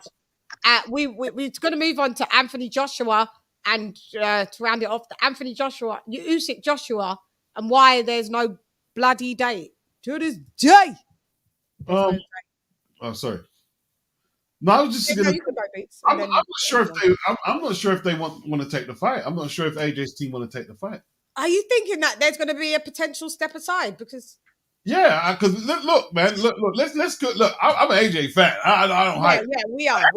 AJ was beaten. AJ was beaten, right? He was beaten well, and you people might be, AJ, you don't really need to go in there that quickly. That's what they might be saying. You don't really need to go in there because everybody's saying, yeah, AJ, just be aggressive. No, AJ might need a little time. You need some repetitions. Yeah. Nah, I think AJ's all right. I mean, he made an adjustment from the Andy Ruiz. People was telling him not to go do a rematch with Andy Ruiz, and he did it. That's and he made slightly a good adjustment. different, though. Andy Ruiz came in 31 pounds heavy and he laid it out there easy for him to take that though. But that's not AJ's fault. He just turned in. No, he just it's not. boxed him. You know what I'm saying? What did he change for Ruiz? He started boxing more. He's not going to outbox Usyk. No, I mean he doesn't have to box Usyk, but what I'm saying, he could change up the game plan and you know what I'm saying, fight him like a big man. You know what I'm saying? Like sure, he's got no training yet though. Easy said than done, Bolt. It's easy said than done, Bolt. Easy said than done. No, I understand, but I think AJ's all right, man. I mean, we can't write people off because they got a couple of losses. You know what I'm saying? I don't. We're not. Oh, definitely don't. No, definitely don't. No, not right. What we are saying is that he can't outbox Usyk. That's all. Yeah, right. they might be saying, no. I mean, not too many people going to outbox Usyk anyway. But what I'm saying, he got to fight him like he's a big man. You know what I'm saying? Just go at him. Don't just try to fight Usyk at his game. Go at him like you went at some of these other boxers back in the day. You know. So haven't you seen him bulking up? Because I've seen him looking like he's bulking up. But AJ does kind of trick you. 1 minute you can look at him, he looks bulky. Next minute he looks just come in and he's all slim and trim. But it looks like he's doing more like he's doing powerlifting and all of that and that. He does look like he's bulked up. So I think if he bulks up and he doesn't get lucky and catch Usyk, he's going to gas in 5 rounds and Usyk is going to knock him out. No. Usyk won't be able to knock out a bulked up Joshua. Look, AJ spoke about he's fatiguing when he was big, and he said when he was fighting Klitschko. Pulev, and he one of his lightweights, he said he was fatiguing. It's all in his mind, man. Look, he's got to get his head right. He's got to get his head right. You know what I mean? You know what I actually believe too? I think that weightlifting and the bulk up has a psychological effect on him that's a positive one. It does. Myron, I could high five you. I picked up. I think I've picked up on that after a while. High five. High five. Yeah. Because it makes him feel more confident. Yes, I do believe that is psychologically in him. He feels too light in the butt. I think when he was bulked up, he felt more confident in his abilities. Me too. Yeah. Me too. As far as the strength, I don't know if he should get too bulky. I mean, he's already bulked up. No. I reckon he get to a nice 248. I'll be honest. I wish he had stayed the physique he had against Dylan White. I thought that was perfect for him. Oh, that was big. He was what was he there? Beats about 255. No, he was like 240. He was like 245 in that fight. Oh, but I think just how it sat on him looked good. He got bigger after that. Got more bulky. Yeah, he got more bulky. He got like to the nearly. What he was like at 18 stone at one point. When he fought, he was like 18 stone. Yeah, I just think like for me, he just gotta elongate his muscles a little bit more.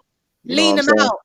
Yeah, because you getting bulky like that, you're gonna get tired. Like you see what happened with Deontay Wilder against Fury. I mean, not that Deontay Wilder was gonna win anyway, but you saw in that third fight, like after 2 rounds, the dude looked tired. He looked like he was gassed out. I don't think Wilder really trained properly for that fight. He just fought. For the Fury fight? No, I don't. I don't think Wilder really trained. He was too big. Top heavy, man. Yeah, he was too big. Yeah, he was too big. You could tell. And he did it over 2 freaking fights. Yeah. Yeah, he was sitting up there like lifting heavy weights and whatnot, posted it on social media. All the Wilder fans was like cheering him on, like, yeah. He lift up, he benched like 300 pounds. And that shit did not help him out in that match anyway. Yeah, just, but with AJ, I think that you know, some fighters, when they lose weight, their punch resistance goes. And True. some fighters carry power no matter what, if they go up or down. Well, we've seen with like Andrew Ruiz, punch resistance gone. Like, you better just go back to being fat, because that, with what happened with Areola, was pitiful. But I mean, so his punch resistance, but it seems like Andy still does carry a certain amount of, maybe a certain amount of power still when he's small. I feel that AJ, it doesn't carry that same pop as he does when he's bigger. And it's psychologically, he feels more powerful, but I think he carries more power when he is tied to a specific weight. And when he stripped down and was on this vegan diet and decided to be near enough Usyk's weight, punch resistance gone, power lessened. You saw it. We saw it. I think his power is going to always be there. I just think, you know, he went in that Usyk fight with the wrong game plan. Like that. That's just the way I looked at it. He went at it with the wrong game plan, because he actually hurt Usyk in that fight. You know what I'm saying? It's a confidence. It's a confidence level. We're talking about confidence, really. So what would you say he did wrong then? What would you say he did wrong? Oh, you talking about AJ against Usyk? Yeah, he tried to outbox a boxer. A boxer who's been doing this since he was a little kid. You know what I'm saying? Fact. You can't do that against Usyk. Yeah, you can't outbox the boxer. Well, I guess he's not going to be doing it. Well, this is what we're saying. Does it look like he's actually, like what we're saying? Does it look like he's going to be having this fight, or is there going to be some kind of step aside? Who's his trainer right now? Because he said McCracken's not going to be there. Doesn't look like Rob's there. Right. So who is going to be there? It's the step aside fight. He said they ain't writing the step aside off yet. That's what he said. Well, yeah, but who's it going to step aside for, though? No, I don't think there's going to, because Eddie said people are urging for the Fury Usyk fight, and that's not really on the cards. And that would make having Dillian White have to Fury step aside. has to fight White. Have to step aside. It's not going to happen. Maybe AJ. I don't know. Let me ask you a question, Beats. Yeah. Because you got a lot of experience of watching fights. Do you see something wrong with him mentally? Yeah. Who? I AJ? do too. Yeah, I do too. What it is, I don't think it's worse than anyone else. I think he just doesn't have the poker face to hide it. A lot of times. Yeah. Uh-huh. What is it like? We're not managers, we're not promoters, we're not lawyers. It's like all fighters have angst and insecurities. You got to see why Joe Louis was like very effective. They said if you hurt Joe, the poker face was like the best in the business. He wouldn't show it. You don't show it if he's distressed or if he's ill. He wouldn't show it, and that's where you need to be. Mayweather is the same as well. Mm-hmm. Same as well. The poker. Mayweather had great poker face. Yeah, great. And maybe like what you're saying, AJ can't. The great ones got it. All the great ones got that poker face. Yeah, you're gonna have to have that, man. With that mental toughness too. Like if you got me, you hit me, I'm gonna hit you back harder. Like we're talking about Ray Mercer. If you want to put poker and toughness, Ray Mercer is best in the business. Ray Mercer is the toughest fighter I see. Like Kelly, you can hit Ray Mercer with the kitchen sink, bro. Ray wouldn't show anything. No Mercer. Yo, didn't Ray Mercer just came out on Bob Arum today or something like that? Yeah, we just spoke about that. Yeah, we spoke about it. Tommy Morrison was beating up Ray good, man. Ray actually said watch that fight. I haven't watched it. Yeah. Tommy was hitting him with them right uppercuts at every full power. Ray said that Tommy hit him so hard he was farting in the ring. That's what he said. What the fuck? Yo, you know what fight I thought what fight I thought Ray Mercer won and I thought he got robbed? Lennox Lewis. No, like when he fought Holyfield. When he fought Holyfield, I thought Ray Mercer beat Holyfield and they just robbed him on the scorecards. I don't know, but I see that. I'm not sure. I watched it again last year. I don't know. It was a good fight, though. It was a very good fight. LaShawn said you can't knock Ray Mercer out. Yeah. Guys with short necks. Well, they were saying that on HBO. I was watching one of Ray Mercer's fights. They say usually the ones with the short necks, thick necks, have really good chins. Yeah. Like Canelo and people like that. Mike Tyson. Yeah. Just had that toughness, man. Just had that, like, you can't really teach. You can't teach that. You Yeah. You either you got it or you don't, innit? Yeah. So Eddie Hearn said basically that there's going to be another extension after this extension on Friday. Oh man, that purse, like, man, for the The Dillian first White. bid is supposed to be till like a freaking March, right? They said now. No, but there's going to be, I don't know. Well, there's another this was the first extension. Now it's gone till this Friday coming up. But when time to screw Dillian out of his shot. That's all they're doing. what they're trying to screw Dillian out of his shot. Get out of that title shot. Well, Dillian can just take the 20%. Then he'll get his shot. Why should he take the 20% when he's a Lennox Lewis took 20% against He's Holyfield. Dillian White though, and he's the WBC interim champion, and he's he's never- under the guideline of 45% tops, and he puts more seats in. Hang on, he puts more bums in seats than Fury has done. He does, but if he doesn't take it, he might never get a shot. Just take the shot and make the he'll money. take it if the arbitrator then has to rule. That's what he'll get. Fury But will try and screw him. At the minute, Fury's trying to screw him for less money, and it's out of order. He'll screw him even more if he doesn't get what he wants. He will just retire again. Well, then retire. Retire. Sorry, Myron, go ahead. Dillian ain't stupid. Beats, go ahead, Beats. He knows there's a good chance he ain't going to beat Fury, so he wants to be compensated well. No, he's right. That's exactly what it is. If you think you can win, you take 20%, and then you can. I made a video 80-20 about on the whole everyone thing. else. But I think that Dillian White has a Y'all possibility. would really take a pay cut if you have a chance to make more money. Y'all would just take a pay cut. Yeah, I wouldn't. Yeah, I mean, my thing is from what I understood, I don't know how true it is, but they said Dillian White, in the UK is making money like that. He makes money. They always try to over you lot there over say, oh, he's a bum, he's trash. He gets paid like when they're talking about this 300 grand and all of this. Dillian White does get paid on in general like 3 million a fight. Yeah, the 300k was just because of COVID. That's taken it out of context because Fury didn't fight in a non-COVID situation, so it's stupid to compare his non-COVID massive purse with another champion to Dillian White's. Like it's just. I know one thing. If he, regardless if it's 20%, 30%, 35%, 40%, I don't care what percentage it is. If he doesn't take this fight, people are going to say, then what did you make a fuss all this freaking time for? He has to take a shot, whether it's 20%. I'm not saying, I said in my video, is it dirty? Does he deserve more? Yes. But regardless, yes, he has to take this shot because if he doesn't, then he will never get whatever.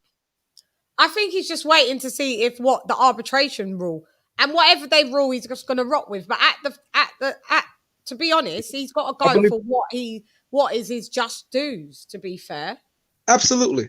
But I think he ended up saying he will take it if he can't get more. Didn't he say that? Yeah, he said that. Yeah. If they rule 80-20, he'll do it. I'm anyway. just worried for him. Yeah, I would. If I was him, let Greg. Sorry, Greg. I'm just worried for Dillian that if he waits too long in court, Fury will just move on, relinquish the belt, and they won't fight, and he won't get the money. Yes, he'll get a title, but then he won't get that money. But Dillian White's not hard up. No, he's not. He can having that belt. He can just then go. I want to see the fight. To be honest, I mean, isn't he as an interim champion? He's supposed to be allowed to get 45%. Up to 45%. Not so I standard. Okay. Unfortunately, I think those were old rules in 2009. Currently, I think it's just 70-30 for everyone. Is what I believe. No, it's not. No. The WBC rules, I thought it was like 55-45 or something. For normal mandatory, it's 80-20. For interim, it's up to 45. They're not expired rules. But the WBC, we be crooking. They just always be changing the fucking terms. Yeah, they do have clauses in there which say they can decide whatever they want. Yeah, anyway. whatever they want. Yeah, so it's kind of irrelevant. So why? Hey, I tell you what, I know Crawford, you know what I'm saying, dropped the suit on Bob Arum, but I think a lot of fighters should be dropping that suit on the WBC, man, because Me too. this joint with the Keith Thurman and Mario Barrios thing, yo, everybody in that WBC, rankings should be going at the WBC head.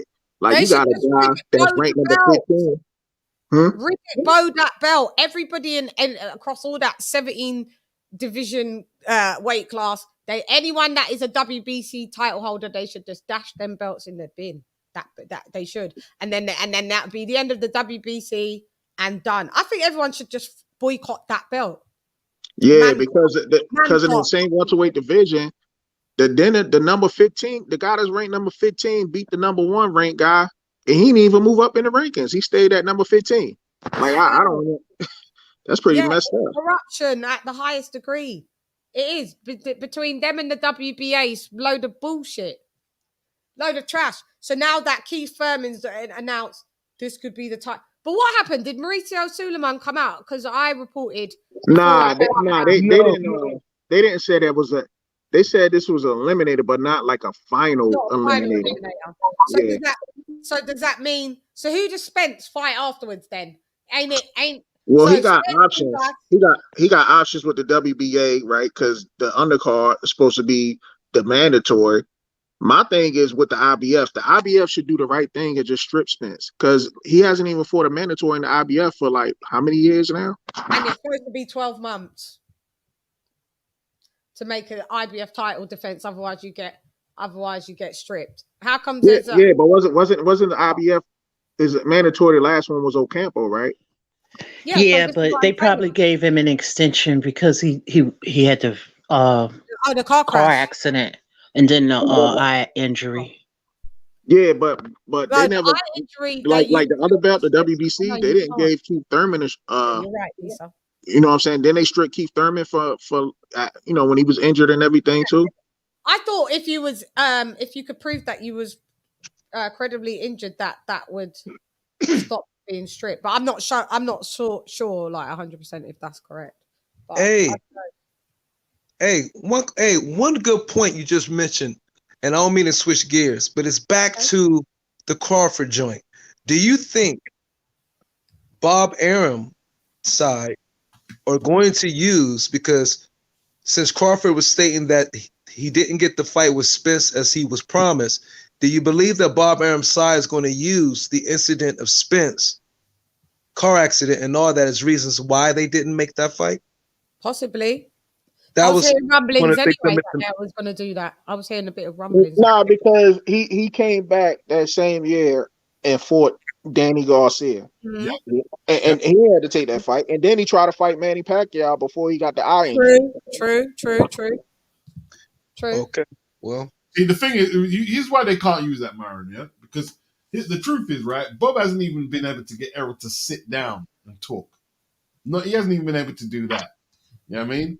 Like, he hasn't come close to making the fight. So they're not going to be able to use COVID. They're not going to be able to use crash or anything. Yeah, I don't think he ever sent any paperwork or made an attempt yet to ever get Spence to the table. Nope, not a sit down. No. That's what I was saying to you, Grey Fox.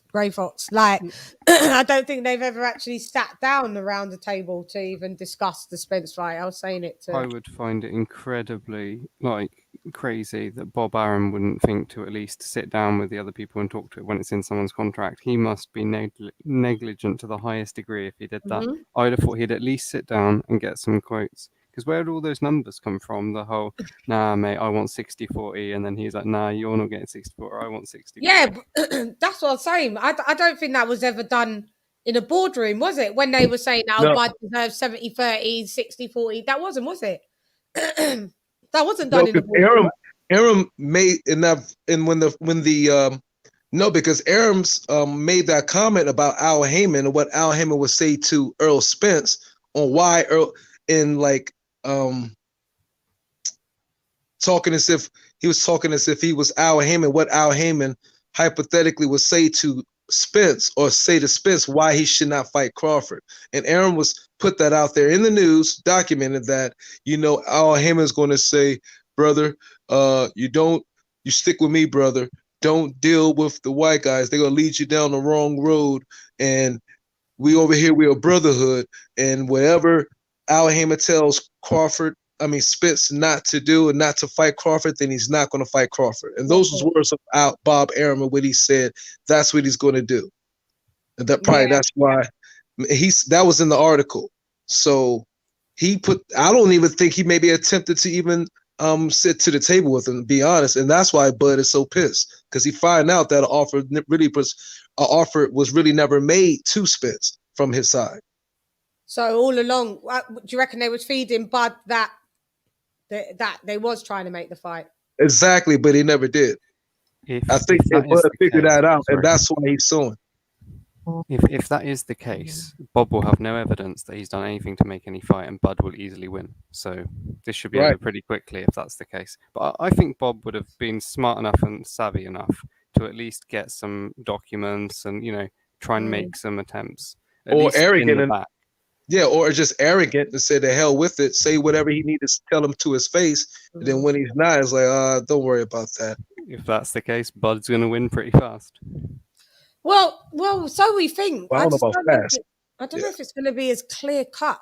I don't think want it to be. I want it to be clear cut, but I don't know. Everybody else seems to be like, whoa, it's not going to be easy. I know it's not going to be easy, but they're like deeming it that it could be near damn impossible that he's got a case at all. It's like, if he didn't have a case at all, would he be able to get a lawyer in the first place? Would he not? Here's a good question, because put like this: if Bob Arum did actually send something to the PBC to fight Spence, would PBC have that on their file? Correct. Mm-hmm.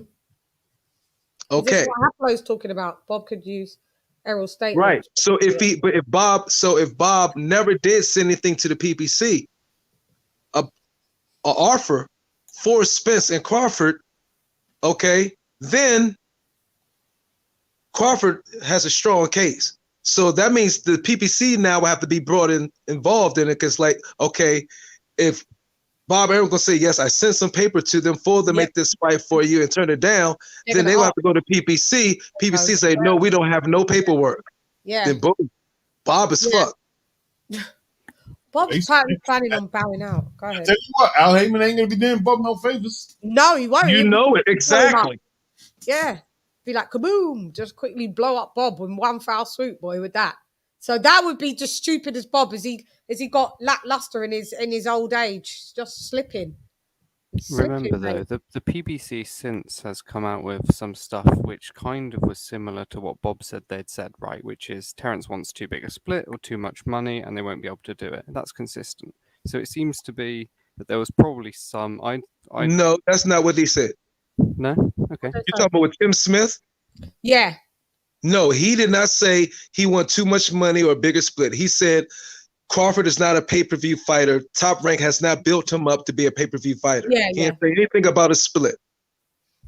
Okay, but he did allude it to Chance Crawford probably one of the bigger pot, because he was saying he ain't want to insult the guy, and pay him, that much money, I guess. Right. They're assumptions. Well, they've made the fight with Ugas, which seems to entail there's a difference between what Ugas wants and what Crawford wants, right? Ugas is in house though, bro. He's not a pay-per-view fight star though, is he? Like TC is comparatively. Ugas is small fry. But yeah, but he has the WBC belt now. It don't even matter. WBA. Okay, with WBA, right? He has it, so Undisputed will go through him. Has to. To be honest, I don't think Errol Spence wanted to fight Bud Crawford anyway. Just my personal opinion. Really? Of course, and neither did I. It's Doctorious. I think he did. I think he actually did. I think it's sad though, man. When you think the great welterweight fights that you guys have had over there, like Leonard and Hearns, and and these guys ain't fought, man. That's crazy, and they're deep in their 30s. I know. he's just brought it all down to a grinding halt. That one of my favourite divisions. He's just fucked it all up. Yeah. Why don't you just fuck off, man, and go? Messed up, man. Yeah, because that is a very lucrative weight division. Always had fucking great fights. And then you've just got this fucking idiot fossil just fucking up the whole shit. So annoying. So annoying. Just get him out. And that's why you have to respect. That's why you have to respect Bud. Whether you win, going on rant like hell. yeah, whether you, but you know, it's true though. Like, we just want to see like good fights. They're trying to age Bud out. You know, Spence is just a couple years or a year and a half younger or 2 years younger. Trying to age dude out. But Bud will still whack you up, Spence, even if he was 37, fam. Spence is physically older. He is, because he hasn't taken care of his body, the injuries. Yeah. Alcohol. So you go on, try age out Bud. Go on. Because I believe Bud beats you at any time. That's just me. Spencer's managed to get through on his natural genetics. Spencer's been using his natural genetics and talents. That's what he's been doing. He hasn't really gave himself the best shot at being a great. He hasn't really pushed himself as far as he could go. He's a damn fraud. That's what he's doing, man. He's fraudulent, man. He's so fraudulent. He's just pissed me off. I can't even root for my fellow half Jamaican buddy. He just gets wrong is wrong. He just pisses me off. He's just fronts and stunts from the beginning. From the beginning. Never had no, I'm going to clean up my side of the street first. Nobody ain't ducking no error. Keep moving the goalposts. That's what it is. Yeah. Then you keep moving the goalposts, and we're all supposed to rock with it. And you get these stupid little lunatics in my comment section. Oh, I can't wait till he just takes the fight and then he beats Bud. When is it? I can't wait either. When is that going to happen, heterosexuals? Let a bitch know, because up till now, all I've seen Errol sprint. Junior. One of these dudes I'm cool with put the aerosexual joint in the Urban Dictionary. That shit was funny as hell. What the aerosexuals? Was that? Yeah, if you go to the Urban Dictionary and type in aerosexual, it's in the Urban Dictionary. Shame. I got a whole load of them in my comment section, fam. Anytime I report on Spence being doctorious. So hold up, you telling me aerosexual in there instead of lomosexuals? Lomosexual came out first before aerosexual. Yeah, it did. No, I'm saying, but in the Urban Dictionary, it says aerosexual. And Flowmos as well. It says what? Flowmos, the Floyd fans. Does it have the Flowmos in there as well? I don't know. Does it have Waldettes? Does it have Waldettes? I'm guaranteeing Urban Dictionary is ran by white folks. Nah, the dude that put it in, I know who the dude is. He ain't white. Oh Lord. He's that serious? Lord, who created the Urban Dictionary? Anybody can go to the Urban Dictionary and just put in a word and say this means this, that means that. Oh, really? It's like a Wikipedia. You could just add stuff. Yeah.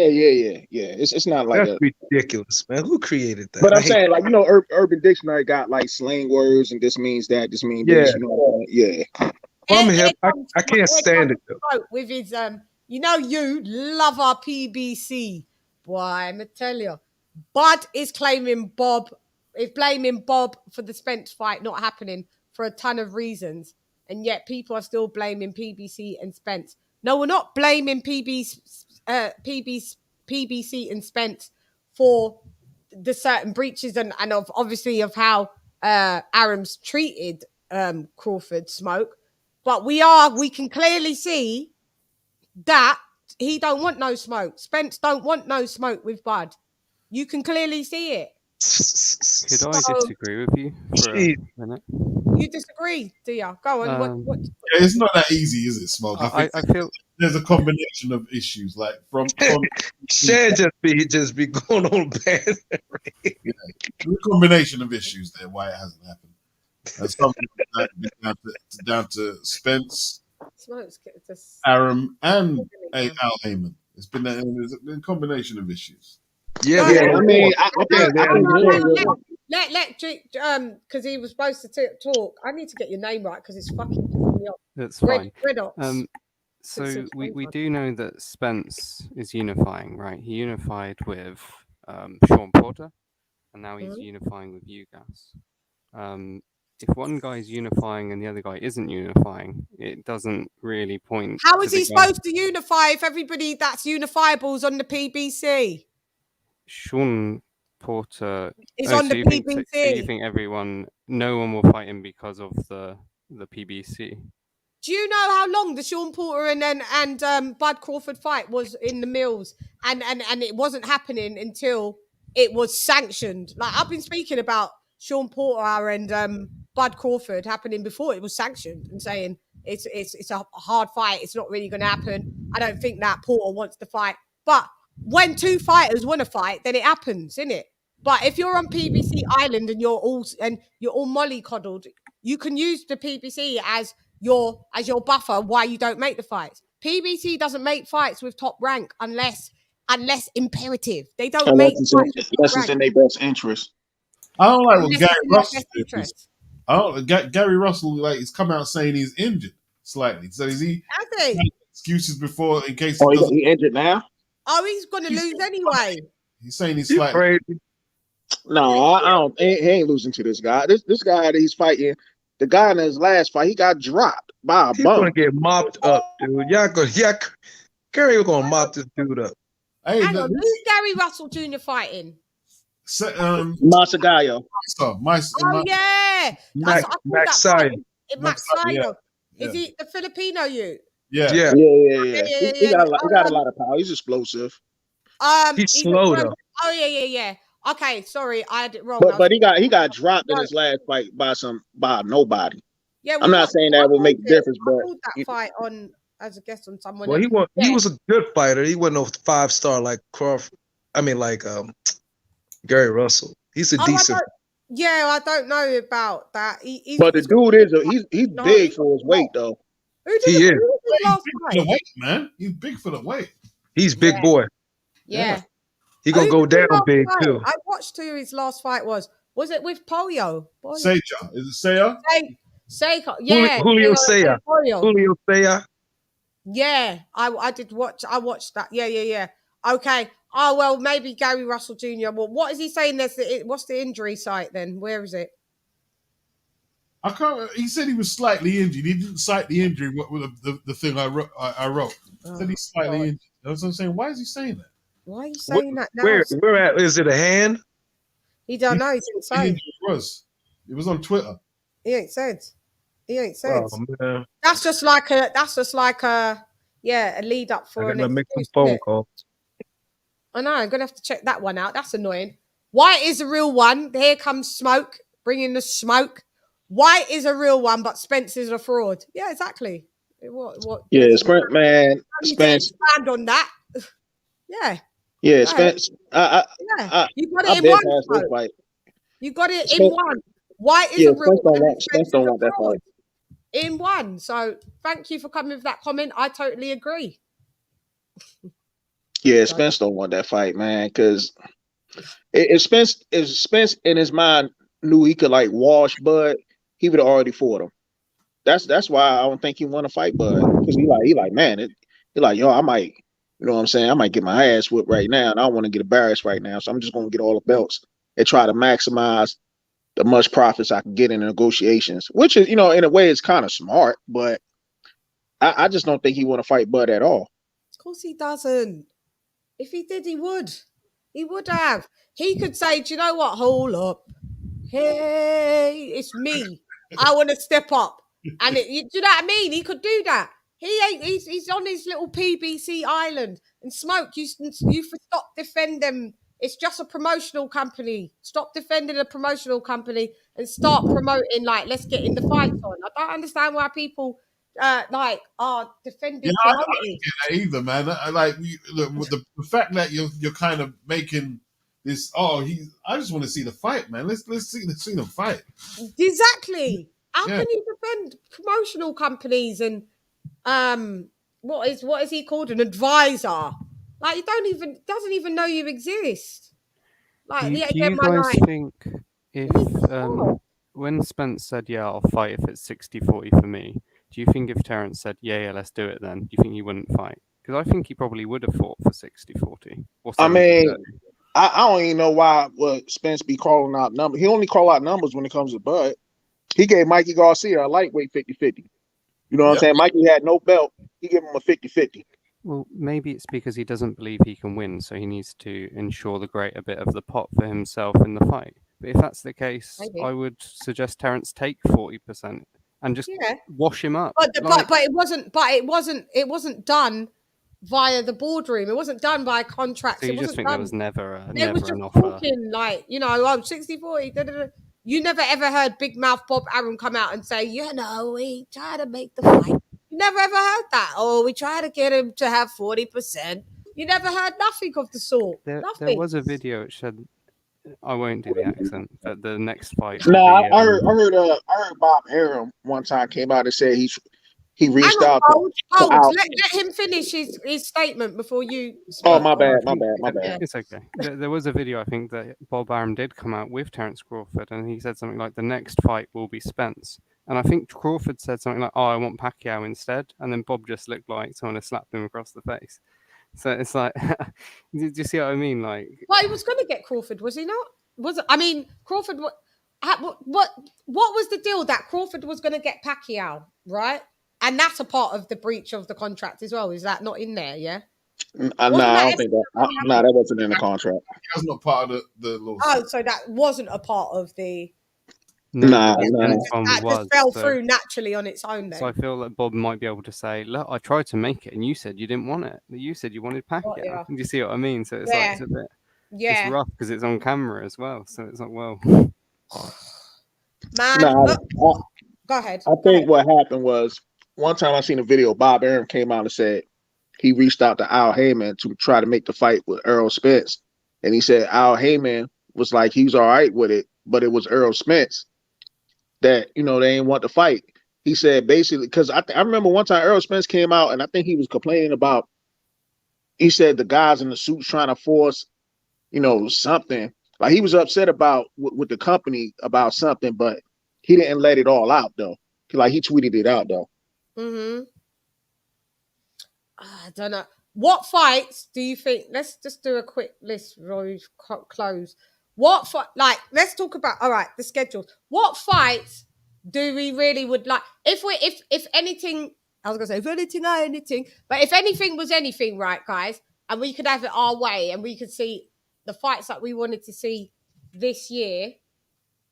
What fights would we want to see go through? So definitely at number one, or no, in no order, we'll just say we'd want to see Spence v. Bud, right? Yes.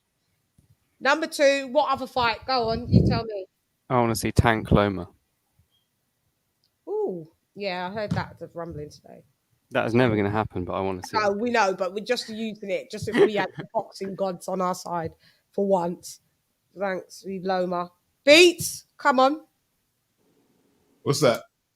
If you could have any of the fights that we've been talking about, anything that would happen this year, that we could have them happen this year, like what fight would you want? Like I've said like Spence v. Bud. G said Tank v. Loma. I'd like an undisputed fight at heavy. So you'd want to see what? Who would be the one that wins out of Usyk and AJ then? Let's say theoretically the winner out of AJ and Usyk and the winner out of Fury and Dillian. Yeah, that'd be great. Yeah, Usyk, Fury, Dill, undisputed, and this. And you know that ain't ever going to happen without when Tyson bloody Fury's in the equation. It always goes pear-shaped, don't it? Myron. Yeah, Myron. Yes. Myron was sleeping. Oh, don't worry, I'm letting you go. I was thinking. That's what my daughter says. She's sleeping. But go on. So, yo. Any fight that you'd want to see this year, no matter what, and the boxing gods just graced you with it. Oh, well, the number one you said, the one was Bud and Spence. Mm-hmm. But is there any others? Yes. What? Alvarez versus Andre. Canelo Alvarez. Oh God, why do you lot need to give that up? I'm done. I've gone past that. Alvarez. No, I'm just you asked me. But yeah, you but asked I me, get that you. is- Yeah, I get you. No, I that get was you. that's a fight I would love to see. Still to this. At what weight? At what weight would you? Yeah. 168. Andrade I going don't up. care if they did a catch weight, bro. I Yeah. want to see that fight. Okay, got you. I Yeah, because think that would Andrade's be- going up, isn't he? It would be. I think that fight would be very, very intriguing. Yeah, because I thought Andrade was potentially thinking about moving up to 68, but I don't know. That's what I thought. But we'll, hey, have the Ronnie, second, we'll have Ronnie Shields to talk on tomorrow to talk about. We're going to talk about this Charlo route. But the next one, that's what we want to talk about as well. You know, a fight I still think is very intriguing is the purist in me want to see. I would like to see Usyk versus Fury. I would like to see. That'd be a good fight. I would like to see how that turned out. Wouldn't be a money fight though, would it? No. I ain't thinking about money. I said from a boxing. No, I was just thinking about all of that. I would like to see how the big cash cow. I saw someone say Fury's the new cash cow now. Can you believe that in the chat somewhere yesterday? I saw someone say Fury's. I'm looking at it for pure boxing and purists to see those two styles go at it, see how that come out. That would be crazy. I would like to see all of those mentioned. Lisa, if you any fight that's on the cards that way, who would you like to see this year? I'm gonna speak on realistic fights. Chocolatito and Estrada. And that, what is that for? Undisputed, right? Is it? No, it's not actually. No, it's not. No, that would be Estrada a rubber match, right? Gave him the franchise. Oh, yeah, okay. Yeah. So we're doing that fight though, aren't we? That's their fight. They all fight. They fight. Well, that's why I said I'm talking about realistic fights. I'm not talking about hypotheticals and stuff we've been arguing, debating about because it's counterproductive to me. Yeah, no, only that we are. I know what you mean, but we are absolutely seeing that fight because that really isn't that one's confirmed. I'm just saying the ones that are supposed to go that way, like Spence and Bard. I'm done with that, Loma. Spence and Bud. I'm done with that. What about Loma and Cambosa? What about? I want to see Devin I would Haney prefer to see. I would prefer to see Haney versus Cambosos versus Haney because I would like to see that cleared up. Me too. What else? That was one of my selections. Maybe Andrade and Charlo. Andrade and Charlo. Myron said Canelo and Andrade, so you say Andrade and Charlo. Well, I'm basically going by what weight he's campaigning at right now. Yeah. I'm talking about realistic. Mm-hmm. What else? Who else is there? Who else? Someone said something. Colbert v. Shakur. I want to see. I want to see Boots versus Virgil Ortiz. Oh. Yeah, that'd be good. And let's not forget, no, Stevenson versus Valdez.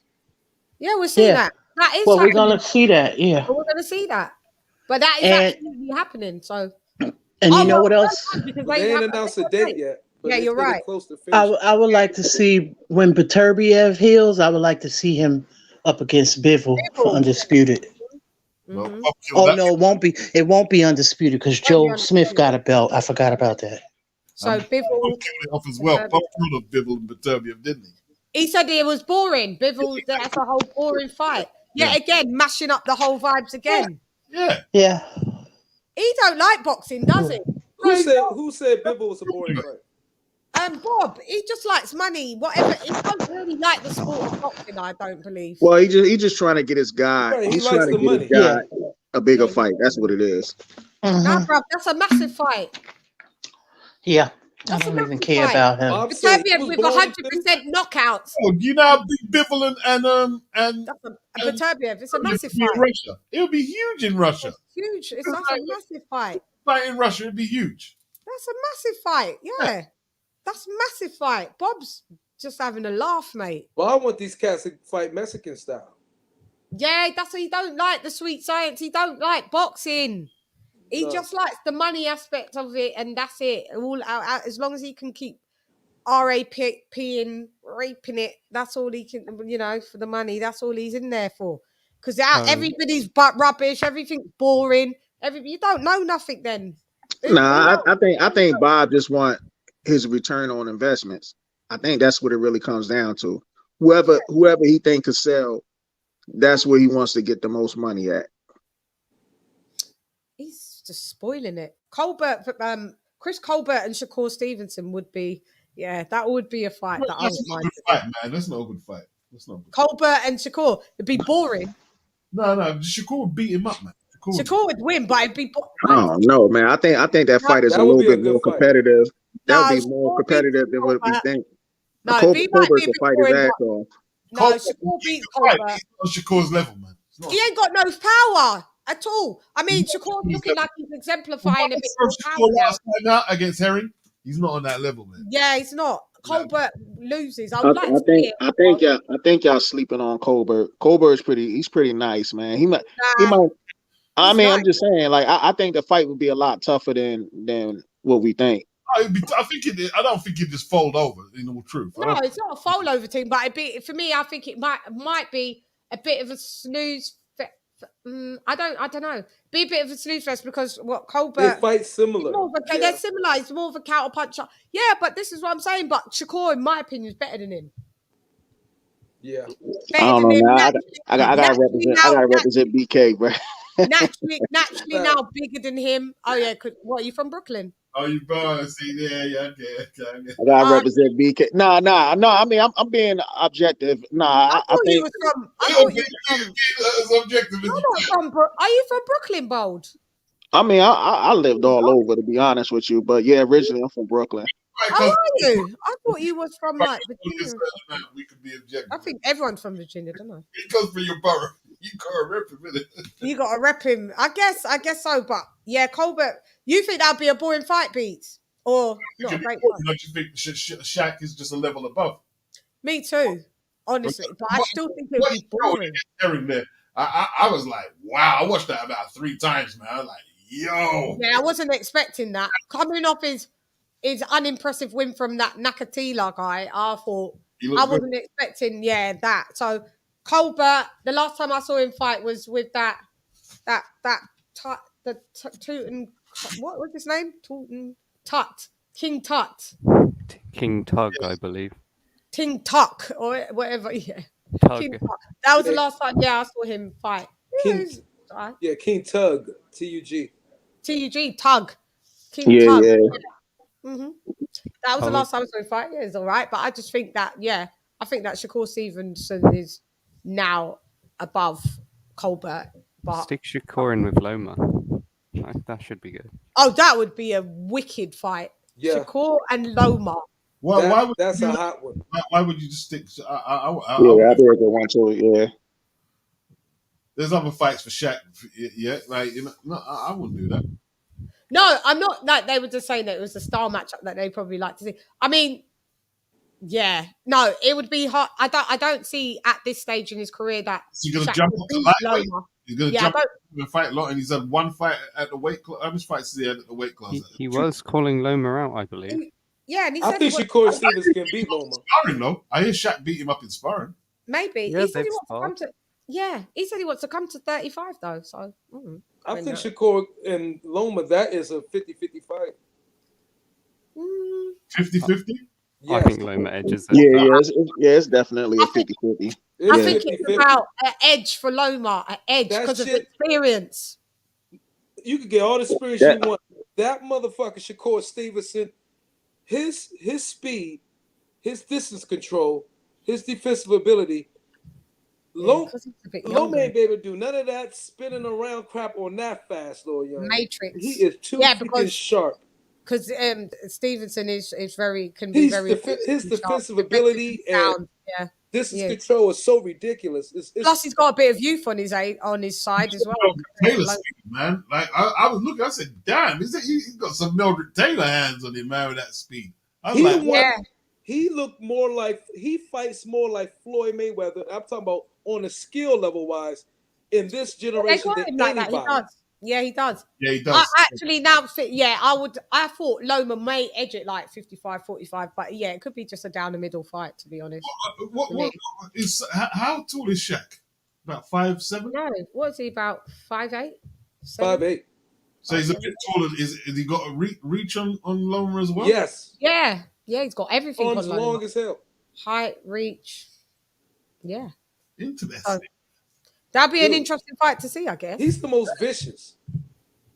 Yeah. Well, I need to see what he's going to be looking like against Valdez. Like if he's kept that dogging him from Herring. So and then He's gonna stop Valdez. I think it goes. I need to see fight week, but I think maybe it goes. I'm not talking about if he's gonna knock him out. I think it goes the Valdez distance. hit so fucking much. I think it goes the distance. Valdez technically lost his. Because you remember, I gave Valdez that bloody. I gave him KO of the year. Yeah. Well, I'll tell you what, Valdez technically Valdez lost his last fight. Valdez, he technically lost his last fight. He got a gift. Oh, the last one I didn't even bother watch it because after he popped 30 and then all of that, did I watch it? I don't think I did. Nah, I didn't. It's all questionable. Everything should have not happened. He got gifted. He should have been stripped from the belt anyway, popping 30, all of this. We be crooking yet again shit. So, yeah, I think I just didn't care to watch it, to be fair. But I did hear it was iffy on who won, that he got gifted. So, yeah. I think it may go the distance, but Shakur wins on points. But I'd like a stoppage. That would be good if he could stop him. I think Shakur got to stop him to really have a chance to win the fight. What? I don't mean, no. Hold on. Hear me out. What I'm saying is politics. Based on the last fight with Valdez in his last fight, dude, the judges, the way they scored that card, man, I'm like, I think Shakur gotta like really stop or just beat the living shit out of him. That's what he's going to do. Valdez. I don't even think Valdez going to. Shakur defense is just so freaking, magnificent. I don't think he's going to really get hit by Valdez that much. Right, but we seen when he beat Birch. We seen this throughout history, right? Remember when Whitaker fought Chavez, right? Everybody before the scorecards came out, everybody was like, "Man, Whitaker won this shit." But then when the scorecards came out, that's not Valdez. Right, but I'm saying Whitaker made that fight look so one-sided. It's not Valdez. When it went to the scorecards, it was like, "Oh, well, we just gonna make it a draw." It's not Valdez, but I can see his comparison. I know. I hear what you're saying, 100%. And they had to give it a draw because they couldn't take it from Pernell Whitaker because he was big at the same time as well. But this fight, this gonna be worse than that. This gonna be worse than that. That's Shaq. We ain't seen the best Shakur. He's gonna. I'm looking at all of these. He's gonna dog the shit out of him. Watch. It's gonna be what? Who's gonna do it's what? It's gonna be curtains. Who curtains for who? Sorry, curtains for who? I was looking at the comments. Curtains for who? Who curtains for who? Poops. Who did you say it's going to be curtains for, Myron? Oh, for Valdez. Against what? Against Shakur? Yeah, Shakur is gonna be. He's gonna put a show on. He's gonna put a show on. It's gonna be bad. Boots v. Conor Ben. Conor's not ready for that work. Conor Ben versus Adrian Broner. That can't work, right? Yeah, that's not a. Conor Ben wouldn't beat a Boots Ennis, love. What about Adrian Broner? I want to see that fight. I want to see. That's a good one. Man, that's an easy win for Conor Ben. I don't think so. It's not easy. Nah, it's easy because Adrian ain't gonna throw no damn punches. He just gonna stand there. He ain't. But thing is, ain't nobody knocking out AB. I think AB got one of the best chins in the sport. It depends. He might not get. He might not stay in front of you, but he's inactive because he throw a lot of punches. If he backs up into the ropes against Conor, you don't want to do it, like that's what Chris Algieri did. He backed up into the ropes with Conor, and that was a bad mistake, man. Big mistake. I saw it coming. Yeah, I saw it coming. I was like, Chris Algieri. I was like, impending KO.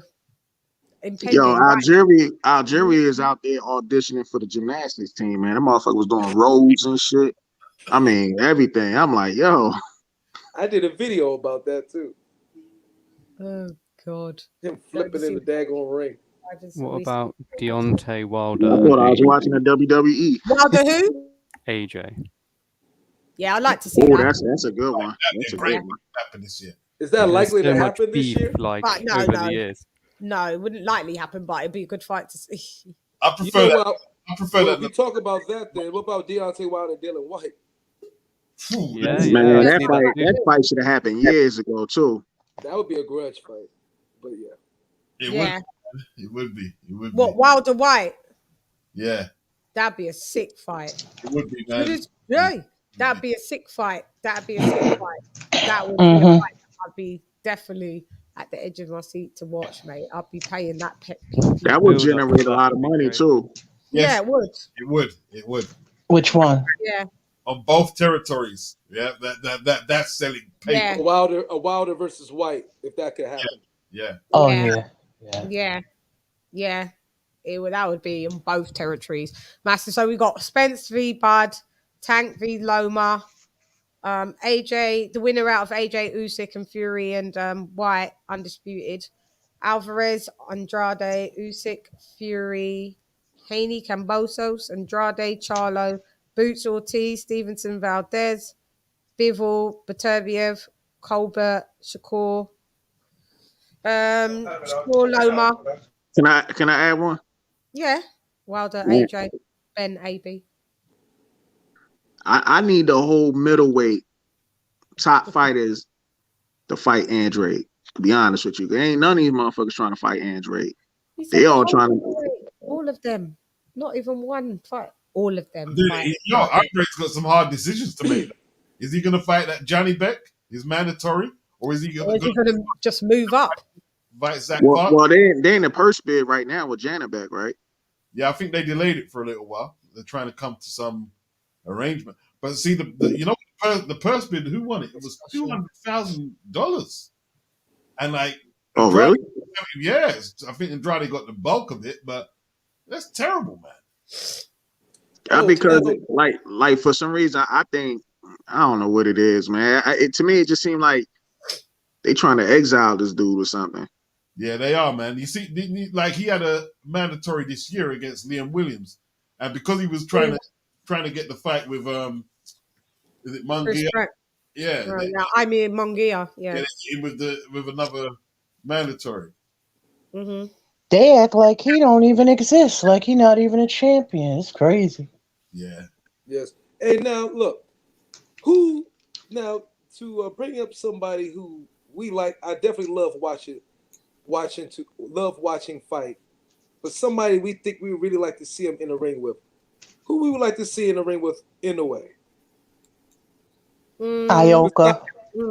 Someone said that. Ioka too small, ain't Who he? said that? Was that? I think Smoke said Oh, that. is he too small? Isn't Ioka like a little guy? He's that. I mean, Inouye's fighting at 118 or 122. Smoke, did you mention Nah, that? 118. Oh, is he 118? I thought he was 122 for some reason. No, he's not 122. Them man, they're the little men. He needs to move up to Smoke said it. super bad. No. What am I talking? Bantam. Nah, he missed his opportunities, to be honest, at the weight I wanted to see him fight at. Super Bantam. Super Bantam. He should be fighting Roman, Estrada, and all them guys, but he didn't go for none of them fights, man. So what does he do then now? Man, them dudes, they ain't gonna fight. I think anyway is the real deal, to be honest with you. He gonna fight. He's gonna rematch Donaire. in Japan. Donaire. Donaire is dangerous. He's dangerous. I don't want to see it again, though. I don't want to see it again. That's what I don't like. That's what I'm mad. I want to see them. I want to see him versus Rigondeaux. Donaire done got his ass whipped by Rigondeaux and ran down to 118 and try to pick it on the little fighters. Man, I you like can't that shit. bring it down now after that last performance against After that debacle, He's not the first fighter in history that's went down. I know, I but think- that's what he do to prolong his career, in my opinion. He went down because he got his ass mopped when he went. No, I'm like bless Rigo, he's done and all that, but yeah, not just now. Like, let's wait until another day, Rigo. Another day, Rigo, because we still got to get that out of our minds of what happened, man. That was a mad thing.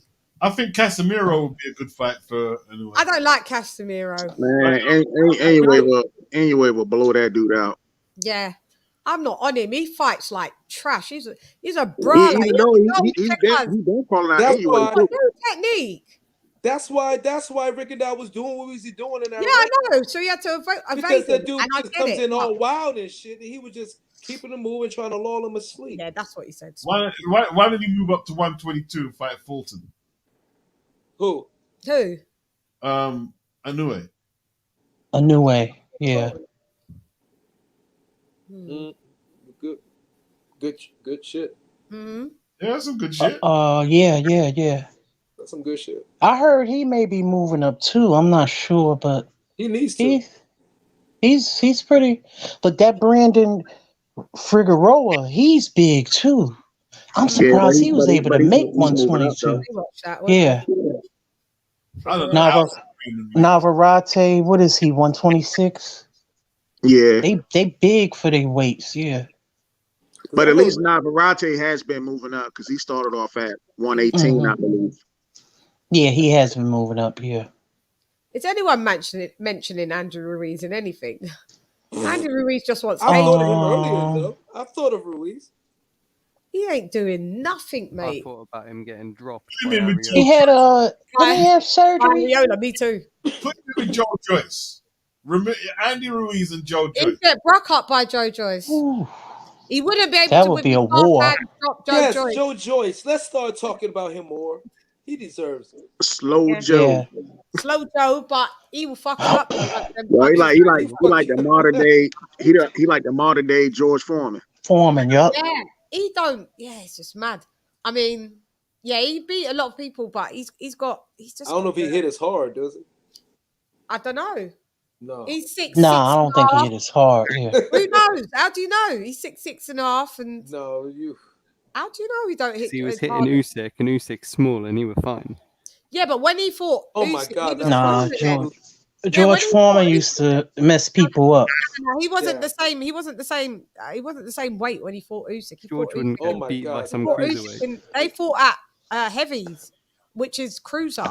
That first He's round. super heavyweight now. He's way heavier now. Yeah, he was much smaller back then. Yeah. So he's definitely got more power now. I don't know if it's more or as much as George Foreman, but I wouldn't say that the dude won't conk and clobber you and game over you. He fought like a rock and sock robot in that fight versus Usyk. I thought that was the most hilarious rounds, first 42 that I've ever seen. Bro. Joe Joyce is a silver medalist, mate. You stay there. I was like, this is potentially a gold if it gets. Shouldn't he have been gold? He was coming after Usyk. I don't know if they're going to overturn it. They're thinking about it, but I don't know if they're going to overturn it. Usyk. Joyce beat Ergovich. No one wants to fight Ergovich. Hey, if people talk about Floyd Mayweather running, y'all look at freaking Usyk in that fight versus Joe Joyce. That motherfucker was running. He wasn't running. I watched that fight. He was schooling the guy. Oh What do He you mean? didn't run. I didn't see him run. Usyk was there doing Dude, he was running. calls. He was cheering to the crowd. Dude, he was on his bicycle like shit. No. I don't know what fight you were watching. No. Usyk. No. Joe Joyce was running his ass all around that ring. Pull that shit. When did they? You talking about the amateurs? Yeah, he's talking about it then. No, it wasn't. Usyk wasn't running. I'll have to rewatch again, but I don't remember him running, to be fair. Oh my God, put up that first. Oh my Lord. Man, I watched it like months ago. Usyk were dominating him. Not that first round. What? How many rounds was it? It was three. It was a three rounds, isn't it? Yeah. Man, that first round, Joe Joyce was coming at his ass like the juggernaut his name was. It was so. I mean, just throwing. I mean, Joe Joyce did a good and decent account of himself. He couldn't keep that Bama off of him, bro.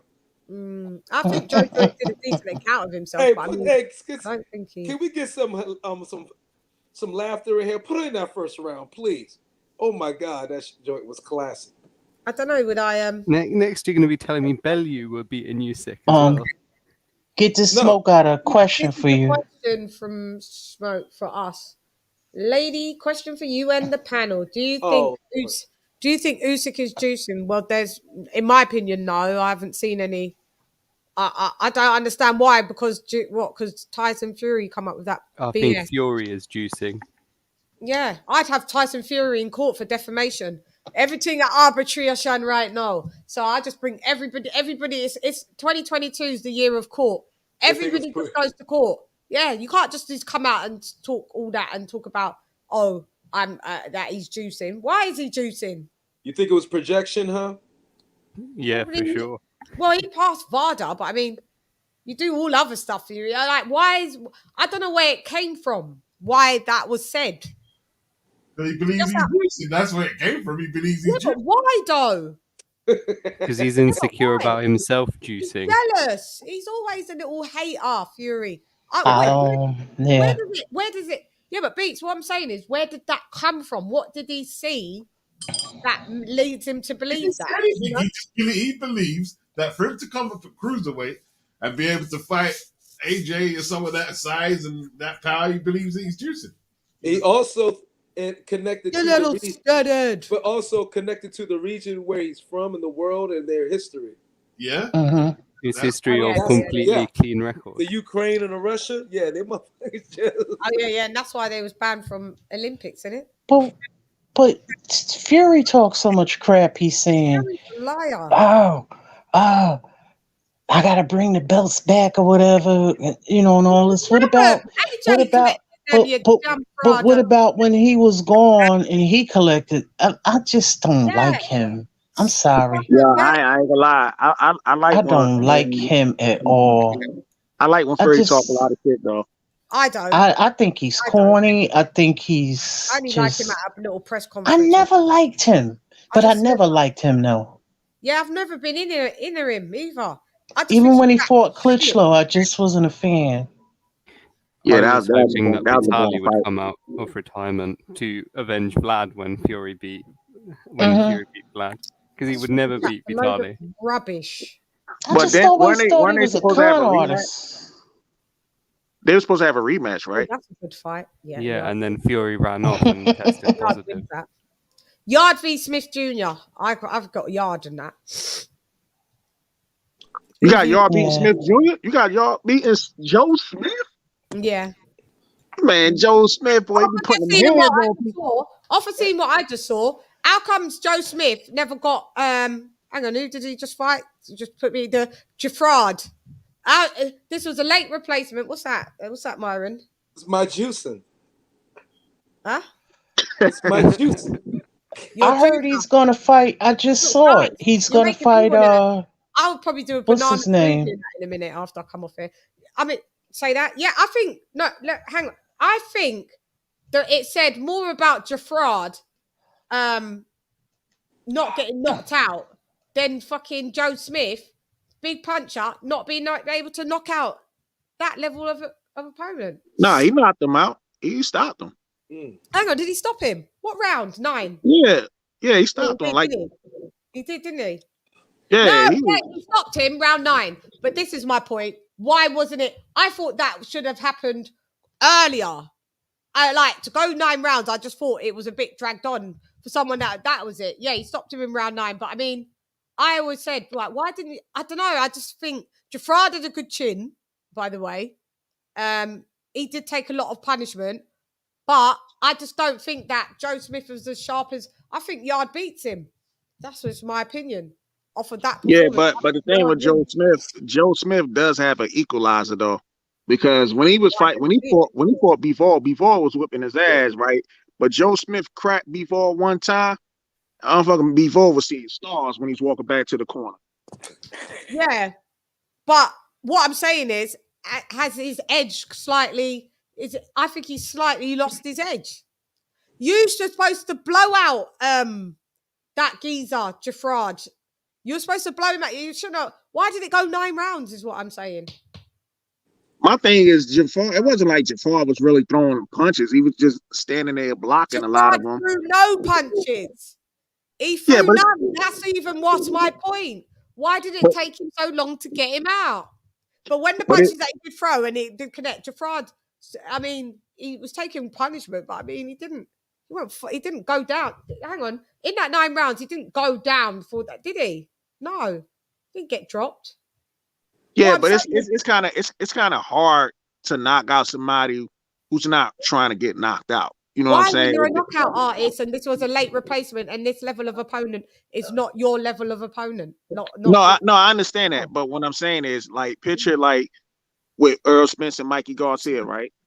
Look how many punches Earl Spence landed on Mikey Garcia. Mikey Garcia just went in that fight just to be in survival mode, to be honest with you. When he realized he couldn't win, he just like, yo, I just want to make it through 12 rounds.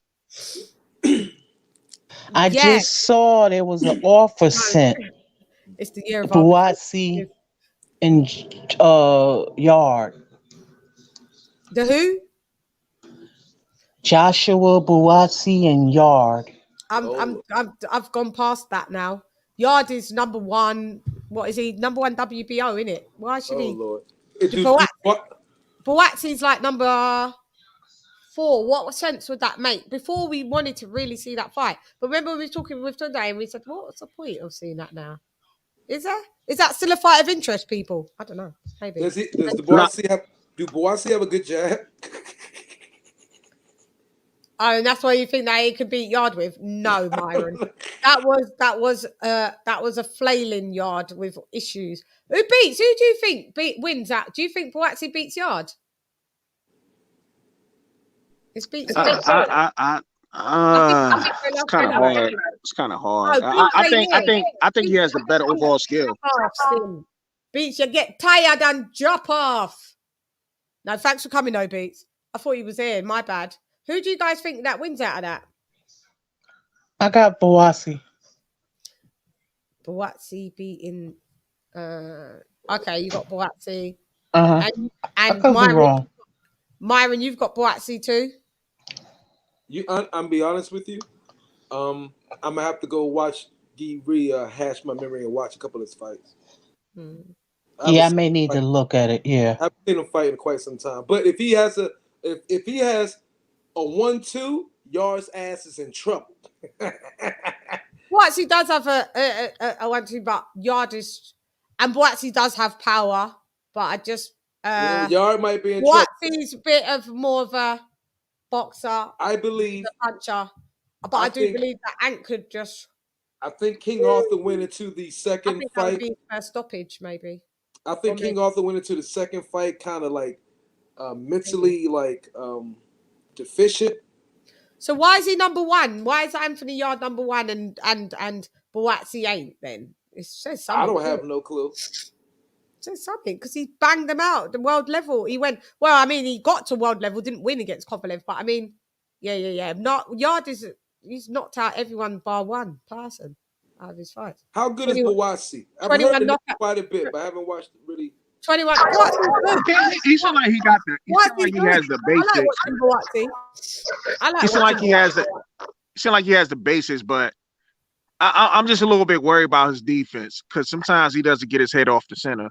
Off of the line, yeah. Like Yard. Yeah. Yes. Okay. So if he got a stiff jab, a good jab, and a right, that's all you need to beat Yard. To be honest. I don't know. I mean, Yard did surprise me against Kovalev. Like I didn't really see that before the fight came about. I was like, man, Kovalev gonna beat the shit out of this dude. But when they fought, he got a lot of respect for me. Yeah, I think he could. It'd be a tough fight for Buatsi having Yard in there. Sorry. Yeah, he did good in 1 round. Yeah, he did good in 1 round. Really. I mean, the young man can fight. You know, I can't say he can't. He can fight. Yeah, I like Yard. I mean, but this guy Buatsi is as confident as Yard is going to that fight. Then it's, I mean, yeah, it's going to be a tough fight for Yard. One thing, Yard talks a good game. He's serious. He's confident. But dedicated. If Buatsi's on that level with him, then it's up for grabs, probably. Me too. No, I've got Yard. Me too, Loke. I've got Yard emptying the tank on Joe Smith. I think he beats Joe Smith. I do. When I watched it, I was first. If he get cracked with something, it's lights out though. Yeah, that's the thing. Y'all to beat Joe Smith. It's gonna be a good fight, banger against banger. Smith, you mean for Joe Smith? Yeah. Joe Smith is not the greatest technician. He's got better. Nah, he's not the greatest technician, but he got power though. Yard does look he's strong. He's got power.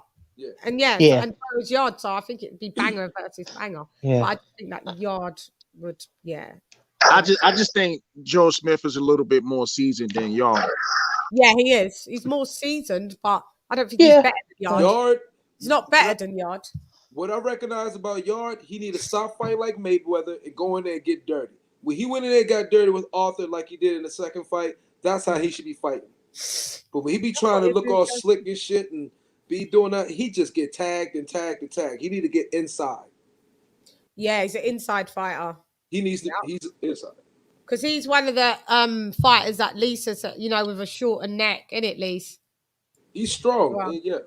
Usually. Yeah. Strong with those types Yeah. of things. Yeah. Mhm. Whoa. Jeez. Guys, I am wrapping up the Shizzy show. You lot have been amazing, by the way, because you guys rocked with the old bird, didn't ya? We went through trials and tribulations. We went through emotions. We went through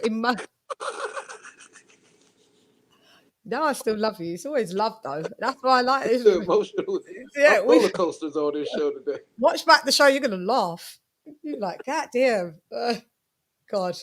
We went through emotions. Man, LadyChann cussed out all the freaking American blacks. Be like, you motherfuckers, we don't recognize you motherfuckers, what y'all do over there. You cultureless bastards. You just get so pissed off. You just get so pissed off of just certain fucking shit, and it's just like, enough's enough, man. Let's just everybody. Why can't everybody connect like Voltron? I pushed those buttons, she went off. Like, fuck it, we ain't talking about boxing. Fucking George Floyd is now this topic. No, you made it. Who made it a topic though? You did. No, I didn't. I didn't bring in George Floyd. You put the video on. What video? George Floyd. Paulie Malignaggi. Oh yeah.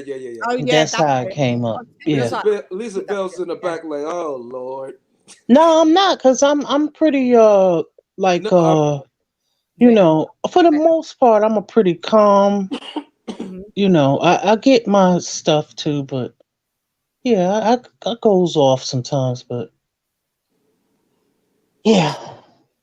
Smith is damn near washed. Yeah, I think Yard beats him. So do I, Smoke. But Really? yeah. TJ! Great show, Queen. Blessings to all. So I would like to thank the panel of, it consists of Queen Lisa Bales. Bold came through. Also, Young Billionaire came through. Beats, Boxing, Beats, and Rizymes came through.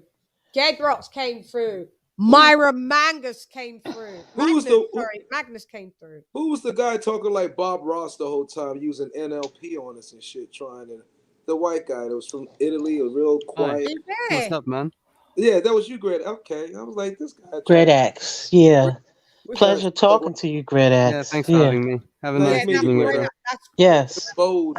Please come again. Yeah. Please, you're always welcome to, when you see the old girl chime in live, come through. If there's a link pinned, that means you can come on the panel. Yeah. Tomorrow we'll have Ronnie Shields in the building. I've said it again. Oh, okay. So we got Uncle Coach. I got a request when you talk to him too. Huh? I got a question if you want to ask him when you do talk to him. Yeah, put it down. Like what yeah, Now I was just gonna say when he gonna tell his boy to hop in the ring with Andre, but nah, he probably ain't gonna answer that. I'm still gonna ask the questions. I can't believe this live. It's been 5 hours. I know. Neither can I. And I was like, it's 2 hours max. Jesus.